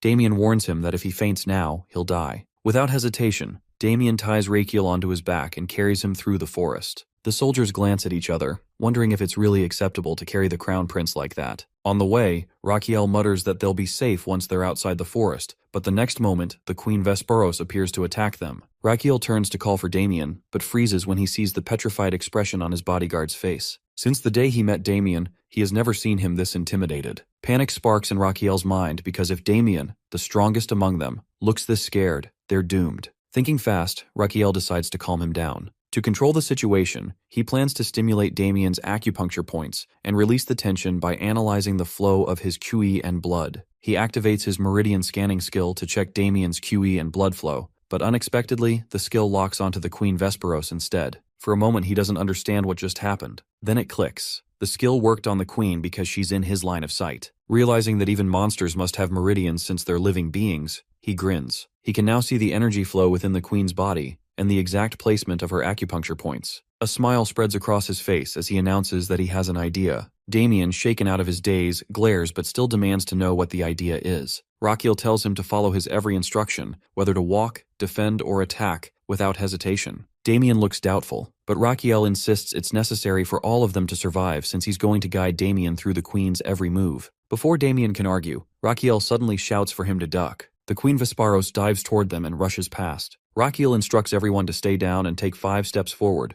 predicting the Queen will come back. And it does, terrifying them all. Rakiel then orders the soldiers to fall back. He and Damien will handle it. The soldiers agree without question. Rakiel begins guiding his bodyguard through every motion, step by step, countering the Queen's attacks. Finally, he orders Damien to twist his body clockwise and slice horizontally through the Queen's midsection. The soldiers, trembling in fear, try to comfort each other, whispering that Damien and Rakiel are managing fine, so they don't need to interfere. Meanwhile, Damien follows Rakiel's instructions closely, growling and making wasp-like sounds in concentration. Rakiel has reprimanded him, while reminding Damien not to mimic the enemy's sounds. He continues his rapid-fire instructions: dodge the antenna, take 2 steps to the right, knock the stinger upward, and deflect using the back of the blade. Following the commands, Damien leaps onto the queen's back and slashes at the base of her left hindwing before spinning vertically to strike again. Rakiel warns him about an incoming attack from the right wing. Damien dodges, arcs through the air, and lands neatly on a nearby tree, just as Rakiel instructs. Damien points out that even though he can see the enemy's movements, they can't win like this. Rakiel, however, is confident that their next attack will work. He asks Damien to get ready on the count of 3. On 3, Damien jumps and swings with the tree branch. Rakiel informs him that he needs to hold it for 3 seconds. Then Rakiel jumps toward the queen and attacks its vital point. A large explosion follows, making Damien wonder if they've finally taken it down. But Rakiel tells him to hold his horses because they still need to dodge and strike again after finding another opening. Damien wonders if he misheard, but Rakiel instructs him to stay still and wait. The queen is coming toward them, and they hold their breath in anticipation. Damien asks how much longer they need to wait, but Rakiel tells him to wait a little more. The next moment, Rakiel predicts that the queen is going to attack with its twin blades and instructs Damien to lift his match left under the compound eye, half a handspan. Damien attacks exactly as his master instructs him, and in the next moment, the monstrous queen collapses. Much to Damien's astonishment, they finally win. Now our boy is assessing the corpse of the Vesparos queen with great excitement, realizing that they've targeted all of its acupoints along with the Du Meridian and Ren Meridian points to bring it down. Damien asks how they managed to do it, and Rakiel reveals that it's because they always attacked its weak points. Damien, confused, asks how he could know them in advance. Rakiel answers that he can actually see them, so they simply struck where it hurt most. Then, with his usual audacity, he even taunts his bodyguard to work on his skills as a swordsman if he can't even see a target's weak points. After a while, all of them are shocked to see other Vesparos gathering around the queen's body. They freeze in terror for a moment, but the next second, the insects start feeding on their own queen while burning to death in the fire. Then, as if nature itself pities them, rain begins to pour, brightening their faces with relief. Looking around, Rakiel thinks bitterly how useless their effort was because they still can't retrieve the Apolos queen larva. Their initial plan was to obtain the queen's larva to produce antibiotics, but they've already wasted too much time. Deciding not to waste another second, he orders Damien to check the nest while he tends to the injured soldiers. As they proceed, Damien examines the corpses of the Apolos and advises Rakiel to head back since there's nothing left to find. But Rakiel, ever determined, insists on searching for anything of value, like honey, which irritates his bodyguard, who can't believe his master's greed. However, when they reach the nest, even the honeycombs are dried up, and our boy realizes they're completely screwed. No profit from this dangerous journey. Suddenly, Rakiel hears something and informs Damien that something is still alive. Damien offers to check and steps inside, where Rakiel's eyes widen in disbelief. He spots the Apolos queen. Cautiously, Damien examines it and confirms it's dead. But Rakiel shakes his head, saying he senses movement from its belly and asks his bodyguard to help him push it. Together they push, and Rakiel hopes to find something rare or valuable. After a moment, something wriggles out from the queen's belly, which is a cute Apolos baby, jumps right onto Rakiel. Holding the tiny creature, Rakiel guesses that the banana-shaped thing is actually an Apolos larva. Damien offers to take care of it, but the baby recoils in fear. Seeing its expression, our boy realizes it can understand their language. The next second, the larva even tries to charm Damien with its cuteness. Rakiel, amused, asks if it can really understand them, and it nods. Delighted, Rakiel beams, realizing he's finally obtained the queen's larva, the very target of their mission. He recalls reading in a novel that Apolos queens and their larvae can communicate with elves. He hopes the larva will be intelligent. Then, to his surprise, the larva says something that makes him believe it can truly communicate with humans. It talks about the strange behavior of its mother, unaware that she's dead, assuming she's merely sleeping after fighting her enemy. Rakiel glances at the Vesparos nearby and realizes they must have killed the Apolos queen. He understands that both creatures fought to the death while, by some miracle, the larva survived. Feeling sympathy, he gently consoles the poor baby, telling it that its mother is only resting after a fierce battle, and he pats it lovingly. He offers the larva to stay with him until its mother wakes up. Though he doesn't want to lie, he knows the entire Apolos colony has been wiped out and he can't leave the baby alone here, where it would certainly die. He decides to leave the area and makes an excuse to the larva, saying they're only stepping away to let its mother rest peacefully. Feeling this warm, soft creature in his arms, even his internal organs seem to relax. With a small smile, he names it Cuckoo. His act of saving the larva deeply moves everyone around him, even earning him 500 HP. He tells Cuckoo its new name and manages to convince the little thing to work with him before they start playing together. With that, he declares they're heading back, prompting cheers from the rest of the group. Meanwhile, far away, a blonde elf inspects the forest's ashes, infuriated by what she sees. She can't believe anyone of the new generation could commit such a reckless act. Seething with anger, she vows to find the human responsible for this destruction and teach them a lesson they won't forget. After a while, the cart pulled by the giant Goosum arrives, carrying the corpse of the Vesperos queen. As soon as Garden spots Rakiel and the others, he rushes toward them, prompting a dry comment from our boy about how consistent he always is. Rakiel immediately asks about the wounded and whether anything happened in his absence. Garden assures him that everything is going smoothly, that the injured are resting well, but his eyes soon land on little Cuckoo. Rakiel proudly introduces the creature and asks the baby to greet Garden, which it does without hesitation. Then he tells the little guy about the wounded camp he had already mentioned earlier, while Garden stands there in awe of the adorable creature. Upon reaching the camp, Rakiel orders that, from this moment on, they'll start treating the infected wounds of the soldiers. Damien remarks that Garden is going to be surprised, and indeed Garden's confusion turns into disbelief when his gaze falls upon the Vesperos queen's massive corpse. He can't believe they actually managed to bring back something like that. Rakiel, with his usual nonchalance, jokes that he picked it up on the way. Curious, Garden asks how he plans to use it. Rakiel answers vaguely that he's going to make liquor from it, leaving the royal physician utterly baffled. Later, inside the camp, he turns to his new pet and gently asks it to spit out the substance he needs from its mouth. Once a month, an Apolos queen larva secretes a material mixed with purple cloud ointment,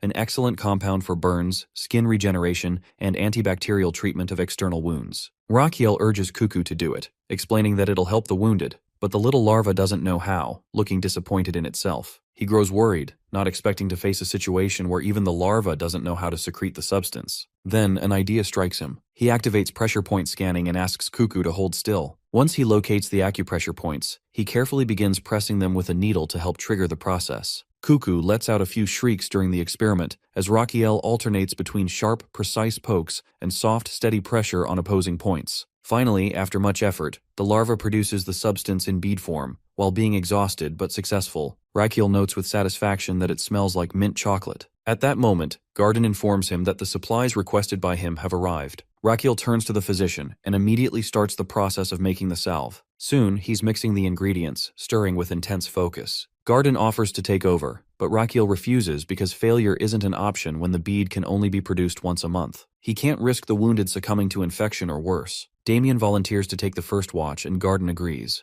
After a long night of non-stop work, the ointment is finally complete by the next morning. Turning to his little pet, Rakiel announces the name of the new creation with dramatic flair, Radicasol. Damien, of course, visibly dislikes the name, but Rakiel ignores him. Just then, his system notifies him that he has become the first person in the entire continent of Laurasia to create an antibiotic ointment, which is a milestone that will mark the dawn of antibiotic therapy in history. His name, it declares, will forever be carved into the annals of medical advancement. Even though his internal organs feel drained to the core, they still grant him 800 HP in recognition of his achievement. Moments later, he faints from exhaustion. When he finally recovers, Rakiel immediately goes into the camp to test his new ointment on the injured soldiers. To everyone's astonishment, their pain vanishes almost instantly, and their wounds begin to heal rapidly. Our boy, of course, looks absolutely smug about his success as everyone cheers for him, while he, delighted with his extra years of life. 2 days later, at the Valois fortress, an officer reports the current state of the battlefield. He explains that aside from a few minor skirmishes in the outer sectors,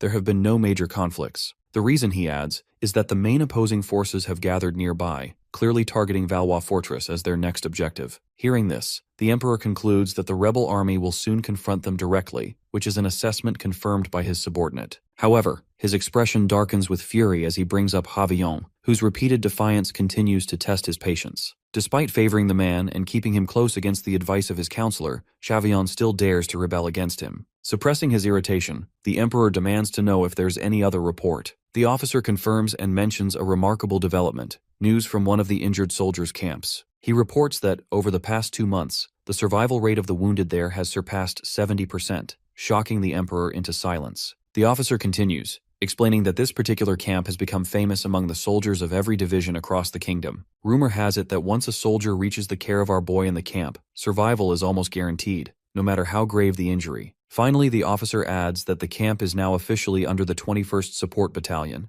and its lead physician has earned a nickname among the troops, which is the Healing Camp. The next day, the famous physician Chandler and his assistants reluctantly head toward the injured soldiers' camp where our boy is working. After hearing reports of the so-called miracle worker, the Emperor has ordered them to train under him. Chandler, however, is far from pleased. He doesn't believe a word of the rumors surrounding this so-called prodigy and assumes the man has merely built a cult-like following. His assistant flatters him, saying that he is, without doubt, the best physician in the Empire. Chandler confirms in smug agreement, still wondering why he's been sent here to learn anything. He's already determined to expose whatever trick this so-called miracle worker is using. Meanwhile, the miracle worker in question is snoring loudly inside the camp, so loudly, in fact, that the patients begin complaining that his snoring is disturbing their rest. At first, Garden almost gets a heart attack listening to Rakiel's thunderous snoring, but then he calms himself down, knowing that Rakiel has stayed up all night treating patients. He carefully wakes him up and informs him about the arrival of Chandler, an active-duty military physician sent by the Emperor himself, who is pleased with the camp's success.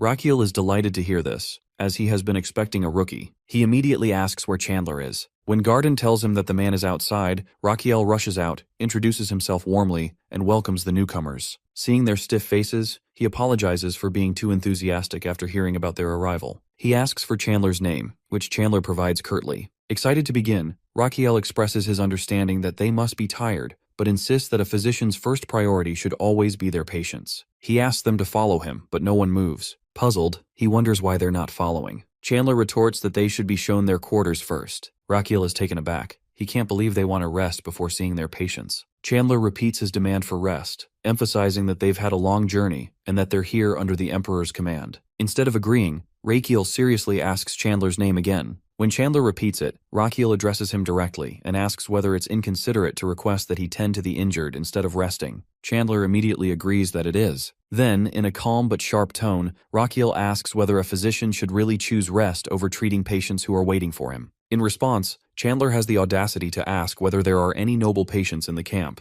Rakiel is stunned. Chandler then insists that, as a military physician, one must categorize patients according to their social status. Nobles first, commoners second, because prioritizing nobles earns greater rewards. Hearing this, Rakiel finally loses his temper and punches the arrogant man square in the face. His assistants stand frozen, shocked that someone would dare strike a military physician. Rakiel briefly reflects that back in Korea, violence was never his way, but after hearing this kind of nonsense, he realizes that someone like Chandler needs exactly that. One of Chandler's companions protests that hitting someone without warning is unacceptable and demands an apology, threatening to report him. Garden and others peek outside, tense, as Rakiel turns to the man and asks on what grounds he would report him. The assistant replies that Rakiel has used violence. Rakiel's expression hardens. He states firmly that this is the result of Chandler's insubordination, because they were sent here by the Emperor to train under him, yet they're flaunting nonsense instead of following his orders as their commanding officer. That shuts the man up immediately. Later, the same assistant sits beside the knocked-out Chandler, who finally wakes up.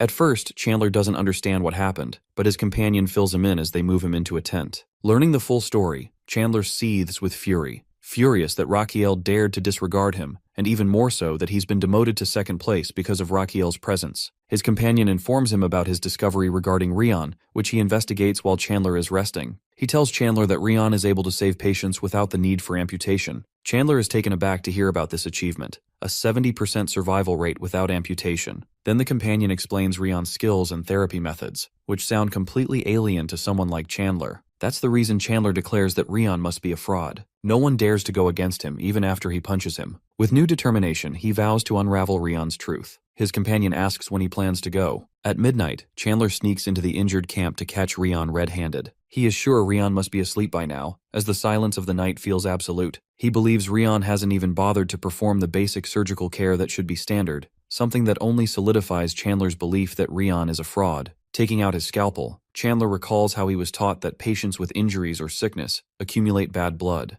Draining that filthy blood, he believes, will make recovery faster. He takes a patient's arm in his hand, preparing to begin. At that moment, the patient wakes up and demands to know his identity. Chandler introduces himself and adds that he is going to treat him. But the patient reveals that Rion already performed surgery on him and instructed him to rest. The statement darkens Chandler's face as a mere commoner dares to question his expertise. Irritated but pretending composure, Chandler boasts about how lucky the patient is to be treated by someone of his stature, someone who usually doesn't treat people of his kind. With that arrogance, he begins his so-called treatment, draining what he believes to be filthy blood. all while declaring how superior he is compared to Rion. Meanwhile, the patient starts feeling dizzy from the excessive blood loss. Chandler assures him that once the bad blood is gone and the good circulation begins, he will recover soon. But the patient can barely hear him. He tries to say something to Chandler but collapses, losing consciousness. Chandler tries to wake him, but it seems he is gone. Inside his quarters, our boy wakes up in the middle of the night from a strange dream. Unable to fall asleep again, he decides to step outside and gaze at the sky. Outside, he thinks about the military doctors, who turn out to be more useless than he imagined. Still, he plans to let them finish their deployment period before sending them back. All he cares about right now is the lifespan bonus he'll get for treating patients. For the first time, he's earned 200 days of lifespan,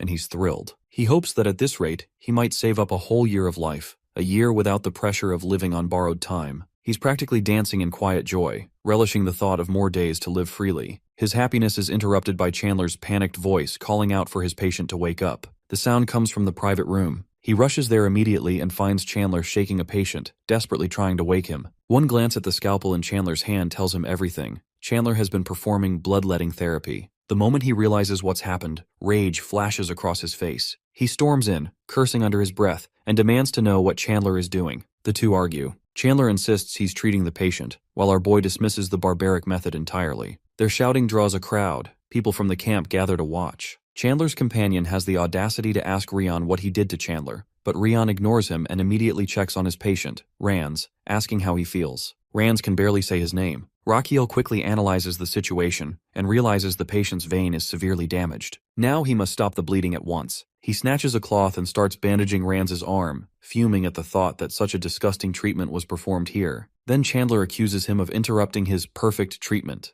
Dramatically, he declares that Rion rejects proper medical methods and resorts to violence to suppress a rival. Enraged, Rion shouts at him to shut up that he was not treating him, but killing him. He turns to the onlookers, demanding if any of them think the patient looks like he's recovering. The soldier is clearly on the verge of death from massive blood loss. Silence falls. No one can answer. Rakiel continues that they all know this is wrong, but they are too scared of your reputations to speak. Chandler opens his mouth to retort, but Rion cuts him off with a furious glare. As he asks him to leave the camp. If he stay, it won't end well for him. At that moment, Ranz groans weakly, saying he can't endure anymore. Alarmed, Rion kneels beside him. He calls for his subordinates, who rush in immediately. He orders Damien to lift the patient's legs to maintain blood flow to the major organs and brain, which Damien does without hesitation. Then he turns to Garden to suture the torn vein, and Garden gets to work. Meanwhile, Rakiel uses his pulse-checking skill. The results are bad. Ranz has lost nearly 30% of his blood, causing severe oxygen deprivation to the brain. His system warns him that the patient's blood pressure is critically low, limbs are cold, and peripheral circulation is failing. Shock is setting in. Grinding his teeth in frustration, Rion realizes that only a blood transfusion can save him,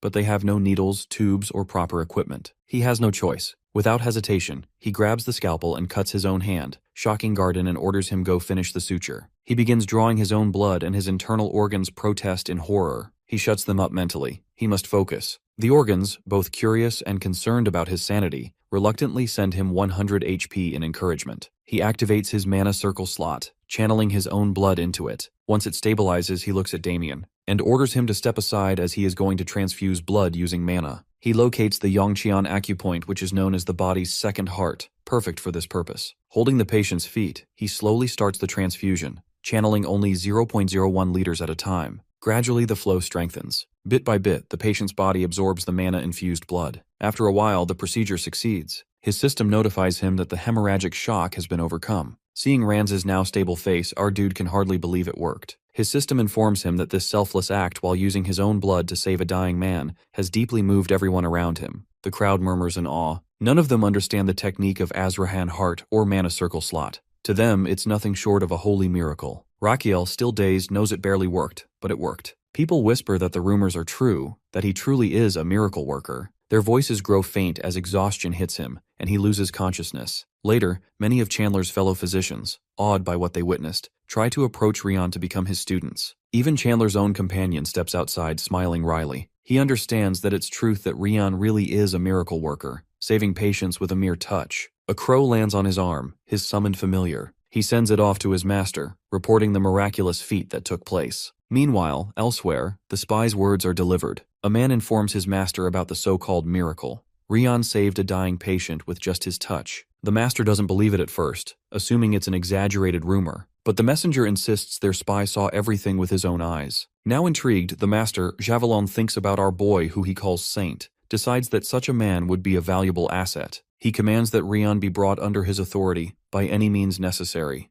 Javelin emphasizes the need to take Raquiel under his command, regardless of the cost they have to pay. His subordinate leaves after receiving the order. Though the master doesn't truly believe that Raquiel can heal a patient with just a touch, since rumors are usually exaggerated truths. But he plans to use this rumor to his advantage by taking Rian under his control. People now look at this so-called saint with admiration, and that public favor can benefit him greatly. This is his best chance to reverse the tide of war and seize victory. He still can't believe how back then, Adeline was sent to the crown prince. He remembers thinking she was being offered as a royal hostage when the Emperor of Amboise bowed before the Empire of Magentano. The memory fills him with disgust toward the Empire of Amboise, and he swears to pull them off their throne himself. At our boy's quarters, a spy finally approaches him and offers a better deal if he joins the rebel forces. He can't believe this nonsense. The spy emphasizes that this is an official proposal. He wonders how a rebel spy can approach him so openly, especially when he is just a physician in disguise. The spy insists that if he swears loyalty to his lord, he will gain glory and honor. He immediately realizes that the lord must be Javelin, but he doesn't believe in such a direct offer. He even threatens to expose the spy, but the man remains calm and replies that it doesn't matter.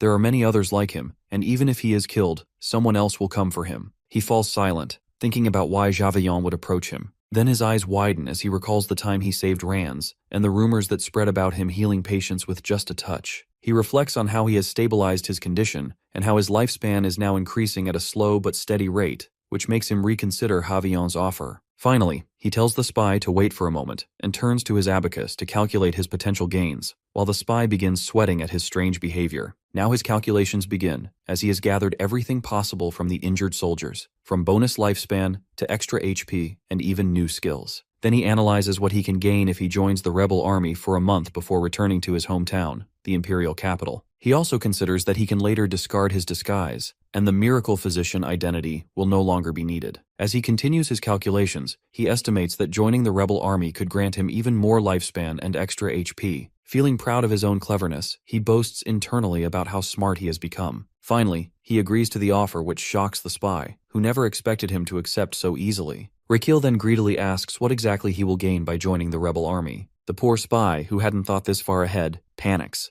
Raquiel frowns and reminds him that he promised the best treatment. Seeing the man's nervous face, he concludes that the spy has no negotiation skills whatsoever. The spy stammers that his job was only to deliver the offer. Raquiel can't believe that someone on such an important mission knows so little about basic bargaining, and came empty-handed while trying to recruit him. He snaps that at least the man could have brought some energy drinks to make his visit worthwhile. Finally, Raquiel orders the spy to return to his master and come back with proper terms and conditions. The spy quickly agrees. Raquiel warns him not to dawdle, as this matter is equally important for both sides. Outside, the spy starts doubting his own sanity for ever approaching this man. Meanwhile, Raquiel summons his subordinates. As soon as he tells them that he's planning to join the rebel forces, they are too stunned to speak. Garden thinks he must be running a fever, while Damien believes he has completely lost his mind. Raquiel, however, insists that he's absolutely serious. He even adds a casual lie that the spy offered him land, money, and a house. Damien protests, reminding him that he came here out of goodwill to save the people of Amboise and treat their soldiers. Now he's talking about siding with rebels, which makes no sense. But to Raquiel, it makes perfect sense. Damien demands to know his motives. Raquiel calmly explains that even though the rebels are considered traitors, they are still citizens of Amboise. He has no obligation to serve only the Amboise royal army, just because he happens to be the crown prince of Magentano. To him, both the royal army and the rebel force are foreign factions. Damien falls silent, realizing the logic in his words. Raquiel continues, explaining that he's no longer receiving new wounded soldiers since both sides have reached a standoff around the Valios fortress. The camp is stable, and the danger phase has passed. Raquiel begins writing all this in an official letter, stating that he has done everything possible for the Amboise army. Then he turns to his subordinates and adds that after healing the rebel soldiers, he will head back to Magentano. Damien sighs as he recognizes the order hidden within Raquiel's reasoning. Garden, on the other hand, is quietly moved, realizing that Raquiel truly sees patients as patients, not as allies or enemies. Then he asks his subordinate to deliver a letter to Adeline, which instantly brightens the man's face as he assumes it must be a love letter. His hopeful grin earns him a sharp hit on the head as Raquiel clarifies that it's simply a message informing her he's returning to Magentano, so she won't worry about his sudden disappearance. Meanwhile, he also warns the Queen Vesperos wine and demands the delivery be prepared immediately. The shipment must reach the capital by overnight carriage. Turning to Damien, he orders that they must move quietly without alarming the injured soldiers. With that, they depart. Everyone feels heavy-hearted, realizing they never even got to properly thank him. 3 days later, they arrive at the rebel camp's entrance. The guard informs Rakiel that Javion is inside and that his orders are to let only the physician enter. Damien frowns at this and whispers, asking if it's really safe for him to go in alone. Rakiel reasons calmly that they won't harm him, that he's too useful for them. Besides, he has Gaucium with him. Finally, inside the tent, he is greeted by Javion, the fervent nationalist known for his obsession with restoring Amboise's former glory. Javion thanks him warmly, addressing him as the saint and miracle physician. Standing before him, Rakiel can feel the immense pressure of the man's commanding presence. Javion extends his hand, and Rakiel meets it, as the rebel leader calls him the heart of the revolution. Only then does Javion reveal his true reason for summoning Rakiel. He says he doesn't need him to dirty his hands treating injured soldiers. He has called him here for something entirely different. Rakiel immediately grows cautious, realizing that this meeting is about something far beyond medicine. After a while, our dude stands in front of his subordinates in complete silence. Damien wants to know what's going on, but when Rakiel doesn't answer, he raises his voice to call him. Rakiel immediately gestures for his bodyguard to stay quiet. Then, through hand signals, he tells them that people might be listening and that they'll communicate only through gestures from now on. Garden quickly understands that Javion didn't summon Rakiel just to let him treat the wounded. Damien reminds him that this is exactly why he wanted them to return to the royal palace earlier. Frustrated, Rakiel signals back, asking how he was supposed to know the situation they'd end up in, where, instead of being a physician, he's being used as a political tool. A little while ago, inside Javion's camp, finally, Javion reveals his purpose, that he is going to entrust our boy with a far more noble task. Since Rakiel is already known as a noble and respected figure, Javion intends to publicly declare his support for the rebel cause through him. He adds that this will be his way to build a new world with Rakiel. Then Javion asks if Rakiel thinks it's a good idea, and Rakiel nervously agrees, unable to say anything against him to his face. Inside, though, he understands that he was never meant to just heal the wounded, as he's being used as a political symbol. Realizing this, he knows he must find a way to escape from this disaster as soon as possible. Then Rakiel comes up with a shady idea as he explains that he has promised to meet his girlfriend by the end of the week, otherwise she'll be heartbroken. Javion dryly comments that he doesn't look like a man who would have a girlfriend, roasting our poor boy. However, Javion confirms that Rakiel indeed needs to meet her, to which Rakiel nervously agrees. Javion then adds that if this meeting is about an impending marriage, Rakiel might not return, which Rakiel quickly tries to clarify isn't his intention. Javion, however, sees right through him and explains that while Rakiel wants to cure the wounded as a physician, he won't be allowed to do that. Instead, he will make a public declaration supporting Javion's cause 10 days from now. Until then, Javion won't give him the duty of tending to the injured. Without that declaration, it wouldn't be favorable for him if people learn that a respected figure like Rian has joined the rebel forces. Rakiel asks if Javion is worried that his presence in the camp before the declaration would weaken its impact. Javion confirms it, revealing that the declaration must be shocking enough to shake the revolutionary army. Rakiel then seriously asks why he has to wait 10 days instead of making the announcement now. Javion explains that this isn't the right timing. He wants Rakiel to feel sincere about the cause, or at least appear genuine.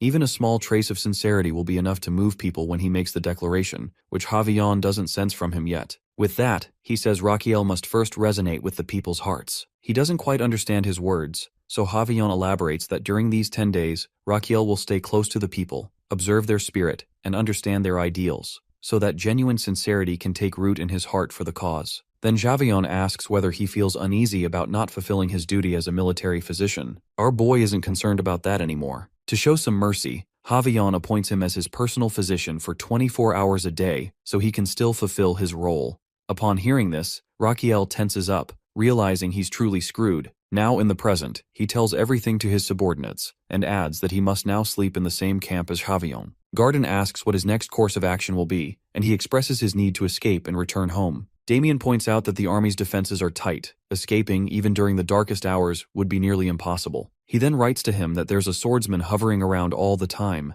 making escape impossible, which is a fact Rakiel is already aware of. He knows the security is extremely tight, and since Damien hasn't even reached the level of a swordmaster, escaping is out of the question. Then Rakiel asks them to trust him, saying he must first find something out. Damien quips that trusting him is exactly what got them into this mess, which angers our boy. Rakiel gets up, and Garden asks about his next course of action. Left with no choice, he mutters that he's going to whine about it, revealing that he's heading to bed. Both his trusted men understand that they can't do anything about the situation for now. Meanwhile, at the imperial capital, inside the main office, a man appears before the emperor, who asks him to report about his son. The messenger bows and begins compiling and organizing his notes before speaking. He then adds that according to the 107th regular report, Rachiel left the infamous healing camp 5 days ago. The emperor immediately asks why his son left the camp. The reporter admits that they themselves don't fully understand Rachiel's intentions. He explains that initially, Rachiel had planned to return to the capital, as he had informed Princess Adeline. He further reports about a letter from Rachiel to Adeline, in which Rachiel stated that his purpose at the injured soldiers' camp is complete, and that he is returning to his side palace clinic. In the same letter, he also requested that the liquor made from Queen Vesparos be sent to him in the capital. The emperor asks if that's all, and when the messenger concludes the report, he dismisses him. Once alone, the emperor's nostrils flare with pride. He bursts out, shouting in eagerness to see his son soon,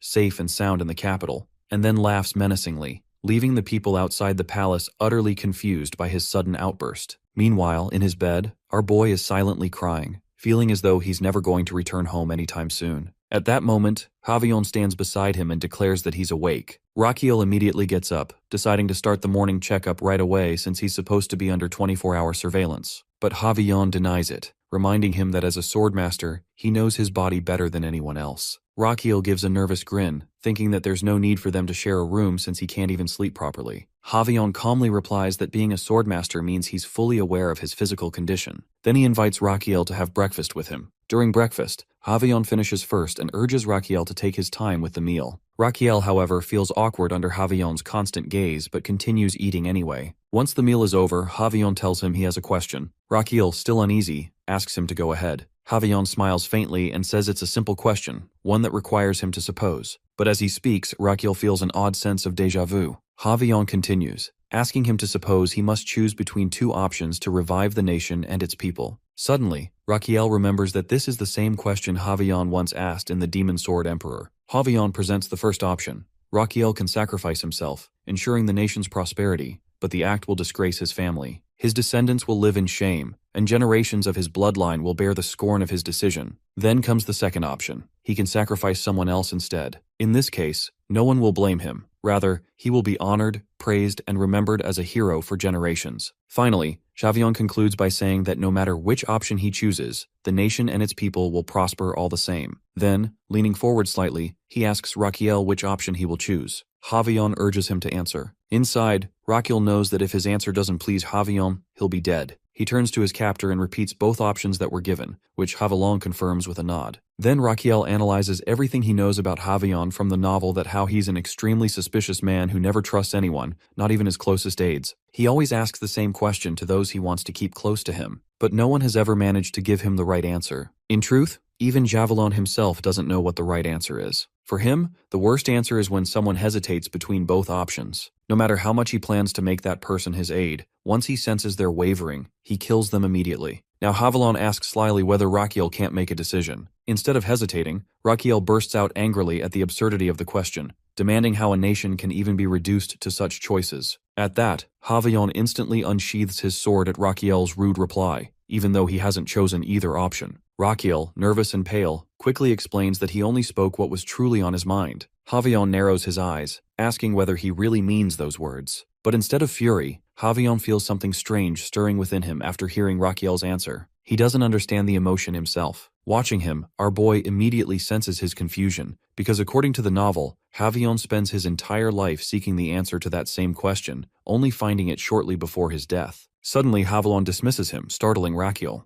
Before he can say anything, Javion coldly emphasizes that he doesn't want to see him for the rest of the day. Finally stepping out of the camp, Rachiel exhales in relief, grateful to have escaped death once again. But his mind still churns with thoughts of how to escape this nightmare for good. At that moment, a soldier signals for him to go adjacent camp with Javion. Our boy panics, remembering that Javion explicitly said he didn't want to see him, and yet, this soldier is leading him somewhere within Javion's sight. He silently prays for one of his companions to rescue him. Inside, Javion sits deep in thought. He knows that shedding blood has always been his way toward revolution, but now he questions whether the kingdom he dreams of, the one he fights for, can truly be called a nation. When no answer comes, frustration consumes him. He crushes the wine glass in his hand, blood mixing with spilled wine, muttering how ridiculous it all seems. 3 days later, at midnight, Damien and Gardin keep a cautious eye on their master, who now stays in a tent adjacent to Javillon's instead of sharing the tyrant's. Gardin whispers that they should help him escape soon. He's still appalled that the crown prince is serving a man like Javillon. Damien, however, admits their helplessness. They can only trust Raquiel's judgment for now. Just then, a guard becomes alert to their presence. Damien quickly mimics the sound of a cat, and the guard, convinced it's a stray, relaxes and walks away. Hiding again, Damien sighs to Gardin about how ridiculous their situation has become. The next morning, our guy peeks his head out from his tent and spots the guards stationed outside Javillon's camp, meaning Javillon is inside. No one has come looking for him in 2 days, which he takes as a possible chance to escape. He listens a remark from Javillon that he'd like to go for a walk. Next moment, he's greeted by Javillon himself, who orders the guards to stay put. Then Javillon fixes his sharp gaze on him and asks what his true intentions are for staying like this. Raquiel freezes, realizing his supposed freedom might have just ended. After a while, they are standing at the edge of a cliff, our boy huffing and panting because this walk turns out to be more like hiking. Javillon stands tall beside him, gazing into the distance before speaking. He admits that he has been thinking about Raquiel's rude answer but has ultimately rejected it. Raquiel notices he's still conflicted. Javillon continues, declaring that any form of sacrifice, whether of oneself or others, is noble, whether it's done willingly or forced by circumstances. The weight of spilled blood, he says, is what makes their revolution sacred. Our boy thinks he's spewing nonsense, but he can't say anything. He knows Javillon learned these ideas from someone else, which is why he struggles to accept anything that contradicts them. Still, Raquiel doesn't bother arguing. His focus is on finding an opportunity to escape. Awkwardly, he changes the topic by asking about Javillon's injured hand. Javillon lies that it's just a small mistake during training. Raquiel doesn't buy it. A swordmaster like him wouldn't make such a blunder. He insists on checking it, reminding him that he's his personal physician, but Javillon is too proud to let anyone tend to such a small wound. Raquiel grumbles under his breath at his patient's stubbornness. To ease the tension, he awkwardly comments about how nice the breeze is. Javillon immediately corrects him that there's no breeze around them. So Raquiel tries again, rambling about the dust and the air, trying to sound casual. Javillon watches him quietly, realizing how completely opposite Raquiel is from him, and how unlike any of his subordinates. Strangely, he starts to feel at ease around him,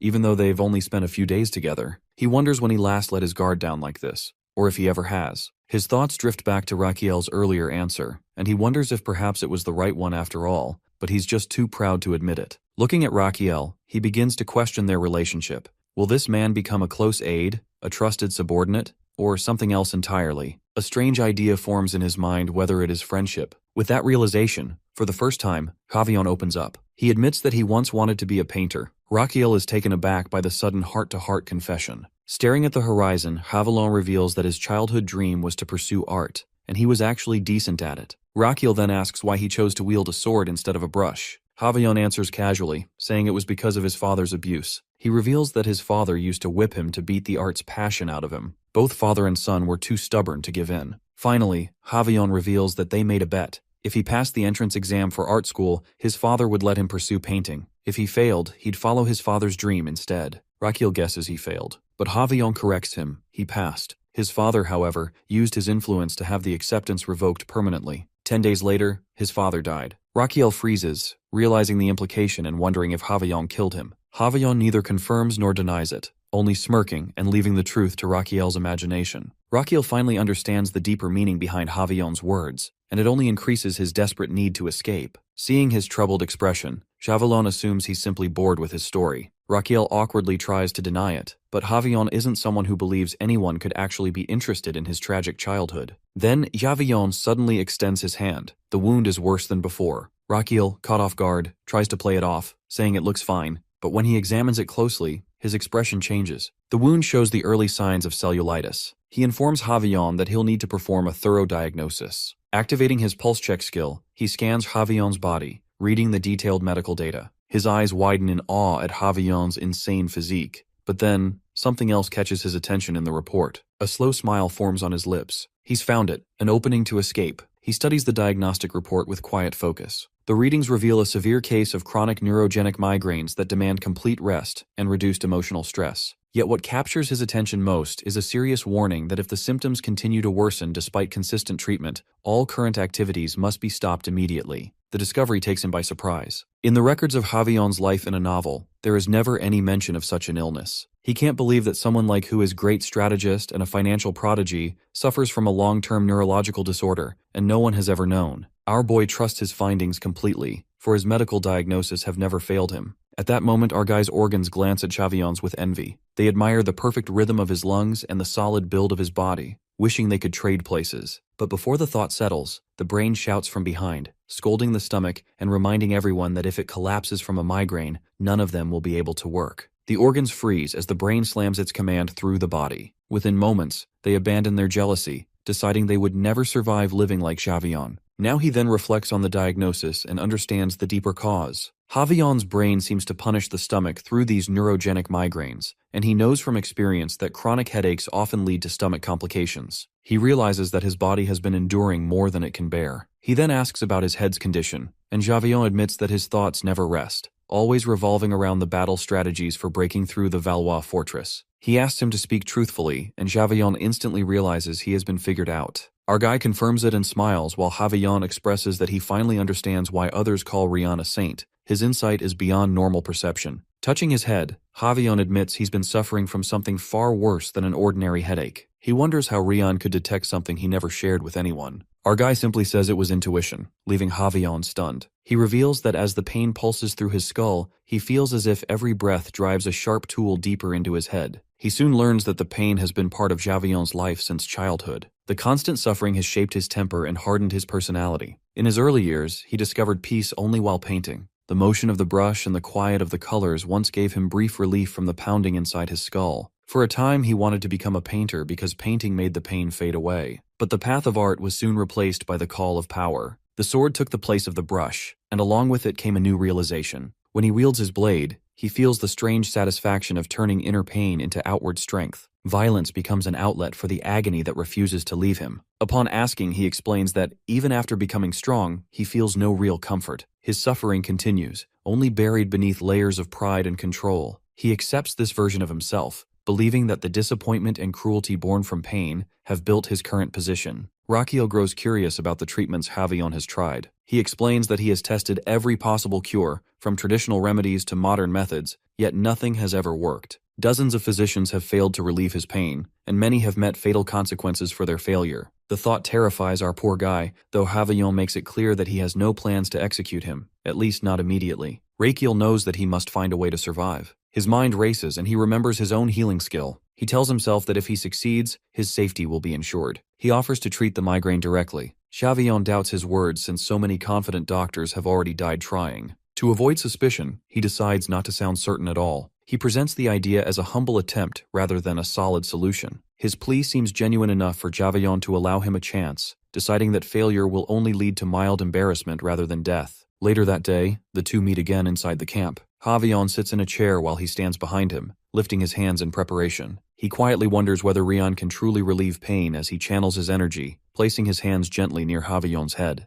As he inquires what is doing, Outguy tells him to be quiet as this step is crucial. A calm rhythm escapes his mouth as if he chants his skill name as he activates My Hands Are Healing Hands skill. Suddenly Javion can't believe that he feels so relaxed unlike ever before, and he's shocked at this skill. He reminds him to keep his focus and asks what it's like to live without the endless pain. Javion hesitates, admitting he isn't sure how it feels. The sudden absence of it seems unfamiliar, almost unsettling. Without knowing why, his eyes fill with tears, and he breaks down, saying he never thought Rian would truly manage to end his headache. However, our dude then informs that it's too early to celebrate, and warns him that the treatment he received will stay only for a single day. Javion looks startled that his headache will be back by tomorrow. He confirms it, but reassures him that the pain can be removed every morning through his treatment. Javion asks if this means he will remain free from pain until morning. He confirms, while warning him only not to oversleep and miss the next session, so he exhales in relief, declaring to rely on him again the next day. Inside him, Rakiel thinks the situation is unfolding just as he wants. The more Javion depends on his healing, the more control he gains. Once that dependence is complete, he plans to slip away unnoticed when the time feels right. Outwardly, he keeps his calm tone, assuring Javion not to worry. Every morning, our dude repeats the same process with his captor. He places his hands over his head, letting a soft current of power ease the pain until it disappears entirely. He observes him with deep respect, believing that such kindness could only come from a saint. When he finishes, he announces that the treatment is done. Javion feels a sense of calm wash over him, and admits that life without Rion's help would be unbearable. Meanwhile, he silently notes that everything is proceeding exactly as planned. Later that day, after another session, he tells Javion that he has something important to share. When he asks what it is, he explains that he must perform a sacred prayer that night to maintain the strength of his healing. He listens intently as he continues, saying that the power he uses each morning is granted by the heavens, not freely his own. He explains that during the full moon, he must offer clear, cold water to the moon from its rising until it sets. If the ritual is not completed, the blessing will fade, and his healing gift will vanish for a full month until the next moon cycle. His eyes widen at the thought, and he asks if that means he will truly lose his power. He answers seriously, swearing on his honor that it is true. He adds that the prayer must remain unseen, and if anyone witnesses him during the ritual, the blessing will disappear instantly. A wave of unease runs through Javelin as the idea of losing Rion's healing terrifies him, and the thought of that unbearable pain returning feels impossible to face. He calmly says that this is why he needs a hidden place where he can pray without being disturbed, asking Javion to arrange it. Though anxious, Javion agrees, saying he will prepare the location himself. When he gives the exact place, Javion nods, insisting that thanks are unnecessary since he is the one in debt. As they separate, he reminds him that no one must look toward the prayer site once the ritual begins. Javion assures him that he will wait below with his guards, and that the place will remain undisturbed. Our dude false promises to return the next morning after the prayer and tells him not to worry, and he will not escape, as his duty to Javelin remains. They clasp hands before parting. That night, Raquiel sits in silence before a bowl of water, gazing at the moon above. He begins to chant in a low, steady voice, his words carried by the night wind. Nearby, the soldiers whisper among themselves, puzzled by the ritual. One murmurs that it must be some divine prayer. Another admits he cannot understand what the saint is doing. He keeps chanting under the dim glow of the moon until dawn begins to break. As morning light spreads across the sky, the soldiers suddenly rush to Javion, shouting in alarm. One of them stammers that the physician Rion has vanished without a trace. Javelin stands frozen, his mind unable to grasp the sudden disappearance. Last night, our dude chants his so-called ritual verses beneath the pale moonlight, just as he believes his plan is unfolding smoothly, and behind him the soldiers stand guard. He smirks inwardly, certain his escape will succeed, but the ground suddenly gives way beneath his feet. Before he can react, he plunges into a pit, shouting for help as he crashes down into a cage. Garden and Damien rush toward him, calling out in alarm. Garden yells that they arrived exactly as informed. Earlier, in the northern region, Gaucium had carried a letter from him to Garden and Damien while Javion was away. In the letter, he revealed his escape plan, telling them to meet in the small forest beneath the cliffs before dawn. Although the message had confused them at first, they now understand its purpose. In the present, Damien asks how he even knew about the hidden cave within the hill. He calmly replies that spending so much time near Javion allowed him to learn the terrain in detail, and even things he never cared to know. Damien is surprised by his memory. Inwardly, our guy knows it is a lie. In the novel's events, Damien had actually discovered this place during the Great War between Javion and the Empire. He then urges them to move quickly toward the kingdom's army stationed near the Central Plains. Once behind the cave, Damien questions whether the location is truly safe. He assures him that both the kingdom's forces and the rebels keep this area under watch, which ironically makes it the safest spot. Neither side can move freely here. He points at the map, explaining that visibility is clear in daylight, and they should rest until nightfall. Morning comes quietly, but their peace shatters when a commanding voice echoes across the field, calling for Rihan. It announces that the physician is hiding nearby. None of the horses have been taken, and escape on foot would have been impossible under their surveillance. Our terrified boy instantly recognizes the voice as it belongs to none other than Javion. He declares that despite his betrayal, he is willing to forgive him once out of goodwill. He proclaims he will not take a life for this offense, but demands that Rion step forward before he finishes counting to 3. Inside the imperial castle, the emperor and his subordinate hear the distant roar and realize it is Javion's voice. Our guy whispers to his companions that if they reveal themselves now, they will be dragged back with their legs cut off. Gardan shivers at the thought, but he reassures them that if Javion makes a move, the kingdom's army will retaliate immediately. The voice booms as he counts 1, 2, 3. Nothing happens at first. Our boy assures them that they are safe, but then a sudden heat surrounds them. Flames light up the ground, and he shouts in panic as he peeks out of the rock. The entire army has drawn flaming arrows, launching them in a storm of fire that sets the land ablaze. Our physician's expression twists in disbelief at the sight of the inferno. Damien warns that if they stay any longer, they will burn alive. His thoughts spin wildly, his heart pounding under the weight of fear. He orders them to run northeast. Damien hesitates, asking if that means toward Amboise. Garden protests that the route is dangerous, but he insists that they lied to the princess and made it this far, and getting caught now means certain death. The fire spreads fast, carried by the wind from west to east. He explains that running directly away will only let the fire catch them, so they must move at a right angle to the flames, and there is no time to argue. Suddenly fire bursts before them, and from within the flames, Havillon appears. Rage burns in his eyes as he accuses Rion of betrayal. He raises his blazing sword, ordering his Imperial Guard to advance. His voice cuts through the chaos as he commands them to sever their legs so they can never flee again. The soldiers surge forward, their weapons gleaming under the burning sky. From the castle window, the Emperor watches the distant flames rise and questions what could possibly drive Havillon to such madness, burning his own land and shouting through the air as cavalry charges below. His subordinate squints through the thick smoke, barely making out 3 small figures. He reports that they appear to be ordinary men, nothing more. The Emperor ponders this, asking what words Havillon had shouted before the attack began. The subordinate replies that Havillon must have manipulated the mana in his voice, concealing the exact words. The Emperor interprets it as a psychological tactic meant to unsettle them. He agrees, saying they must not falter in this battle of wills. He offers to lead a rescue team for their people being chased by the rebels, but the Emperor declines, stating that the subordinate must remain by his side. Instead, he will send Adeline and the Royal Guard. Her leadership will serve as a strong symbol for their people. Soon after,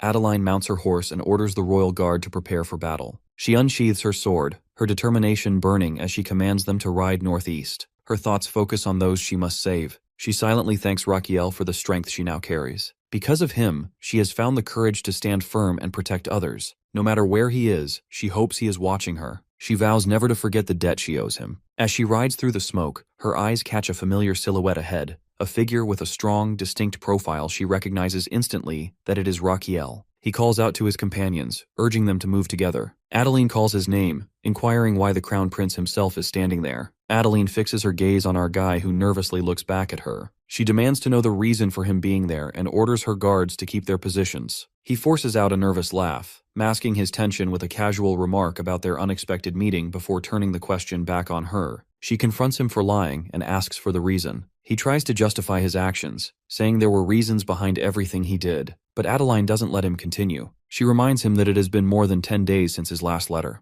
No word, no farewell, nothing. She had believed he had already been to home, yet now he stands here, hunted by rebels. Her eyes fall on the emblem stitched onto his coat, and a realization rushes through her. That mark can only mean one thing. He has been among the rebels all this time. Her voice hardens as she accuses him of betrayal. He admits that he was indeed with the rebel command and claims the time spent there had its benefits. Still, he insists that his actions were just a sacrifice for a cause greater than himself. She questions his definition of sacrifice, and he explains that he had infiltrated the enemy ranks, risking his life while keeping his instincts sharp, always waiting for the right moment to strike from within. His goal was to serve the kingdom in any way he could. Adeline finds it difficult to grasp the extent of what he has endured. Garden's voice cuts through the air, urging them to stop arguing and points out Havillon at the front of the charge, heading straight for them. He then crouches behind Adeline and orders her to mount Damien and Garden on their horses and send them ahead while she stays back to cover their retreat. Garden gives a quick answer, ready to follow orders while others tremble in fear. He urges her that they can settle this later, but right now, escape is their only option. Adeline, however, remains calm and confident. She insists there's no need to fear when their forces double the rebels. In her mind, this battle is a chance to wipe out the enemy and strengthen her army's morale through victory. He shouts in fear, warning her that confronting them now means certain death, because Havillon himself is leading the attack, and he's after him. Confusion flashes across her face as she wonders why Havillon would go to such extremes just to catch him. He answers bitterly that he's become the most precious person in Havillon's life.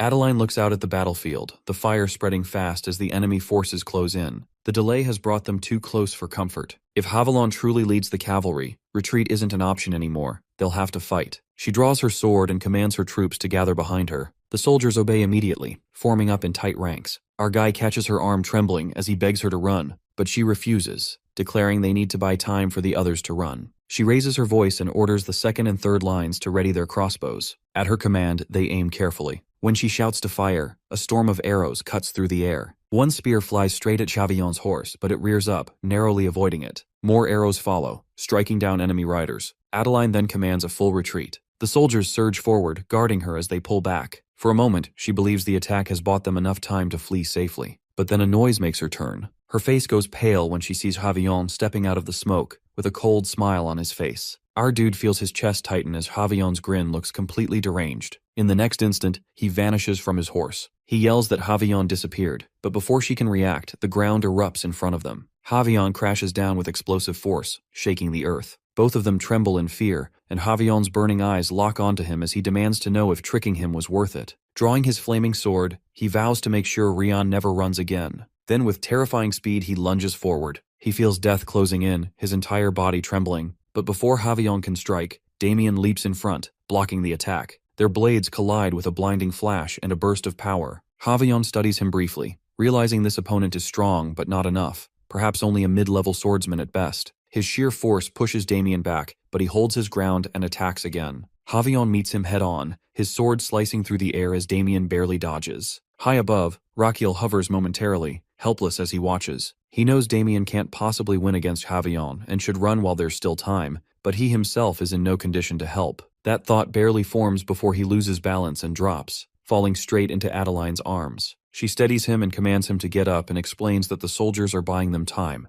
They must run. But he refuses to leave Damien behind. She insists that staying will only lead to more deaths, and they can't risk everyone for one man. His mind races that this isn't just about Damien's destiny or his role in this world. It's something deeper, something he can't speak of. If he ever revealed the truth, the one who created Damien would intervene, and that must never happen. He calls out to Adeline and she looks at him expectantly. He tells her that saving everyone now depends on her. Confusion flashes in her eyes as she asks what he means. He says with quiet urgency that from this moment onward, she must follow his instructions exactly and asks for her will. He explains their strategy, whispering in her ears, and her eyes widen in disbelief. The impossibility of what he suggests hits her all at once. He simply reassures her that it's possible, holding her hands while she finds him completely insane, and he turns back to watch the army. His thought wanders how some events in this world carry consequences that outweigh their benefits. Not every transformation brings improvement. Some things seem like they're creating something better, but they're really just destroying everything. Chaos pretends to be progress, but it's really just making things worse.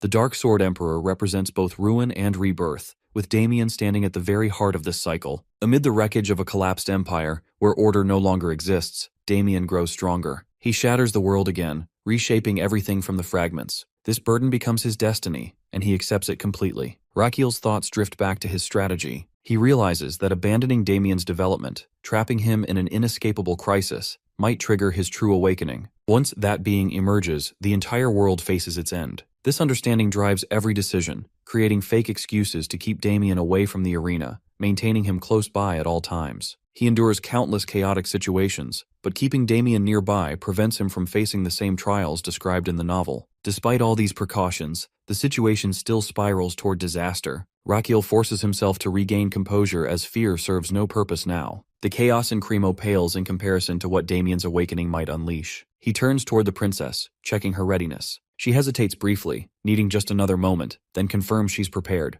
The battlefield erupts around them. Swords clash violently as armies collide. Damien faces Havion, and Damien is completely enveloped in mana. Havion questions whether exhaustion has begun to set in, then launches his next assault. The force of his attack makes Damien reconsider everything. Initially, it seems like pure defense. Damien simply blocks each strike. But something else becomes clear. Every single time, by the smallest possible margin, Damien slips through the attacks, avoiding the full impact, and the precision seems impossible. Havion recognizes this pattern. Some fighters possess this quality. They never stop evolving. The battle itself makes them stronger. The realization creates urgency, and crushing Damien now becomes the only option before he grows beyond reach. Havion repositions his sword, testing a new approach. His speed increases dramatically. In one fluid motion, he appears behind Damien, striking from an unexpected angle. Yet somehow Damien blocks this too. The sword hits the ground instead, the impact revealing Damien's monstrous strength. Havilon's disbelief grows as dodging that particular strike requires extraordinary reflexes. He acknowledges Damien's endurance but declares the fight nearing its end. Damien steadies himself, insisting he can still continue. He dismisses this as empty courage, and their swords collide once more. Something shifts in that moment. Havion suddenly snaps his movement, launching Damien backward with tremendous force.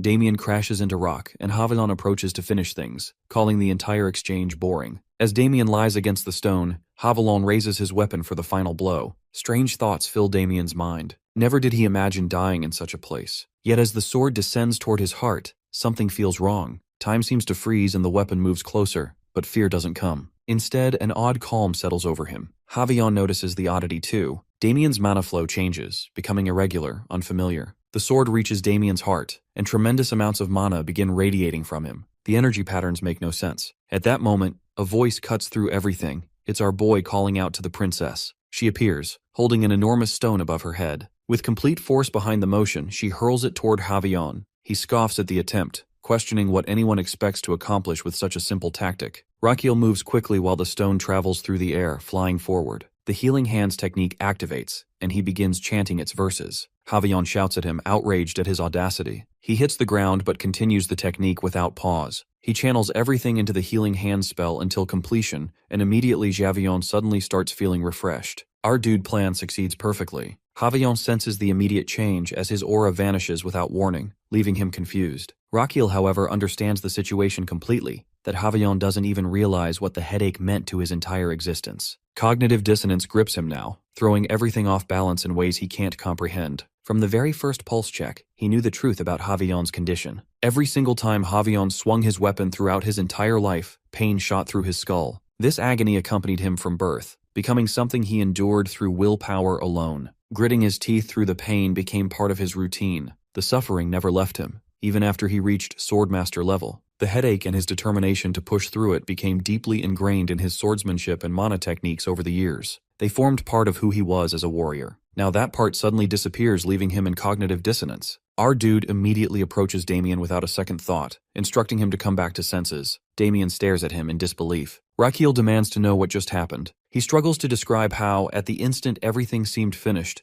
time warped and the world went eerily silent, like the edge of an endless sleep. Then his healing hand's skill voice echoes in his ears. That single sound drags him back. A ridiculous thought follows that he hasn't even claimed his danger compensation. Whatever else occurred in those blank moments, that voice got him his senses back and helped him find himself again. At that moment, our boy realizes that Damien has inched closer to whatever truth sits inside him. The moment barely passes before Javelon's voice slices through the air, asking if the conversation is finished, and he slams his sword down. Sensing a shift, Javion surges toward Damien, and the duel reignites with brutal intensity. As steel meets steel, Damien yells that he'll buy him time to flee while the chance still exists. He warns that if he hesitates now, there will be no second chance. Sparks fly with every clash. Damien's thought, that Rakiel is foolish to linger, slips outward as he suddenly voices it, ordering the Crown Prince to run. Damien freezes, stunned that Rakiel has spoken his very thoughts aloud. Just then he comes closer, presses a steadying hand to Damien's shoulder, and taunts him for doubting his employer. Then he exhales and releases the poisonous smoke he has been holding in. He had been inhaling it in tiny measures, he realizes, saving it for a moment like this. The cloud rushes straight toward Chavillon,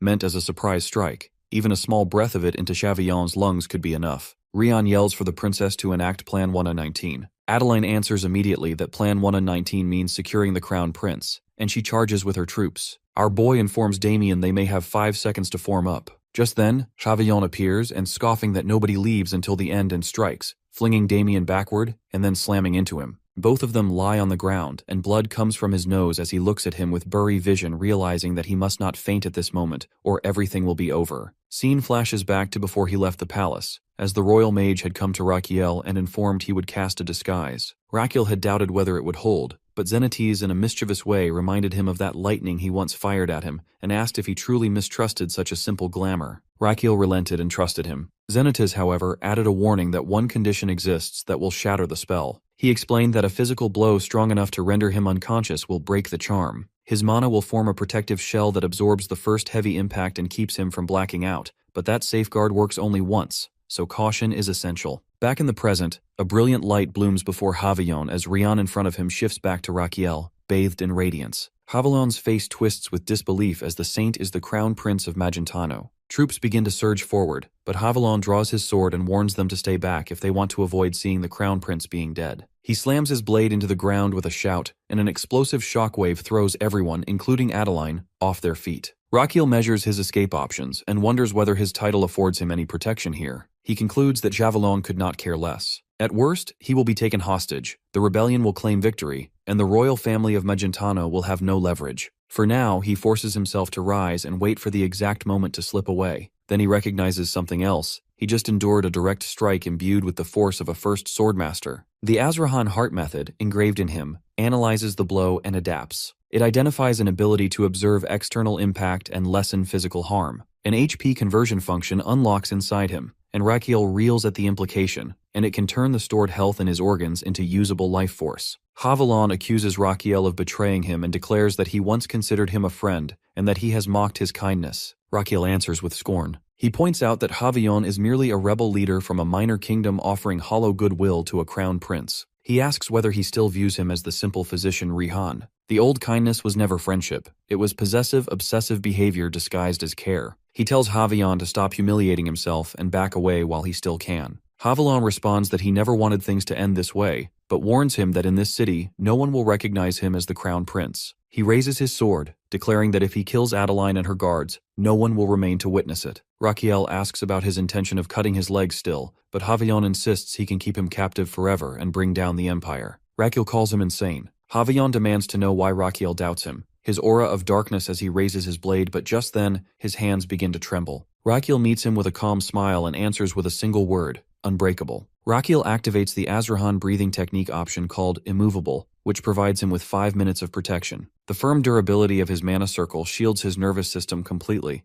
ensuring that no matter what impact he receives, he won't faint or lose consciousness during this period. The time remaining until the effect wears off shows 4 minutes and 59 seconds on his status. He reflects on how he gained this immovable option by enduring Adeline's shockwaves 500 times, and now for the next 5 minutes, passing out becomes impossible no matter what damage he takes. Javion attacks him with tremendous force. The strike lands, and Raquiel's current HP drops dramatically to 130 out of 300. He realizes that just one hit caused this much damage. Understanding that Javion it as a high level, and without using Immovable, he would have fainted instantly from that single blow. Now the situation demands that he use HP conversion right away. He activates 170 HP from his reserves, and those points get restored immediately, bringing his HP back to full 300. The system confirms it works perfectly. This functions like a cheat code for survival. Now that he's taken a hit and survived, things don't seem quite as bad anymore. He then mocks Javelin, taunting his swordsman's skills, and he watches him closely and senses something strange because Raquiel blocks 2 strikes aimed straight for his legs,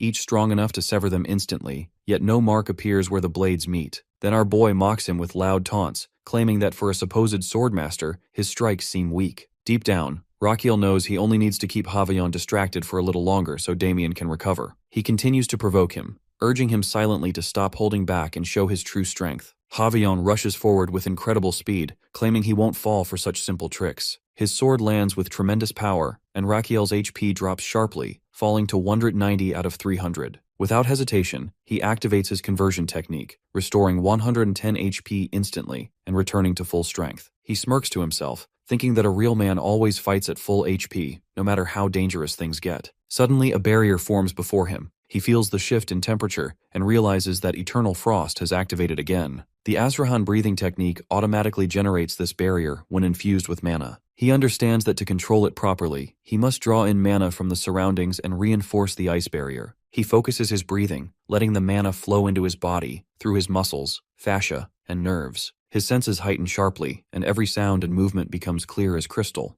Javion comes again, determined to end it with one more strike. Raquiel senses exactly where the attack will land, and as the sword descends, he channels his technique and forms a massive shield. The collision causes a huge explosion, shaking the ground. Smoke fills the air, cutting off his vision completely. He struggles to find Javion through the dense haze. The system activates his skill, which is Meridian Scanning, that locks onto Javion's position automatically. Raquiel tracks him through the smoke and quickly notices the attack pattern. The downward slash serves as a deception, while the real strike comes upward. Javelin swings hard, but Raquiel's barrier holds firm. He laughs faintly, taunting him that for all his talk, Javion's power isn't that impressive anymore. Every move he makes feels predictable now. At that moment, a system message flashes before him, announcing that during this extreme battle, he has refined the breathing technique to a higher level. The skill evolves into Breathing Technique, Single Circle, Level 7. Javion continues to unleash strike after strike, but Raquiel's movements have become smoother and faster. His upgraded control allows him to dodge and block with ease. His internal organs seem to respond too, providing him an unexpected boost of 1000 HP to keep him going. His heart urges his body not to hesitate, and if he dies, everything inside him dies too. The surge finally comes through, raising his HP dramatically to 7000. His stamina, resistance, and regeneration all improve at once. Their clash continues endlessly, and Raquiel keeps provoking Javion, suggesting he should abandon his obsession. Inside, he knows his endurance is running out. He only needs to hold on long enough for Damien to strike back. If he can stall Javion's offense, Damien can counter freely without awakening his true power. To conserve strength, Raquiel simplifies his defenses, focusing on stability over force. Desperation drives him to dig deeper, and he brings up Javion's past.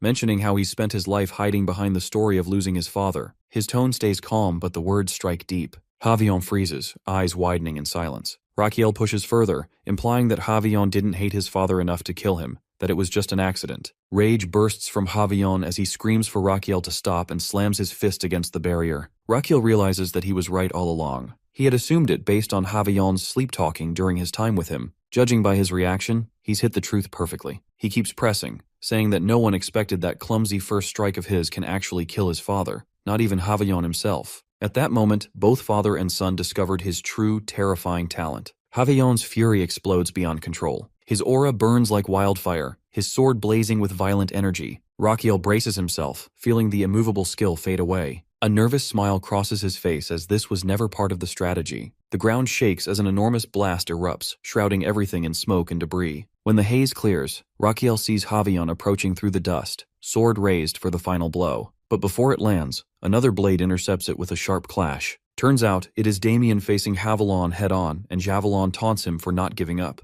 Raquiel is shocked to see his bodyguard, who now stands between them. A little while ago, when Damien wakes up in the middle of thick smoke, wondering if he got unconscious for a second. Not far away, a soldier holds on to Adeline, who is unconscious. Meanwhile, Javion and Raquiel continue their fierce fight. Damien sees Javion's power slowly coming back and knows he has to do something before the enemy gets his full strength again. A memory pops up of Damien practicing hard with his sword, cutting through wooden practice posts. He never wants to fail like he did during Cremo incident. By putting mana into his strikes, he cuts through entire stacks of wood at once. But this still doesn't feel good enough, and he needs way more power to keep Raquiel safe. Closing his eyes, Damien pushes his mana flow past any limit he's tried before. His heart pumps energy in a weird direction, making blood drip from his mouth. He remembers a teacher's warning about mana reversal being basically a death wish. It hits him hard that he's doing the forbidden thing right now. Grabbing his chest, Damien gets ready to stop but finds something strange. The reversal doesn't hurt him at all. Instead, his mana rushes backward and breaks through another barrier. He tries it carefully, slowly changing which way his energy flows while staying in control. When his heart makes a half turn, huge amounts of power spread through his whole body. To test this new strength, Damien hits the ground. Mana spreads out from where he struck, cracking the earth in big chunks. His sword moves now carry way more punch than before. Now in present, he knows that he has done partial reversals tons of times, but never a full one. Right now though, there's no time to worry. If he can't protect Raquiel, everyone's finished. Damien makes up his mind that today he'll push past every limit no matter what. He closes his eyes again as his heart creates crackling lightning. He speaks an old promise about seeds planted in the world that will grow into fire that eats everything. Mana covers him completely as he jumps into the fight. Javion comments on his will, but Damien rushes forward anyway. When they crash together, a huge explosion of energy cracks. Our boy covers his face from the smoke and flying dirt. Javion mentions how stubborn he is as their weapons keep hitting each other. Behind him, our boy watches, totally shocked and worried. He lifts his weapon up high while Raquiel figures out he's using the forbidden reversal heart move. The weapons smash together hard. Javion's mind races with confusion about someone without aura blocking a swordmaster's attacks. Aura usually only stops other aura. A scary thought enters his head that maybe he's actually scared of this guy. Damien lets out another strike, making Javelin super angry. The swordmaster screams about him and throws powerful attacks at him. He swings his blade really close to Damien's body. Out of nowhere, a ball of pure mana explodes between them, breaking Javion's aura completely in one hit. Our dude watches, barely believing what he sees. Damien is using the main power of the Sword Emperor's scariest move, something that automatically makes the user one full level stronger than whoever they're fighting. Even swordmasters, no matter how powerful, can't stand up to this move. Javion won't accept losing to someone he thinks is weaker. He charges ahead with his hand out, thinking about his best technique. If he can just touch Damien, he'll use his unlimited attack. As Javion gets close, Raquiel suddenly jumps in and grabs his enemy's hand, leaving Damien totally confused. Javion's hand shakes as he figures out the attack has already started and can't be stopped now. He'll end up killing Raquiel whether he wants to or not. He questions if our dude even gets what's about to go down. He answers with a knowing grin, confirming he knows Javion's trying the Elysian move. But Raquiel explains that letting Damien keep going would cause bigger trouble. Elysian is a pretty effective move when fighters channel raw mana through touching, an old-school method that destroys pure inner energy. During these raw power battles, even the reversal heart move can't help. Since Damien has a smaller body than Javion, he'll definitely lose this exchange. Our boy makes fun of him for picking on someone weaker opponent, calling it pretty sad. Javion screams back, then freaks out when he realizes Raquiel plans to take Damien's place. Raquiel corrects him that no sacrifice happening here, he's going to eliminate Javion instead. The Crown Prince activates a Kuzman skill while eating a sunflower seed. The system right away warns him he's illegally eating something only mythical creatures should have. Since he's human, the giant making effect will only work for 3 minutes. Red sunflower seeds cause bad side effects in humans, and the system says to see a traditional Korean medical doctor right away. Adeline and the guards around them watch in total shock as Rakiel grows into a giant. The system warns that when the effect stops, he'll get hit with nasty side effects and pass out for 5 whole days. Far away, the Emperor yells at his helper, wanting to know what the heck they're looking at. The helper admits he has zero clue. Rakiel points out he told them about the Korean doctor thing. Now that he's giant-sized, Elysian won't work on him. If he can just last these 3 minutes, he might stop Damien's full awakening. He tells Javelin to give up and end the fight here. Javelin can't let go of Rakiel's hand. His blood vessels are already messed up, and Rakiel's pure mana totally overpowers him. He notices his opponent isn't listening and thinks about his own path. Javelin climbed to the top through tons of competitions, and now wonders if all that work led to this embarrassing moment. Rakiel questions why he won't release his grip, and the timer shows only 56 seconds left on being giant. Making a choice, Rakiel shakes his hand around wildly in every direction like it's nothing. Javelin screams over and over, begging to be let go, but stays stuck tight in Rakiel's grip. Rakiel decides on a perfect fix and with a finger snap, throws Javelin far away. The rebel leader rolls across the ground before crashing into rocks in the distance. Rakiel celebrates breaking his own record. The princess comments on how nicely things turned out now that the fighting stopped. Javellin's sword sits on the ground, forgotten. The timer hits 0, and Rakiel goes back to normal size, finding timing worked great. He feels relieved, though kind of dizzy. His bigger worry is whether his bodyguard is okay. Before he can check, Rakiel's body starts shaking. Calling out Damien's name, he falls into his arms, barely managing to question if Damien's all right. Damien catches him in shock, right away asking about his health instead. Our boy's eyes flutter open as someone keeps repeating his name. When he looks around, he finds himself dressed fancy with Princess Adeline gripping his arm. Confusion fills his mind about what's happening. The princess informs him it's time to head on stage, which only adds to his bewilderment. As he reaches the stage area, the host announces him as a star and appreciates all for the wait. The crowd erupts in applause, with people everywhere offering congratulations. The screen displays a message about reaching double circle level, which catches Rakiel completely off guard. Even more shocking, the notification shows that Slot 2 has unlocked and Slot Fusion has been added. Garden behind a bar, casually shaking a bottle, explains how Slot Fusion works.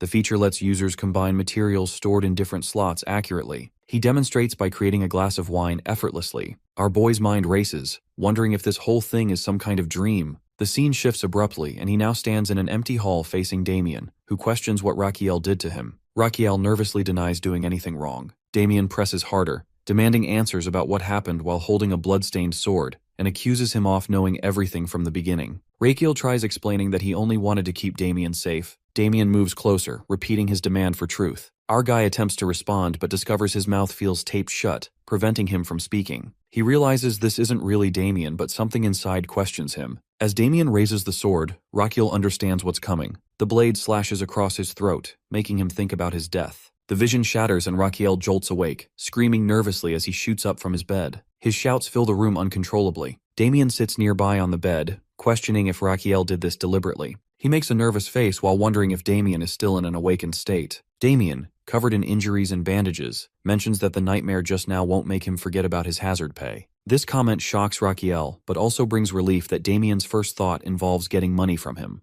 This proves it's actually Damien acting normal. Rakiel pleasantly questions what he takes him for, while thinking how happy he feels. He then requests Damien's hand. When Damien questions why, Rakiel explains he wants to check the pulse, and Damien wonders about the sudden request. Rakiel's real reason involves checking how far the reversal heart technique awakening has moved forward, and he mentions knowing Damien reached advanced sword expert level. Damien questions how Rakiel figured that out. Rakiel reminds him about his skills, and he recognizes the symptoms from their first meeting, and warns him that insomnia increases and nerves become more sensitive at this rate. Damien accepts this and extends his hand. Rakiel begins the pulse diagnosis, and the comprehensive examination report labels Damien as human, which matches his expectations. Something definitely changed since their first encounter, showing the awakening is moving forward. The overall diagnosis reveals exceptional health, physically strong and balanced. However, severe insomnia appears. Leftover damage from the recent reckless mana reversal attempt shows up in the body, requiring medication and rest. Additionally, strange unidentified foreign tissue exists in the bloodstream. This tissue recently experienced rapid growth and multiplication,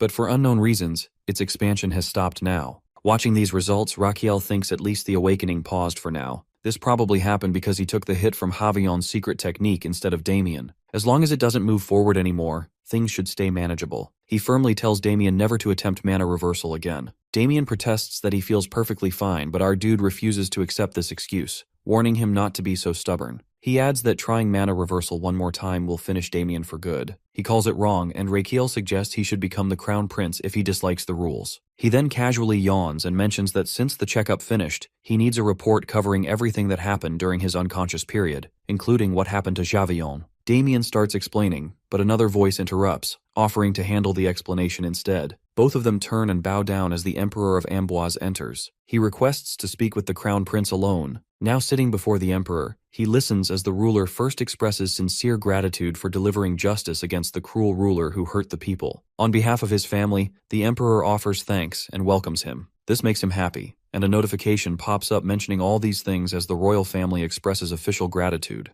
He gets lost in thought while the Emperor keeps calling his name. He snaps back and responds that he feels honored to have provided some small assistance to the kingdom. The Emperor acknowledges this and proceeds to share what Rakiel eagerly wants to know. The moment Javillon lost consciousness, the rebels immediately surrendered. Everyone involved will face trial in a military court, and Javillon himself is in custody on treason charges. Rakiel inquires about the future of the rebel soldiers, and the Emperor explains that they won't face special punishment since most of them were just forced into the war. Curious about Javillon, Rakiel asks about his fate next. Calmly sipping his tea, the Emperor replies that Javillon will be used for experiments. A man with such skill doesn't deserve mercy or an honorable death. He adds that there's no reason to pity him, and such a miserable end suits him well. Finally, he checks if that clears Rakiel's doubts. Rakiel forces a polite smile while internally understanding how noble politics work. The Emperor returns the smile, and Rakiel gets the uneasy feeling that something more is coming. The Emperor then brings up the letter when he called him father-in-law. Rakiel's mind freezes in shock as he remembers what he completely forgot about. He jumps to his feet and bows deeply,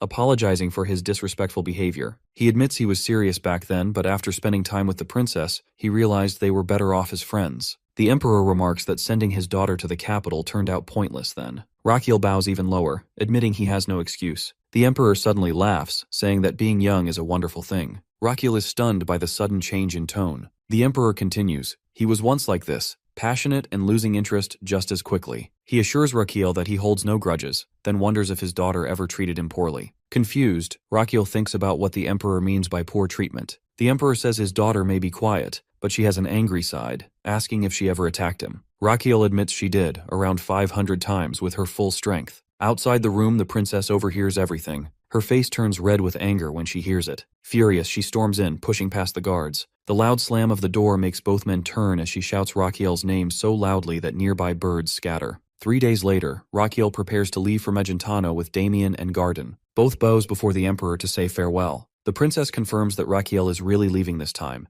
and he assures her she reminds him that she overheard his talk with her father and finds his excuses very amusing. Her temper flares again, and she starts arguing endlessly while Garden and Damien quietly watch. Garden smiles at the fiery scene, seeing it as a glimpse of young emotion. Rakiel starts panicking internally and decides to run away, giving his formal goodbye and wishing glory to the Empire. But the princess grabs his arm before he can go, pulling him back and demanding to know where he's trying to escape. Moving closer, she tells him that next time he should at least give her a fair chance. Rakiel quickly jumps into the carriage, repeating that he's leaving now. The princess wishes him safe travels as he rides off. Inside, Rakiel exhales in relief, thinking that was too close for comfort. As the carriage rolls toward the imperial palace, his mind fills with worry. He knows his father will make a big deal about everything that happened. The officials must already know it all, and cleaning up his mess must have been a huge task, especially after dealing with Amboise. He expects another round of scolding and accepts it as something he can't escape. But then he freezes in fear, and ahead at the gate, Garden points out that his father himself has come to meet them. Rakiel steps out, convinced that he must be furious to come all this way just to reprimand him. He approaches respectfully, announcing his safe return. Instead of anger, the Emperor pulls him into a tight hug. Rakiel stiffens in shock, struggling to breathe. He studies him silently, amazed to sense that Rakiel has already reached double circle. He can't believe someone achieved that level so quickly, as it took him 25 years himself. They exchange greetings, and Rakiel wonders if it's over already. The lack of scolding makes him think maybe he is pleased. But then, the Emperor lightly mocks his weakness, saying that if such a small show of affection hurts him, so if he can carry the burden of the throne. Rakiel sighs inwardly, realizing the lecture has arrived after all. However, his father then hands him a scroll, and Rakiel hesitates, wondering what it is. He explains that it's a number of marriage proposals from royal and noble families across the continent. Our dude freezes in complete shock, holding the scroll as if it weighs a ton. In Frontera Square, people stay busy working as the day goes on. A shopkeeper shares gossip with a customer that regarding rumors about the Crown Prince doing something incredible in Amboise. The customer shows interest and inquires if the rumors are right.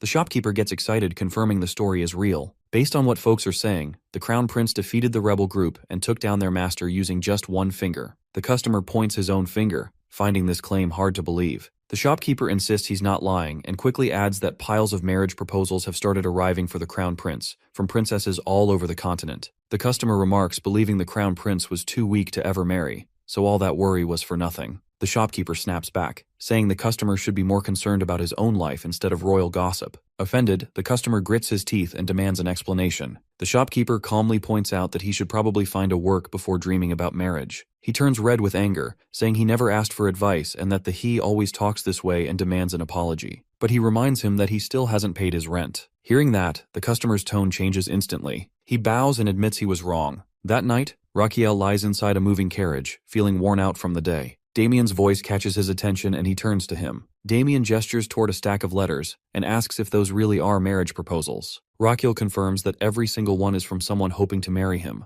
Damien guesses there must be some error, but Raquiel with pride informs that it only shows how well known he has become, something that can't be hidden anymore. With a teasing tone, he adds that someone like Damien, who spent his whole life fighting underground, doesn't know much about romance anyway. Damien's response shocks him that he has been into relationships. Raquiel lets out a loud scream, shocked by what he just heard. Damien calmly explains that the underground arena wasn't only filled with men. Raquiel screams again, unable to believe it, and calls Damien a traitor. Trying to steady himself, he mutters that this whole conversation is giving him a headache. Garden guesses that Raquiel must be stressing over which marriage proposal to pick. He proudly claims he's an expert in love and offers to help Raquiel make the right choice. Taking his hand dramatically, he begins explaining the proper method of romance. First hold her hand, then look into her eyes to see if her heart feels the same. Raquiel's expressions change and tells Garden to stop right away. He ignores him and keeps talking about moving closer and going for her lips. Horrified, our dude yells, calling such actions offensive, and declares he's going to reject every proposal, pushing Garden's face away in frustration. Damien looks confused and asks for the reason, and Raquiel explains that those letters aren't about love, they're about power. They were sent to him because of his position and future as emperor, not because of who he is. Now that he's the strongest heir, he's the top marriage candidate across the continent. Raquiel continues, saying that back when everyone thought he was weak and dying,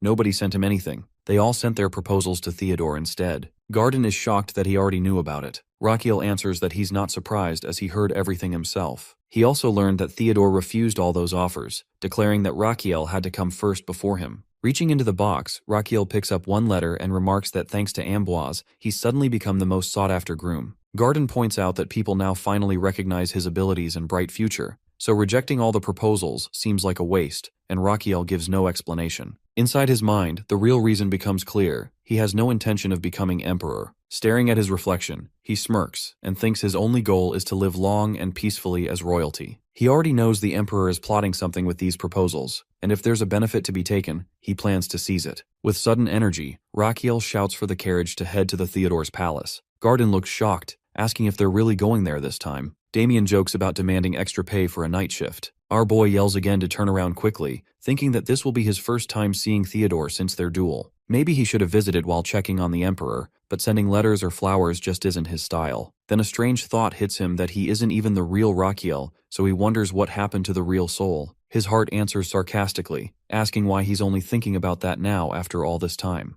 Raquiel freezes, realizing his organs knew the truth. They confirm they did. After all, they managed the body. Raquiel demands to know where the real soul went. They then admit that they have no idea. Raquiel groans in frustration, angry at the buildup leading nowhere. Before he can argue further, his companions inform him they've reached the palace. Stepping out, Raquiel observes the grand residence carefully. A servant rushes over, bowing respectfully and introducing himself as the steward in charge of the second prince's household. Raquiel apologizes for arriving without informing as needs to meet Theodore. The steward understands and offers to take him to the reception room while sending for the prince. Raquiel refuses and insists on going straight to him. Turning to Damien and Garden, he tells them to stay outside since he'll speak with him alone, and they agree. Steward guides him through the halls, and as they walk, our dude notices the smell of food and inquires if Theodore is eating at this time. The steward admits he has been taking his meals slowly lately. He tries again to lead him to a waiting area, but he insists on going directly to him. His mind runs through the plan that he'll dump all the proposal letters on Theodore, then arrange a massive banquet for every princess and noblewoman to attend. Once they see Theodore, they'll fall for him instantly.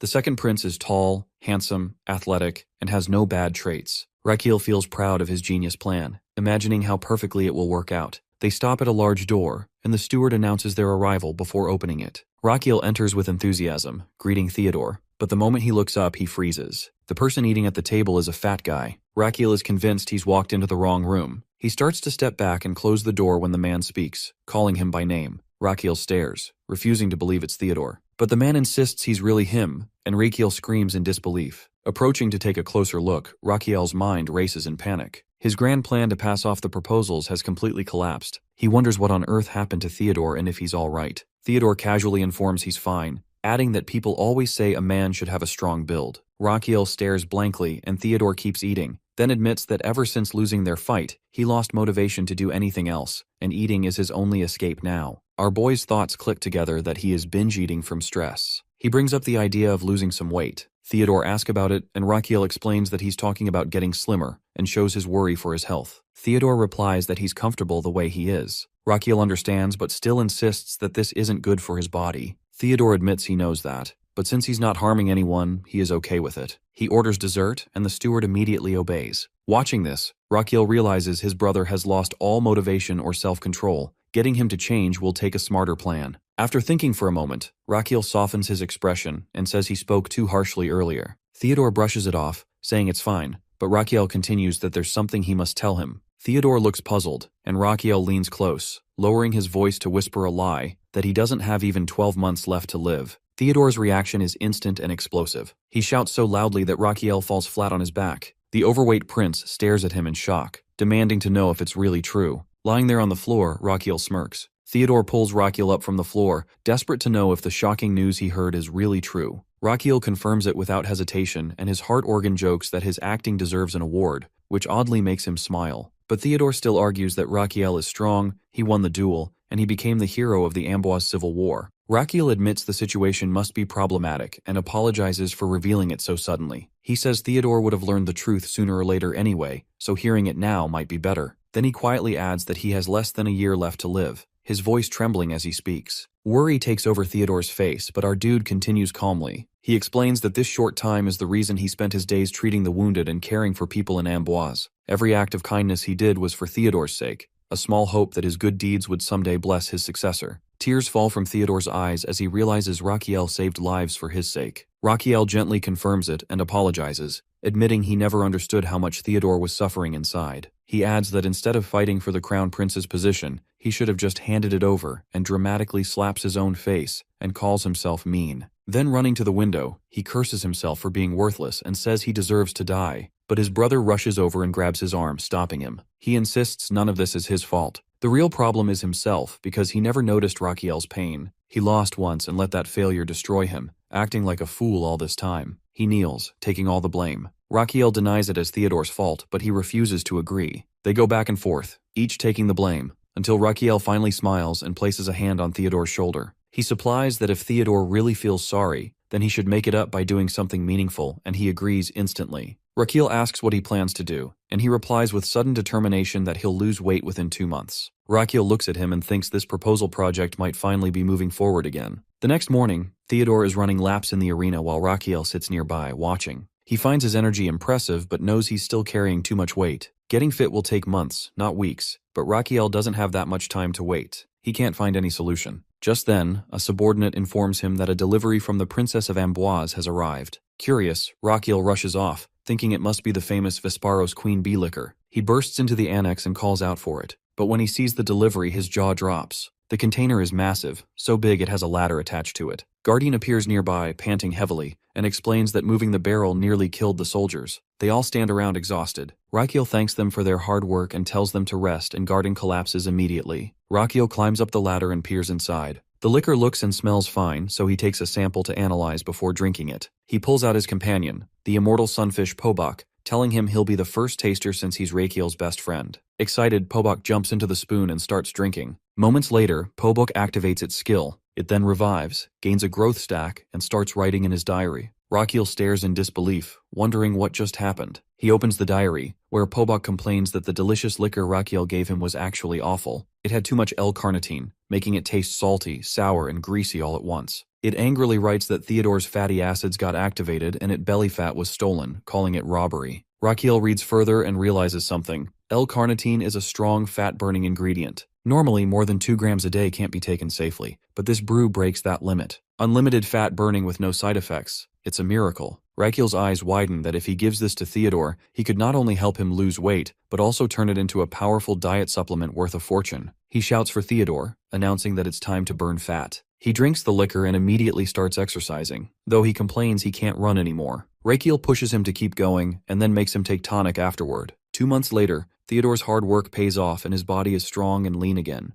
Rakiel praises him, impressed by his effort. Theodore jokes and asks why Rakiel looks serious. After a checkup, Rakiel finds that Theodore's organs are tired from the fast weight loss, and that such change can strain the body. His internal organs tease him about kidney stones, and he realizes his kidney has awakened, just like an Amboise. Apologizing for the chaos, he moves on. Theodore asks if the results are not right, but our dude smiles and says they're better than expected. Still, he should rest for a month to recover. He flexes his muscles proudly, saying he feels lighter and happier, but never wants to taste that liquor again as it was disgusting. Our dude insists it wasn't that bad, though he admits it worked wonders. He thanks him sincerely. Our boy smirks, saying he should be very thankful, and Theodore asks what he means. Rakiel points out that Theodore clearly hasn't grasped how the world really works, where everything is based on give and take. Theodore admits he wasn't aware of that. Rakiel lets it slide, calling him young and should be given a chance to understand. Then Rakiel mentions having just one request that is not difficult at all. Theodore quickly agrees, and Rakiel drops the news that Theodore will get married instead of him. Theodore freezes in disbelief, and Rakiel reminds him that he claimed he'd do anything. Theodore stammers, caught off guard. Rakiel sighs dramatically, saying he'll just ask someone else instead. Panicking, Theodore says it's not rejection, he's just surprised. Rakiel smiles sadly, saying his request may sound absurd, but his time is running short. Theodore suggests they should just tell the truth to everyone, but Rakiel refuses. Their father's health is still fragile, and informing his condition might cause a fatal shock. Tears fall from Theodore's eyes as he agrees. He asks what he's supposed to do then. Rakiel explains that the goal is to make the noble ladies fall in love with Theodore instead. On a loud clap, Damien and Garden walk in, each carrying cages filled with pigeons. Theodore realizes that he's been tricked into this setup. Rakiel agrees and releases the birds, announcing the beginning of something big. The birds fly high into the sky, each with a small scroll tied around its neck. They spread across many kingdoms, heading toward royal palaces. In one palace, a princess notices a bird land by her window and recognizes it as a messenger. Another princess opens her scroll, wondering if it's from Magentano. Somewhere else, a princess reads her letter and gasps when she learns that only the first 50 guests can join the royal banquet. She panics and orders her servants to get the carriage ready, shouting for the fastest horses, and the princess does the same. Soon, dozens of princesses prepare to leave, all wanting to reach first. Carriages rush through streets, wheels rolling fast as the women race toward the same destination. One shouts that she must be among the top 50. Another boasts that she's already in the lead, and one even grabs the reins herself to drive faster. This carriage race would later inspire the creation of the Imperial Machair Rally, a grand international women's race held once every 5 years. At the palace gates, the steward stops the line and announces that no one else can enter. Guards push away the latecomers while some princesses beg to raise the limit. Those who made it inside breathe in relief, thanking their luck. From a nearby tree, a figure silently watches the scene before vanishing. Inside the palace hall, the princesses take their seats, whispering among themselves. Some wonder what kind of man the crown prince really is, while others doubt the rumors about his weak health. Servants bring trays of food, and the room fills with chatter. One princess says she heard he defeated a swordmaster in battle. Another claims that he opened a free clinic where he treated everyone kindly. They begin to think the prince must be both strong and generous. Then the announcer declares that Crown Prince Rakiel Adrian Magentano is entering.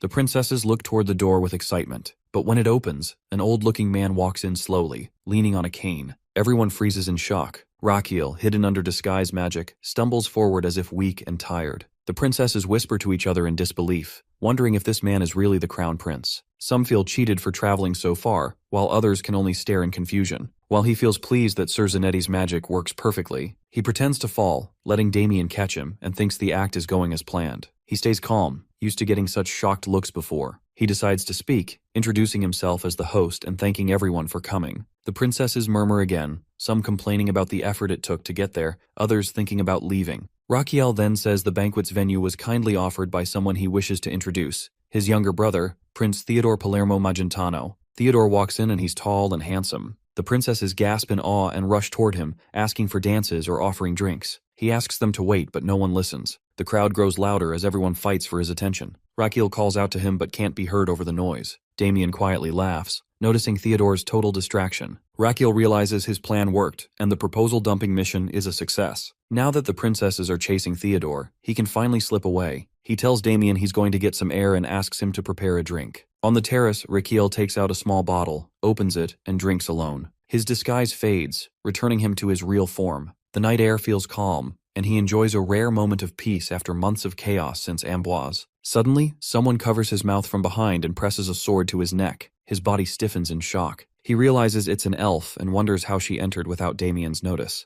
The elf speaks coldly, asking if he set a fire recently. He feels confused but answers that he hasn't. She snaps that he's lying, accusing him of burning the forest that held the Apollos nest half a year ago. He admits that counts as recent, though he finds it unfair to call something from months ago new. She insists she chose her words carefully. He suggests she lower the sword if she comes to ask for something, and she demands compensation for the forest he burned. Raquel apologizes, admitting that his reason for setting the fire doesn't excuse the act. He knows elves love plants more than anything and never harm them. He offers to make it up to her and asks what she wants. She says he must personally go to the forest and restore it exactly as it was. He repeats her words in disbelief. She wants him to plant trees and grass himself. She adds that he must take care of them until the forest looks just as it looked. He points out that it could take 20 years, but she doesn't find it long. Our boy feels frustrated that for elves, who live over 1,000 years, 20 years is short, but for him, it's a huge part of his life. He tries to reason with her, offering to pay for the restoration instead. She reacts angrily, declaring gold means nothing to elves. He quickly explains that he doesn't mean a small payment. He can offer full chests of gold if needed. She hesitates for a moment, clearly tempted. He notices her reaction and presses the offer, saying hiring experts with enough funds could restore the forest faster and better than if he worked alone.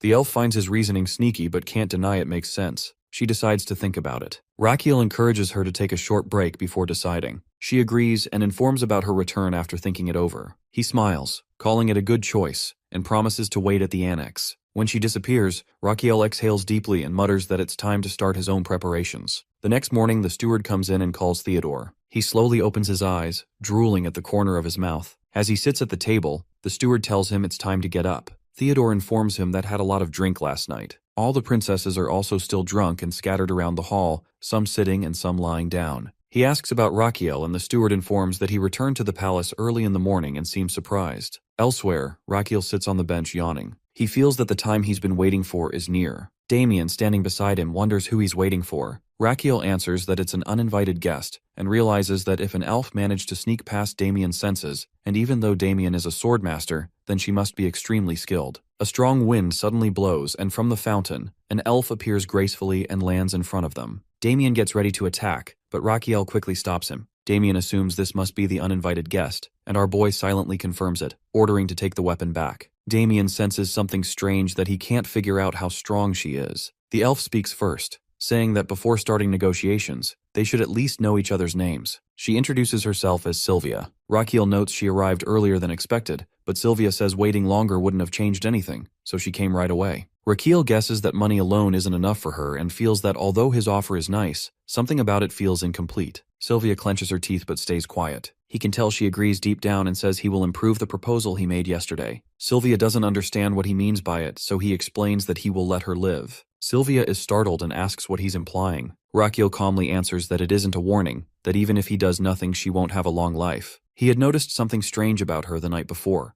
the way she breathed, the faint rattle in her chest, and the faded smell of infection in her breath. He assumes she probably coughs up dark green phlegm every morning. Sylvia questions why it should even matter, but Raquel calmly reveals that he can heal her if she agrees to his offer. She finds it ridiculous for a human to make such a bold claim. She admits she coughs occasionally, but insists it's nothing serious, just a passing illness that will fade with clean air and rest. Raquel disagrees, saying it's far from a simple sickness. He calls out to Pobok, a small mythical creature that appears at once. Sylvia stares, startled as she sees a mythical being. Raquel instructs Pobok to display the pulse record, and in seconds, a projection appears, showing an image of Sylvia's lungs. He points at a glowing red spot inside her lungs, explaining that a parasite has formed itself there, worsening her health each day. Sylvia struggles to believe him. Humans might deceive after all. but then recalls what the elders said that mythical creatures always speak the truth, so she's worried if he's telling the truth. As she asks about the parasite, Raquel identifies the intruder as a lung fluke, known scientifically as Paragonomus. It feeds on her body from within, harming her lungs slowly. Shock spreads across Sylvia's face as she asks how such a creature could have entered her body. She has never faced any curse or dark spell before. Raquel informs its cause is ingesting its larvae without noticing.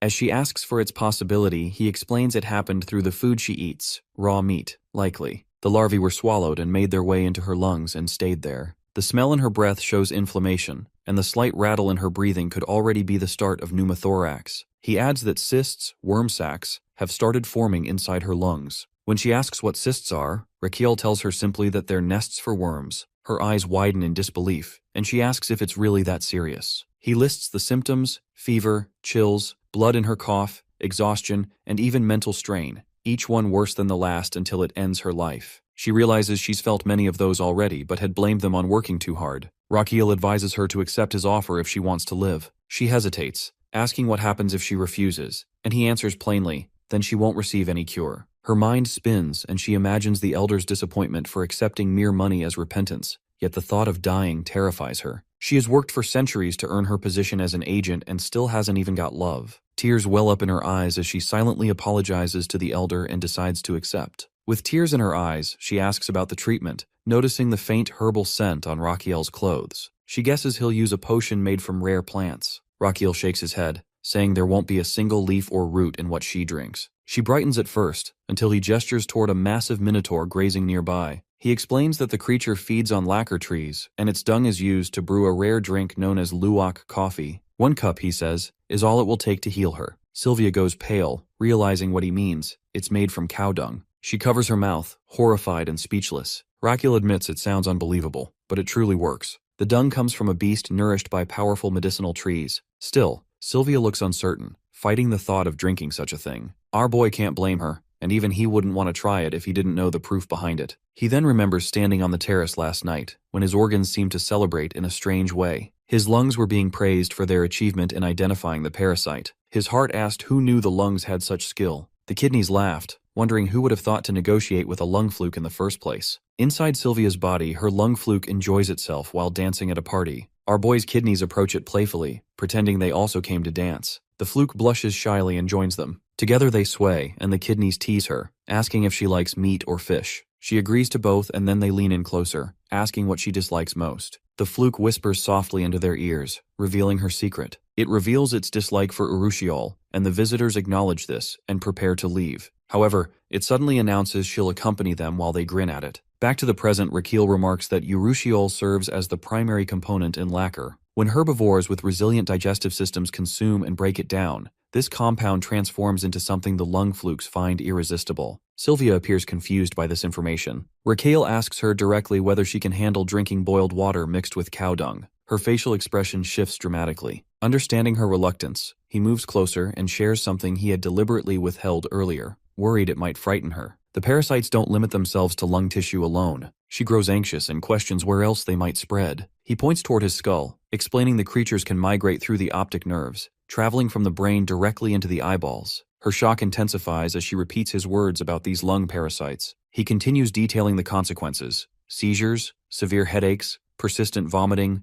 neck stiffness, progressive muscle weakness, and ultimately death. This revelation breaks her composure completely. Tears stream down her face as she grabs his shirt desperately, agreeing to consume whatever treatment he prescribes. She repeats her willingness multiple times through her sobs. The scene shifts to Damien carrying cow dung with both of them face covered, confirming they have enough material. Damien protests that his assigned role involves protecting the royal heir, not handling animal waste. The prince reminds him this task falls under that protection duty. Damien recalls the mortifying experience of collecting the excrement, questioning how this became part of his responsibilities. Standing before the collected material, Damien continues objecting to grinding dung as part of his protective duties. Our dude counters that Damien still lacks Sylvia's level of capability. He apologizes but argues that creating this medicine also protects him from infection, making it relevant to his guard responsibilities. Raquel orders him to stop complaining and pulverize the material properly. Damien reluctantly agrees, drawing his sword while closing his eyes. He strikes his fist downward, launching all the dung balls into the air. His blade flashes repeatedly, slicing them into progressively smaller pieces until they reach a fine powder consistency. He confirms completion of the task. He examines the powder, satisfied with the results. He prepares the concoction and warns the patient not to let it cool, since the treatment loses effectiveness with temperature. A note mentions this represents the Secondary Palace Clinic's new manual release of Urawak coffee, first brew. She stares at the cup hesitantly before setting it down, expressing her continued discomfort with the entire situation.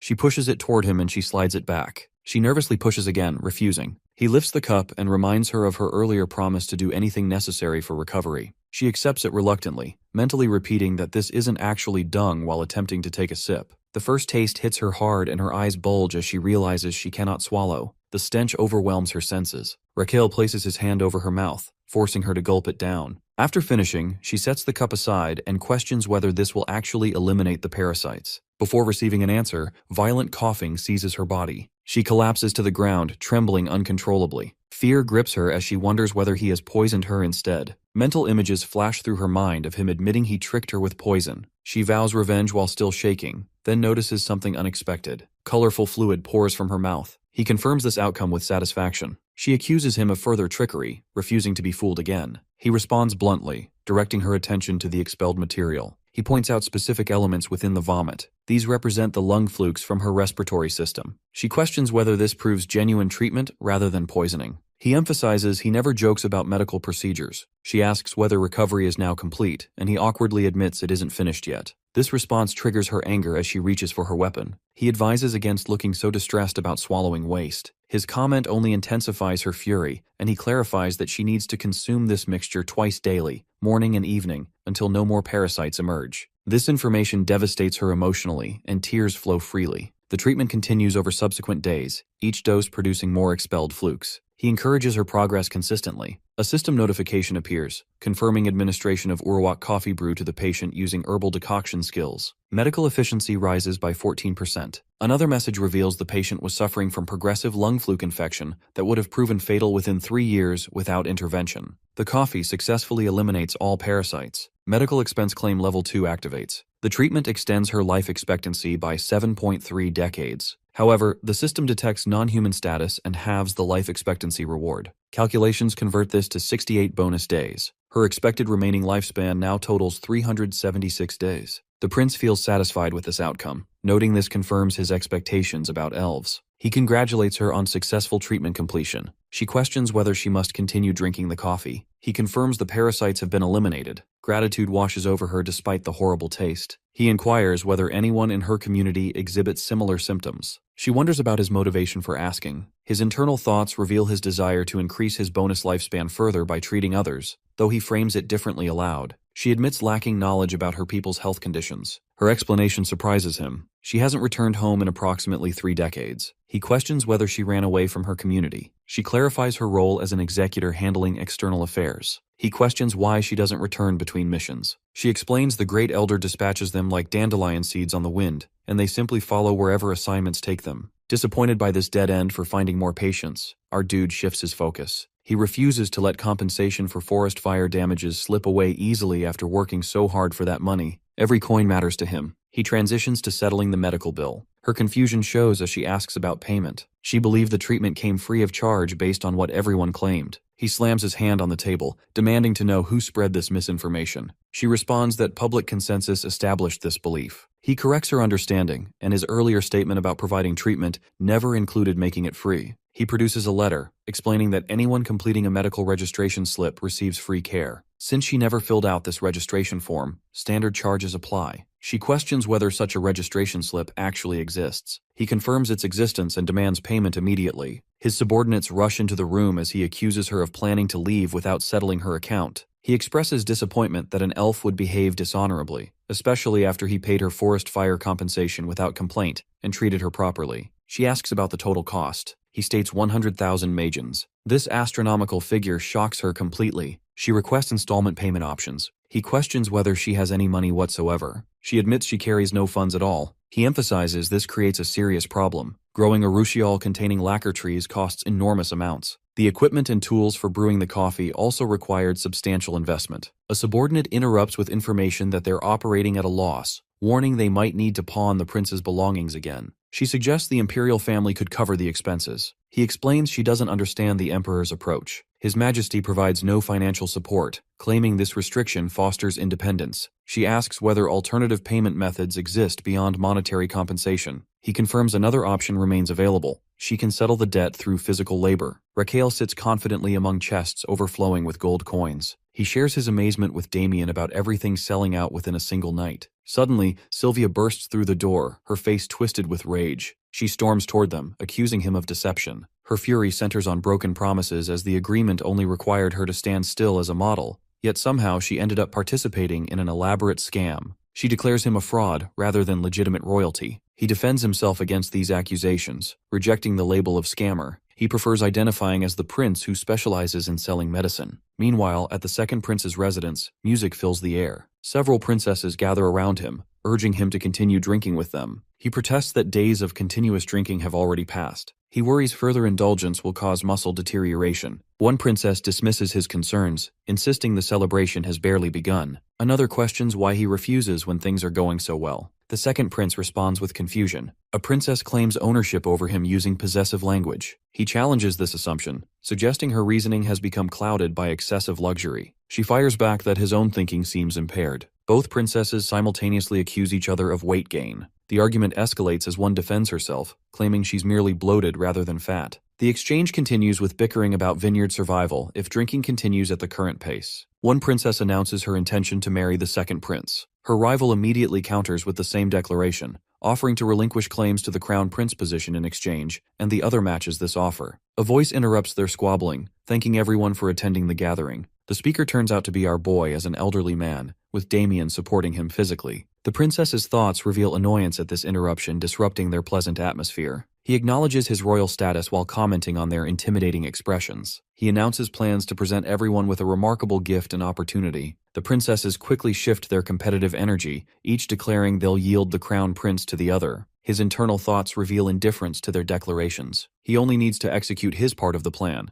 curious whether they'll maintain their current attitudes afterward. He loudly proclaims a revolutionary breakthrough in weight management. The princess's attention sharpens instantly at the mention of weight control. He introduces the ultimate diet solution, and Sylvia descends wearing an elegant gown, serving as the living demonstration. He directs attention to her transformed physique. The medicine contains highly concentrated L-carnitine extracted from Vesperos queen. From the moment of consumption, it burns fat with the intensity of a nuclear fusion reactor. He gestures toward Sylvia, suggesting anyone can achieve similar results. Her internal fury builds as he continues his sales pitch. He requests different poses from her, whispering reminders about her outstanding debt. His confidence shatters when she strikes an unexpected pose, flexing prominent muscles instead. The princesses react with amazement at the muscular display. Theodore stares in shock. One princess questions whether the pill produces such dramatic results. Sylvia admits she's been overexerting herself since arriving. Another princess acknowledges her face has definitely become fuller lately. The princesses immediately request the medicine. One asks her companion's opinion about purchasing it. Her friend responds that she spent her entire life attempting weight loss and will buy it regardless of cost. The other matches this commitment. He announces limited availability of the special unlimited showcase package. He reveals a table full of products. The princesses surge forward in a chaotic rush, each claiming first purchase rights. He instructs them to form an orderly line. His internal organs celebrate his successful sales tactics. One organ observes he's not merely selling medicine, but extracting maximum profit from everyone. Another questions the ethics of an elf promoting diet pills, suggesting false advertising. But his internal response dismisses these concerns, prioritizing profit generation. His organs acknowledge his cunning methods with approval. Back in the moment, he admits to Sylvia that his methods might resemble those of a charlatan. However, the medicine's effectiveness remains genuine. He tested it thoroughly on the second prince, who experienced dramatic weight loss. She processes this information, questioning whether the male human among the ladies was indeed the test subject. He confirms this detail. He clarifies that pills alone won't produce results, and the package includes comprehensive instructions and necessary precautions.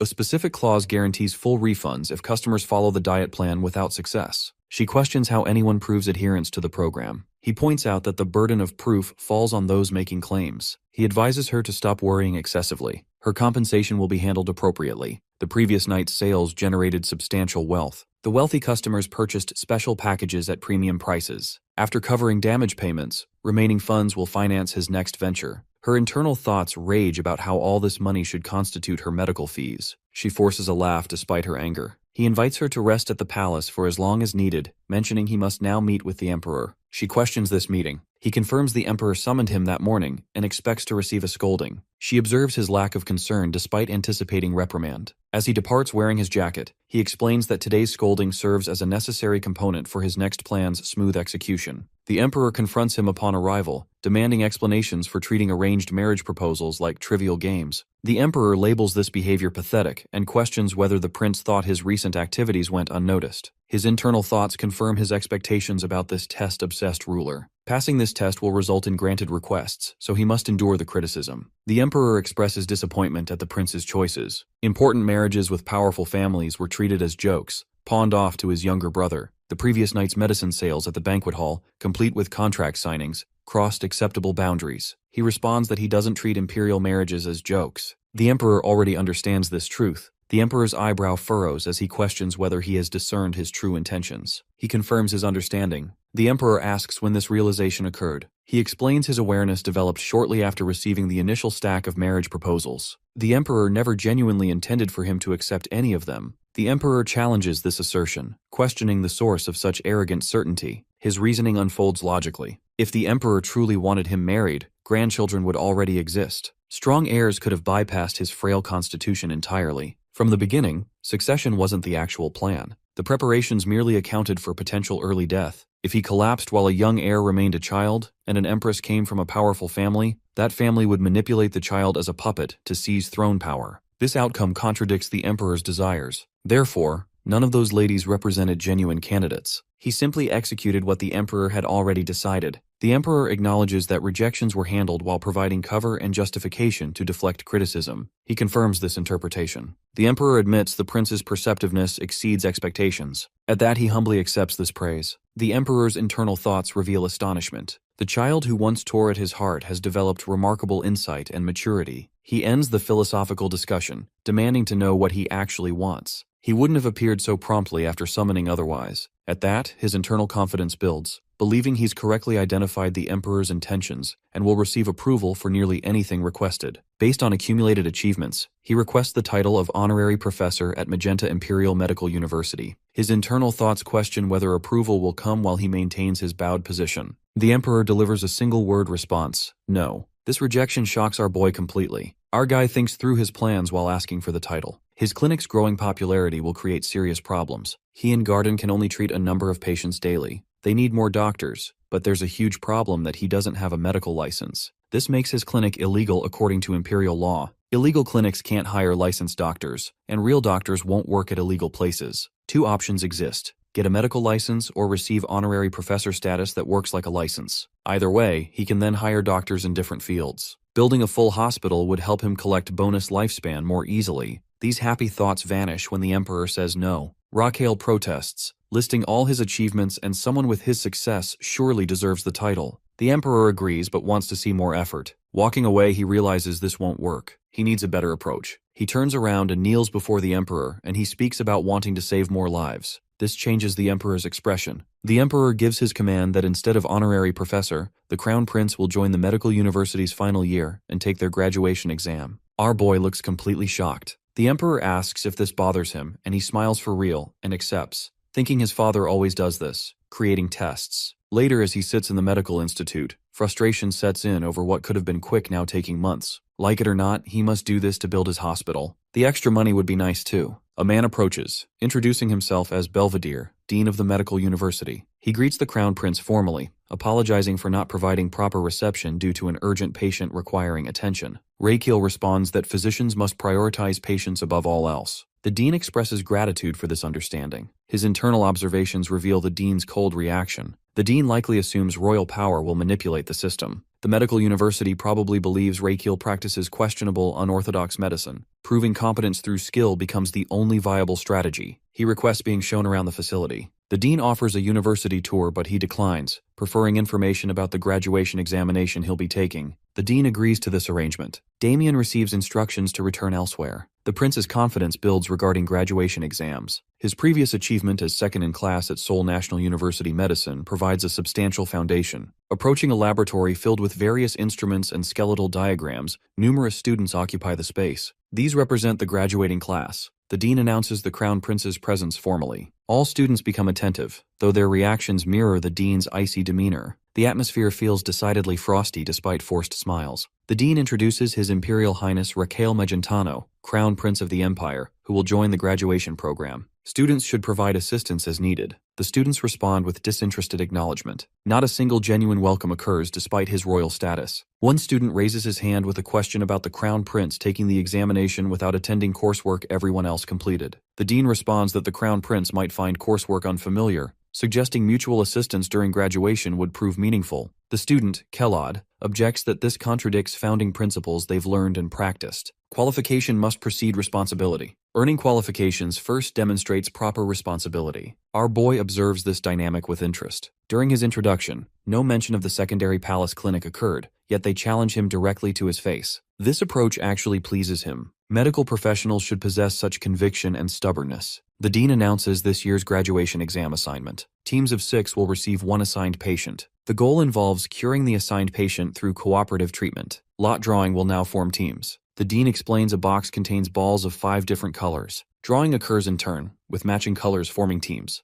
The Crown Prince must draw first before everyone else. A student whispers to Kellod about avoiding the prince's team at all costs. Ending up on his team might prevent graduation. If Raquel fails, everyone on his team fails too. Raquel draws a green ball. Kellod watches, internally repeating he must pull anything except green. He reaches into the box. The outcome reveals many students crying, including Kellod, as they all draw green balls. The shaggy-haired student from earlier joins this group. With teams established, patient assignments begin. Starting with Team 1, Raquel's team, they approach a patient. The dean opens the curtain, asking Mr. Miguel about his condition. The patient responds that his legs refuse movement. The dean acknowledges this information and closes the curtain, instructing continued rest. He explains the case to the students. Everyone knows this patient, but explanation occurs again for the Crown Prince's benefit. The patient experiences lower limb paralysis without any accident or injury involved. Sudden inability to move both legs developed unexpectedly. Before paralysis onset, he showed enteritis with persistent diarrhea lasting several days. Tingling sensations and pins and needles feelings affected his feet. 6 days prior, toe movement ceased completely. Paralysis gradually ascended from that point. Currently, neither leg responds to movement commands. Students grow extremely nervous, whispering concerns about this being their examination. Everyone wears expressions suggesting doom. The dean emphasizes the patient's future rests in their hands. Finding the cause, process, and appropriate treatment becomes their responsibility. He takes his leave after addressing Raquel directly. Kellod addresses the prince, requesting permission to speak freely. Raquel grants this permission. Kellod asks Raquel to avoid using royal power to carry the team through the examination. Raquel questions this statement's meaning. Kellod explains that within 3 days, they'll likely fail to identify the paralysis cause. Even the dean hasn't identified it.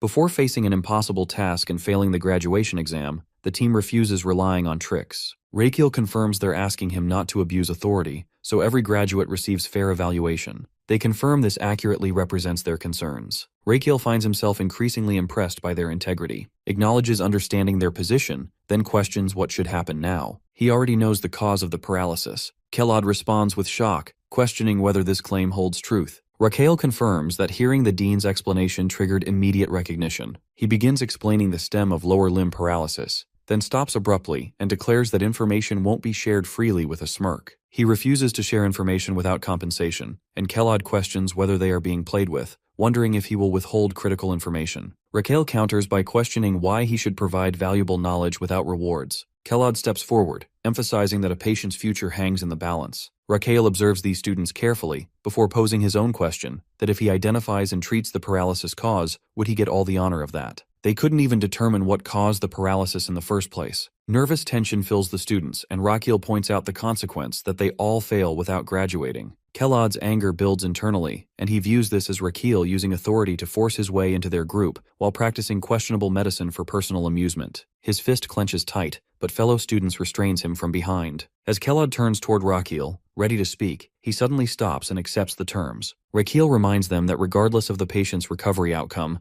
waiting another year for graduation becomes necessary. He questions whether they find this acceptable. Kellod responds that their education emphasized patient recovery is more important than personal graduation. However, accepting these terms in good faith requires examining the patient once more. Raquel grants permission for this request. During their examination, the students question the patient about recent injuries or accidents. He denies experiencing any such events, so they inquire about bad falls. He confirms nothing of that nature occurred. Raquel observes from outside, noting Kellad's composed demeanor despite internal pressure. This represents proper clinical behavior, showing anxiety proves harmful to patient trust. Having seen enough from these students, he determines the moment has arrived to intervene. Entering the room, he announces his intention to take over from this point. Meeting the patient Miguel for the first time, he sits beside the bed. Miguel addresses him by royal title. Raquel requests he remain lying down, clarifying his presence stems from being a physician rather than crown prince, and his purpose centers on providing treatment. Raquel confirms the dean mentioned enteritis with diarrhea occurring before paralysis onset. Miguel confirms this timeline.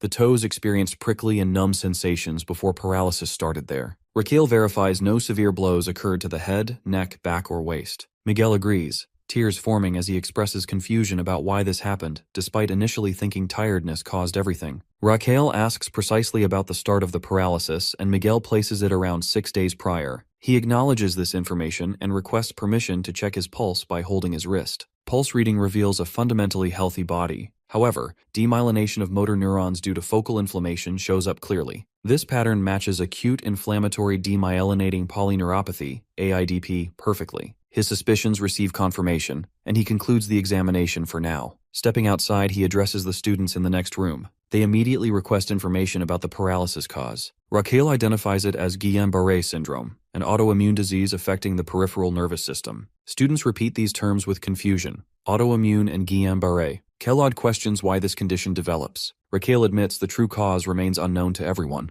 Leading theories point toward viral infections and immune disorders. The condition can even occur after vaccination. Shock registers among all students at the mention of vaccinations. Their confusion deepens as he explains common links to Campylobacter, Mycoplasma pneumonia, Epstein virus, influenza, HIV, and COVID. These infections throw the immune system into disarray. A confused immune system mistakes the neuron's myelin sheath for a pathogen and launches friendly fire against it. His mind visualizes neurons approaching the immune system, asking about their myelin. Immune cells respond by questioning what myelin is, mistaking it for bacteria, and attacking immediately. The explanation continues with damaged neurons leading to paralysis. He emphasizes this represents a strong hypothesis rather than settled doctrine. Kellad points out that even Raquel doesn't truly know the cause. Raquel brushes aside this concern, confirming he knows the treatment method. Kellad argues that lacking knowledge of the exact cause constitutes deception. Our boy questions accuses Kellad of thinking he's failing. Kellad challenges where this information originated, and Raquel reveals he read it in the Imperial Archives, which contain knowledge from a vanished ancient super-civilization and medical arts. Students panic internally, knowing access to those archives is restricted. Raquel redirects focus to something more urgent than whether they believe him. The patient's breathing is about to deteriorate. Kellad questions what breathing problems mean. He explains some patients with this condition develop acute respiratory failure from diaphragmatic nerve paralysis. His internal consultation with his organs revealed the lungs, mentioning the diaphragm felt tingly. This serves as a warning sign of respiratory paralysis.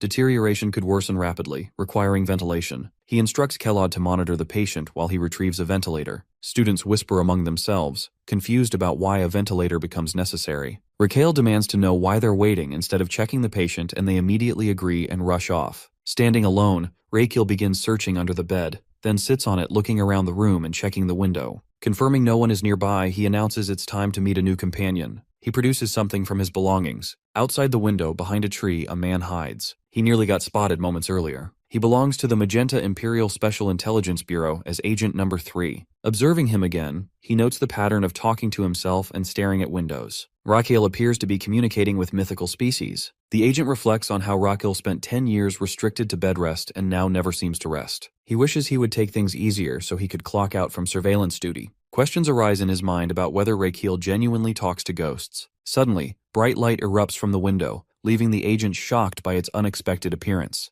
Looking closer, other mythical species materialize among them. He wonders where they all came from so suddenly. Inside, Raquel lies on the bed holding a new mythical creature. As it looks at it carefully, his new let utters the word Komong. Raquel lies on the bed with Komong resting close against him, his health points having dropped to 2,700. The small creature's face is filled with sadness as it watches him silently. He wonders if something is wrong, but before he can think further, he notices blood dripping from both his nostrils. Confusion turns into panic as he wonders if what he's seeing is real. Komong hovers above him, while Raquel is holding his nose to stop the bleeding. But just then, the blood spirals upward in midair and flows straight toward Komong as if pulled by it. Within seconds, the bleeding stops completely. Rakiel stares in disbelief, realizing the creature just drew his blood from a distance without even touching him. Komong then drifts closer and releases a gentle puff of air from its nose into Rakiel's mouth. A refreshing sensation floods through him at once. His nose is clear and he feels as refreshed as in a forest. The purity of it makes his lungs feel light and alive again. A smile spreads across his face as he repeats the creature's name, Komong, and it reacts cheerfully in return. He stretches his hand forward, still amazed by what happened. The little being not only stopped his nosebleed but also filled his lungs with fresh air. He begins to wonder if this ability is a mix of suction and ventilation. Curiosity sparks excitement inside him, and he decides to find out what powers Komong truly holds. He asks the creature for its manual, and Komong tosses a tiny booklet toward him. It is covered in saliva, and it lightly hits his face before falling into his hands. He opens the manual and scans through it, discovering detailed descriptions of Komong's features. Its large ears, he learns, constantly monitor a patient's breathing patterns and overall health condition in real time. The manual explains a passive ability called hardy suction that allows Komong to extract mucus or blockages from airways and the nose without any contact. Another skill, fresh breath, enables it to release pure oxygen-rich air into a patient's lungs while matching their natural breathing rhythm. It even adjusts its power automatically based on the patient's needs. Rakiel can't hide his amazement, feeling as if he has just found a priceless treasure. Meanwhile, in another room of the medical ward,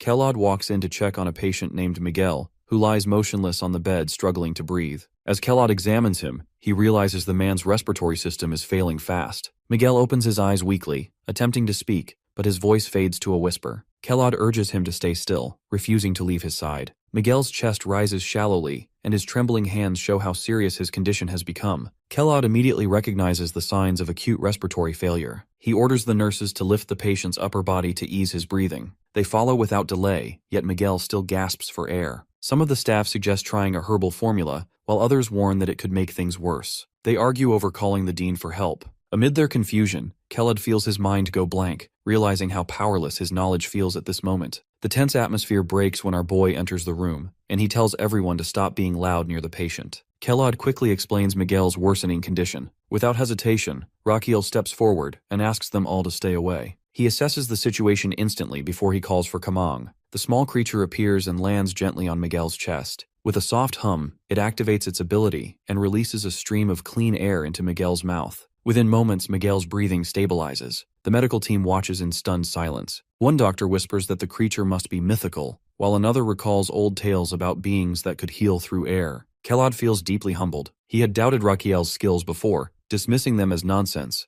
but now he understands how wrong he was. Watching him stay calm under pressure while he himself panicked fills him with shame. When the situation settles, Kellod asks about their next plan. Rakiel senses the sincerity in his tone and feels impressed by his humility. He encourages him to think carefully, and Kellod admits he isn't sure what to do as he considers a herbal mix, but fears it might harm the patient. Rakiel praises his honesty and reminds him that true doctors rely on accurate judgment, steady decision-making, and the courage to take responsibility. Kellod agreed with newfound respect, declaring his complete faith in his skills. He assures him that there are still options left, even without advanced tools like IVIG or plasmapheresis. He decides to use a nerve bypass acupuncture technique he once applied on a werewolf case. But before proceeding, he takes a short break, explaining that they should observe Miguel's natural recovery for now. The team agrees, and Rakiel instructs them to monitor Komong and alert him of any changes. Back in his private room, Rakiel exhales heavily, feeling drained. Every time he tries to rest, another crisis seems to appear. He turns to Gosium, requesting to borrow a thorn for the acupuncture.